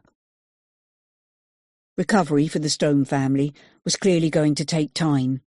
D.I. Radford was already pushing to question Danny, but they'd persuaded him to wait another day to give Danny time to settle back home, but the detective wouldn't wait much longer. Richard sincerely hoped Elaine would leave. Her presence created an unnatural atmosphere, and he was sure she was trying to get Martha alone to tell her what she thought of her husband. Danny seemed unsure what to say and what his parents expected of him. He ate his lunch, then asked if he could go upstairs to his room to sleep. It was almost a relief for them all. No one knew the protocol for such a situation, and both parents were painfully aware that their lives, and Danny's, had changed forever. The future worried them all for varying reasons, but they would take it a day at a time and count their blessings that Danny was home again. Chapter 56. Day 7. Pete and Joanne knew they'd had a lucky escape. Having Pete's car parked around the corner of the apartment, rather than in front of it, had enabled them to get away unseen. They only noticed the police car as they turned the corner, but it looked to be empty, and could even have been there for a completely unrelated reason. Joanne was confident that the police couldn't possibly know of her part in the kidnapping. No one knew except Pete, and they couldn't have found him so soon. When they arrived at Pete's flat in Bristol, Much of the evening was spent speculating on what the police knew or didn't know about them, and their conversation soon developed into an argument. "If you'd never used that bloody gun—" Joanne chastised her brother. "Look, I don't tell you how to do your part in this, so don't tell me mine." The pair often argued. Both were volatile personalities, but they always made up. But it wasn't only the way Pete had handled things that divided them. His sister was also appalled by the way he was living. "I can't stay here," Joanne moaned. "It's like a pigsty. Why don't you grow up and learn some basic hygiene?" Pete snapped. "I don't complain about the way you live, so stop rabbiting on. I like it just fine, and it's only for one night, so quit moaning." Joanne was glad it was only a one-night stopover. She was used to much better accommodation and couldn't tolerate living as her brother did for any longer. She slept fitfully and woke early. As she switched on the television, hoping to catch the local news, an image of her brother filled the screen. "Pete, come here!" Joanne yelled. The screen dominated the wall, and the photo-fit image of Pete was larger than life. "It's nothing like me," he sneered, as the picture changed. "It damn well is, but that's not the point. They're looking for you, and probably know about me too, which is why the police were at the apartment yesterday. How the hell have they connected us? Well, it certainly settles what our next move should be. We need to go, and quickly." The pair loaded up the car once again. "Why don't you get yourself a car?" Pete grumbled. Joanne's belongings took up most of the space. "I prefer taxis. Hurry up, Pete. The sooner we're out of here, the better. We can stop on the way to eat. I'll feel so much happier once we're safely out of Bristol." By 8 a.m, the pair were on the road, heading directly for the M5, the fastest route to London. Once safely on the motorway, Joanne warned her brother not to exceed the speed limit. Getting pulled over by the police was the last thing they needed. She then relaxed, knowing they would soon be far away from Bristol and the kidnapping which had gone so horribly wrong.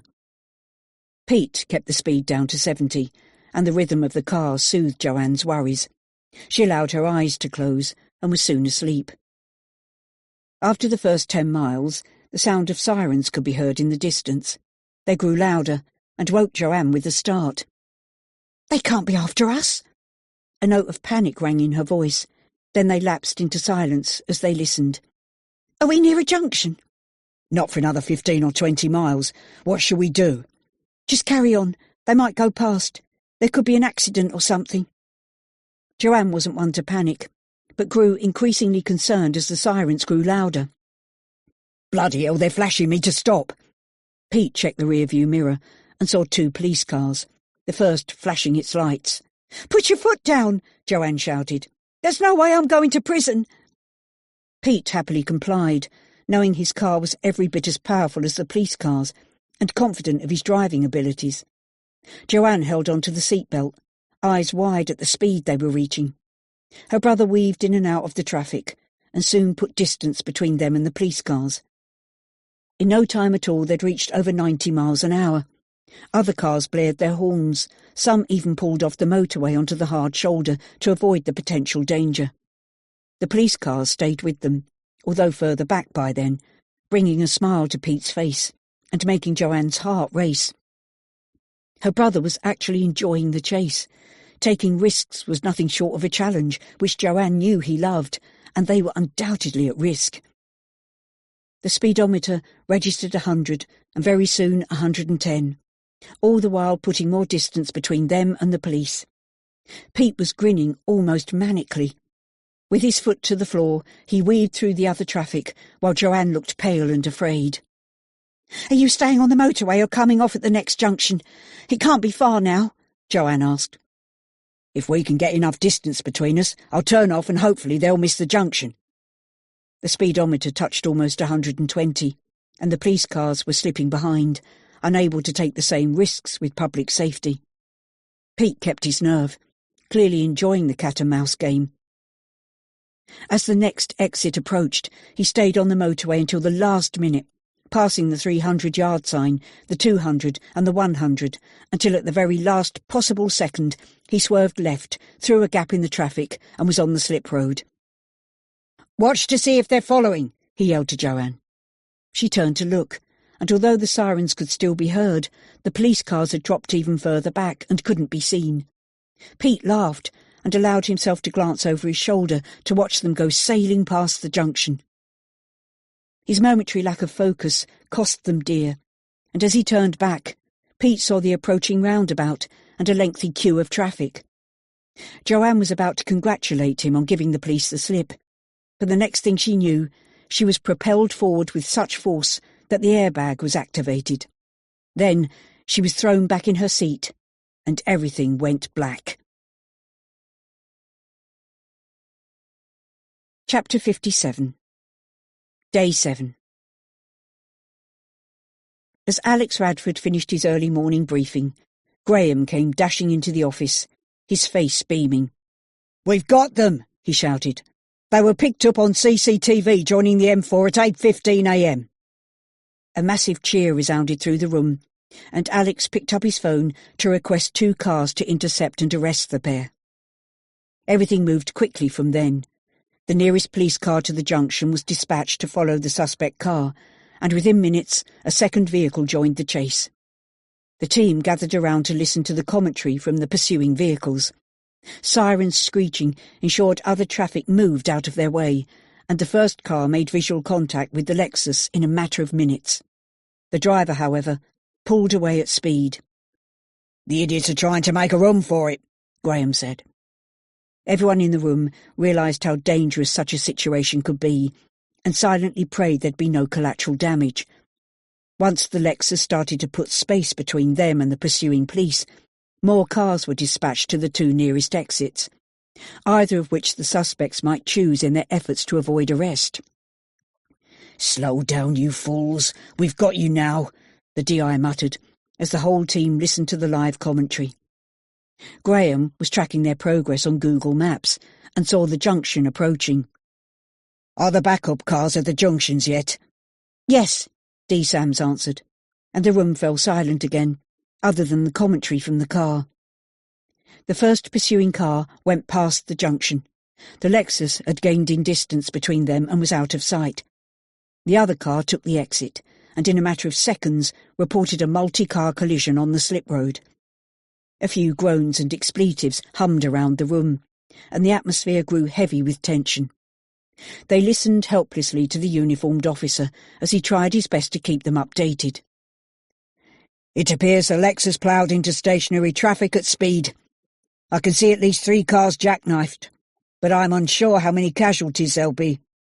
We need traffic control here ASAP. The roundabouts at a standstill. And medics too." After the last message, nothing more could be heard except static and background noise. "Come on, Graham. Let's get down there." Radford grabbed his jacket and set off at a run, his DS following close behind. Their blue light got them closer to the scene than most of the rubbernecks, and they immediately saw the Lexus on its side on the verge, a Peugeot half underneath it, and a Mini squashed into the other side of the Peugeot. All 3 cars would almost certainly be write-offs. Alex waved his ID to gain access to the scene and asked a paramedic about casualties. "We've sent 4 off to A&E so far. A few broken bones and possible concussion. The driver of the Mini's still trapped inside. The fire crew are working on it now. And there's a couple of walking wounded over there. Lucky bastards. This could have been so much worse. I'm amazed there are no fatalities." "What about the couple in the Lexus?" "Oh, they were both unconscious when we got here. It looks like their car caused the pile-up, but they've got away pretty lightly. They've gone in the first ambulance to casualty." The paramedic turned back to his vehicle. "I don't need to ask where we're going." Graham hurried to keep up with the DI, who was running back to his car. "Let's get to the hospital and make sure they don't walk. After all this carry-on, we can't lose them now." Alex put the blue light on and his foot down to get to Bristol Infirmary as quickly as possible. The emergency department was buzzing with activity when the detectives arrived, and they were kept waiting for several minutes before a doctor was free to speak to them. The young man, who introduced himself as the duty doctor, appeared to Radford as if he hadn't started shaving yet, never mind being old enough to qualify as a doctor. He informed the detectives that the young woman from the road traffic accident was waiting to go to X-ray, and the man was already being prepped for surgery. His leg was severely crushed and needed setting under anaesthetic. The intention was to keep them both at least overnight, possibly longer for the man. Alex Radford explained the situation and told the doctor he'd be arresting the pair on very serious charges, and they'd be leaving officers at the hospital to ensure they did not escape. Alex and Graham then went to speak to Serena. Pete Turner would have to wait until he was out of theatre, but it sounded as if he wouldn't be walking anywhere for a good while. Serena was sitting in a wheelchair in the corner of a small square room, where the only thing which afforded her a degree of privacy was a curtain hanging loosely on its frame. She was gazing in the direction of the window, and Alex wondered if she was thinking about freedom, something which would be denied her for quite a while. Serena was an attractive woman, Radford thought, even with the scratches and swelling to her face. Her right arm was strapped to her body, presumably broken, as well as a couple of ribs, and she would have 2 black eyes in a few hours. She turned when she heard them approach. Her back straightened, and her chin tilted upwards in a defiant gesture. Serena cast a cold and piercing gaze towards them, her lips pressed tightly together, issuing an unspoken challenge. Clearly she knew they were policemen, even before they showed their ID, and from her body language, Radford could tell she wasn't going to make their job easy for them. His first question was to ask her name, and his face registered surprise when she replied, "Joanne Turner." A smug smile tugged at her lips as she watched him connect the dots in his mind. "Yes, Pete's my brother." Her words were spoken with a certain amount of pride, but she was reluctant to answer any more questions. They would have to work hard to get more information from her. D.I. Radford thought it pointless to attempt anything other than arresting her at this stage. Formal interviews could be undertaken at the police station when Joanne was released, hopefully the following day. The D.I. nodded to Graham, who informed her of her right to silence, before arresting Joanne for conspiracy to kidnap. Other charges would almost certainly follow. Interviewing Pete would have to wait until the next day, or when he was released from the hospital. He would be arrested, initially on a charge of kidnap and murder, with other charges to follow, including several driving offences. When the uniformed officers arrived to take charge of the prisoners, Radford and Foster left the hospital and headed back to the station. It was only lunchtime, but the day had already been long and eventful. Radford's stomach growled, and he thought longingly of a good pub lunch. "Looks like I'll have to fork out for that round I promised," Alex said, and allowed himself to smile for the first time that day. Epilogue. Martha. 1 year later. My name is Martha Stone. From the window which looks out onto our garden, I can see my son, Danny, playing with his new best friend, Alfie, a chocolate Labrador. Alfie's full of energy, as a young dog should be, and my hope is that his enthusiasm for life will rub off on Danny. The dog never tires of fetching his ball, chasing his tail, and scooting around the garden like a whirlwind. To most parents, this is the kind of everyday sight that barely registers, but to me, it is nothing short of a miracle. When Danny was kidnapped, and a ransom demanded for his release, we were afraid we would never see him alive again. At one point, we were convinced Danny was dead when the police found the body of a boy in the place they suspected our son was being held. It was the singular worst moment of my life. A parent isn't supposed to outlive their child. It's not in the natural order of things. But our grief was transformed into hope when within an hour of that dreadful news we were told the dead boy wasn't our son. Sadly, though, he was someone else's child, and any relief I felt was tinged with guilt. How could I be glad when someone else's son had died instead of mine? Danny was found shortly afterwards. attempting to escape from his captors. He was exhausted, hungry, and dehydrated. And when the whole story emerged, we learned that our son had experienced the kind of trauma which no child should ever have to suffer. His return to us was miraculous, an answer to my prayers, which I knew I didn't deserve. I couldn't help but be thankful that it wasn't my son who died so violently, but my delight at having Danny back will always be overshadowed by the other poor boy, another mother's beloved son. During the days and weeks following Danny's return, the details of his kidnapping unfolded slowly. Our boy, who'd been forced to grow up far too soon, told us of his ordeal. The dead boy was his friend, a friendship formed in an impossible situation, and a friend who led a life so disparate to his own, the kind of life Danny was previously unaware existed. Since his return, our son has asked us to call him Dan in future, which I think is a tribute to his friend, Lewis, who was the only person ever to shorten his name. It hurt me deeply to learn of the way Dan was treated. He was left cold, hungry, and thirsty for most of the time, only being given food by Lewis, as and when the other boy was able. Dan wasn't even given the dignity of a toilet to use. Most of his time was spent alone and afraid, except when it was safe for Lewis to be with him. Although connected to the kidnappers, Lewis became a friend, and one whom I've no doubt Dan will never forget. He and his mother took on the role of guarding Dan, but a bond developed between the boys, and that poor child, who had a drunk for a mother and no known father, showed our son more compassion than his captors did. Lewis was an enigma.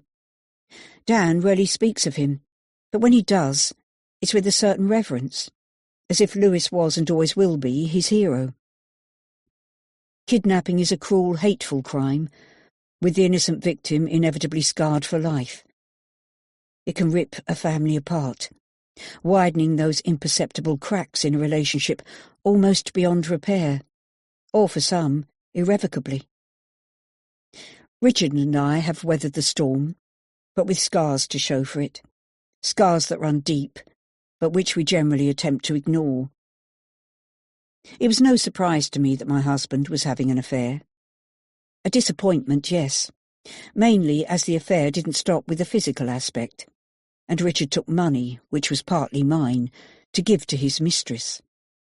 My husband was weak and gullible, but he learned a lesson, and he's certainly repentant.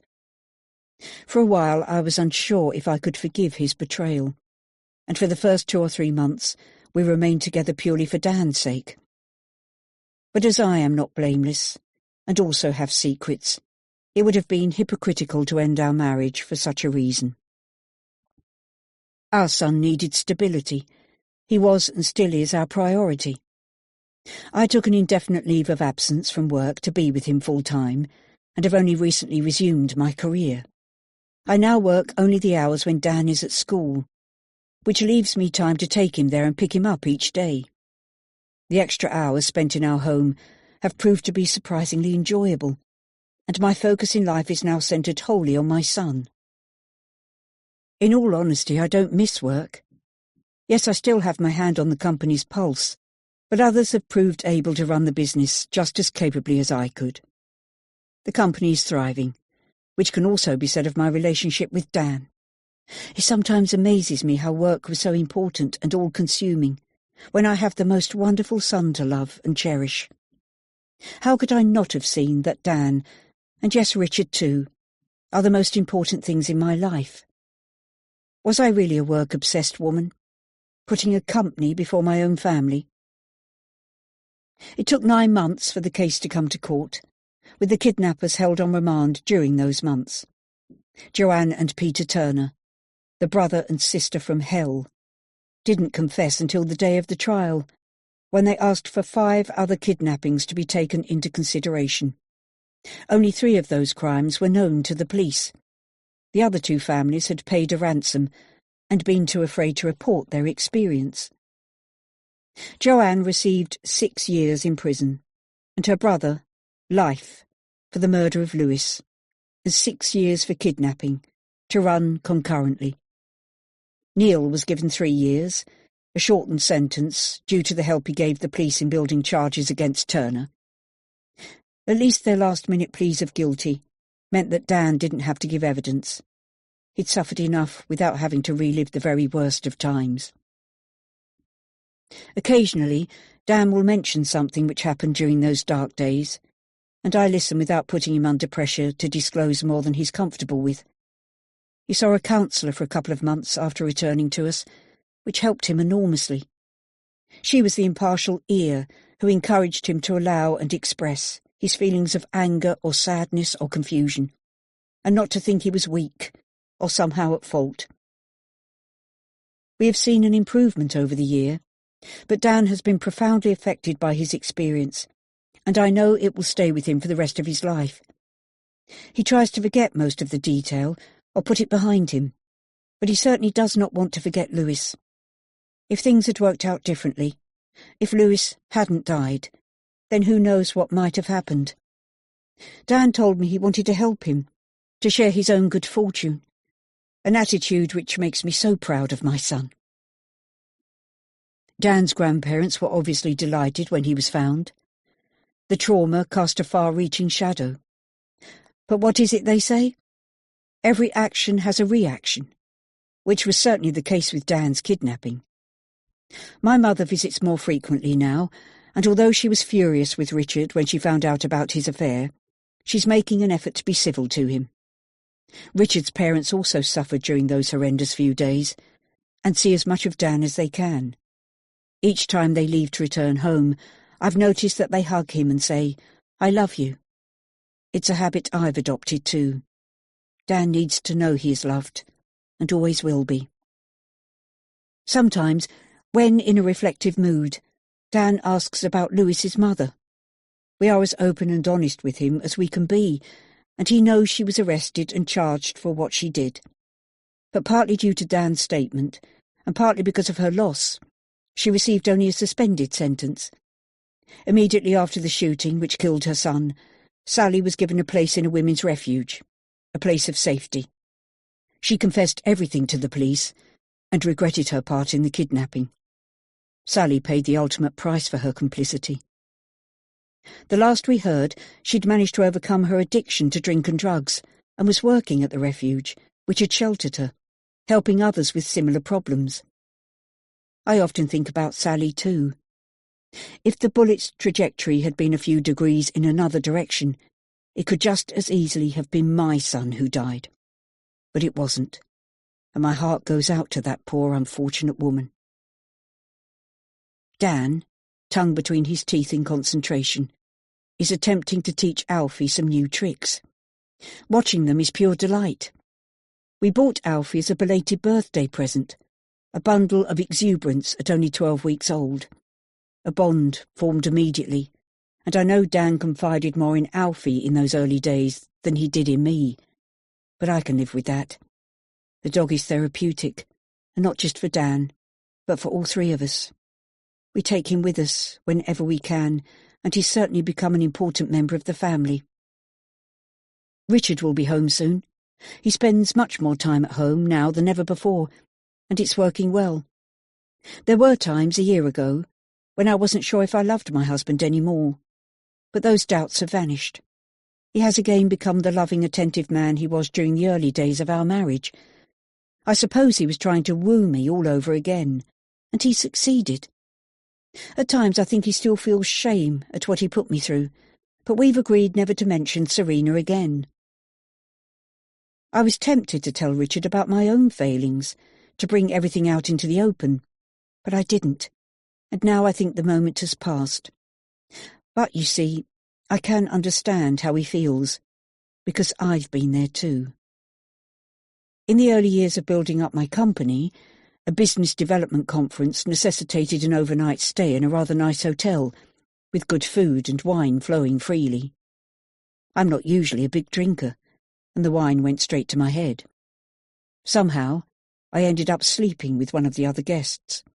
To my shame and regret, I awoke the following morning with him in my bed. His name was Michael.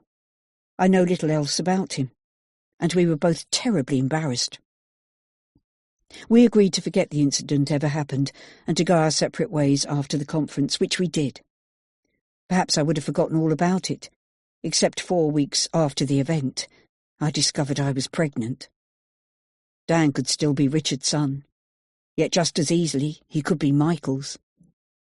To tell Richard now that Dan might be another man's child would break his heart, and it is only a might, by no means a certainty. The kidnapping experience taught me just how much my husband loves Dan. Can I take that away from him, casting another cloud over our family, when we've come through so much? I don't think so. Our lives have been rocked to the core enough. We certainly didn't agree on how to handle the kidnapping at times, and our relationship during those days was in the balance. But we've moved on, and I can see a promising future for the three of us. So I shall not tell Richard. This will be my penance, to carry the knowledge of my wrongdoing for the rest of my days. Does this make me as bad as my husband, or worse? And who decides which is the greater sin? Who is qualified to make such a judgment? At the very least, I would say we were equal.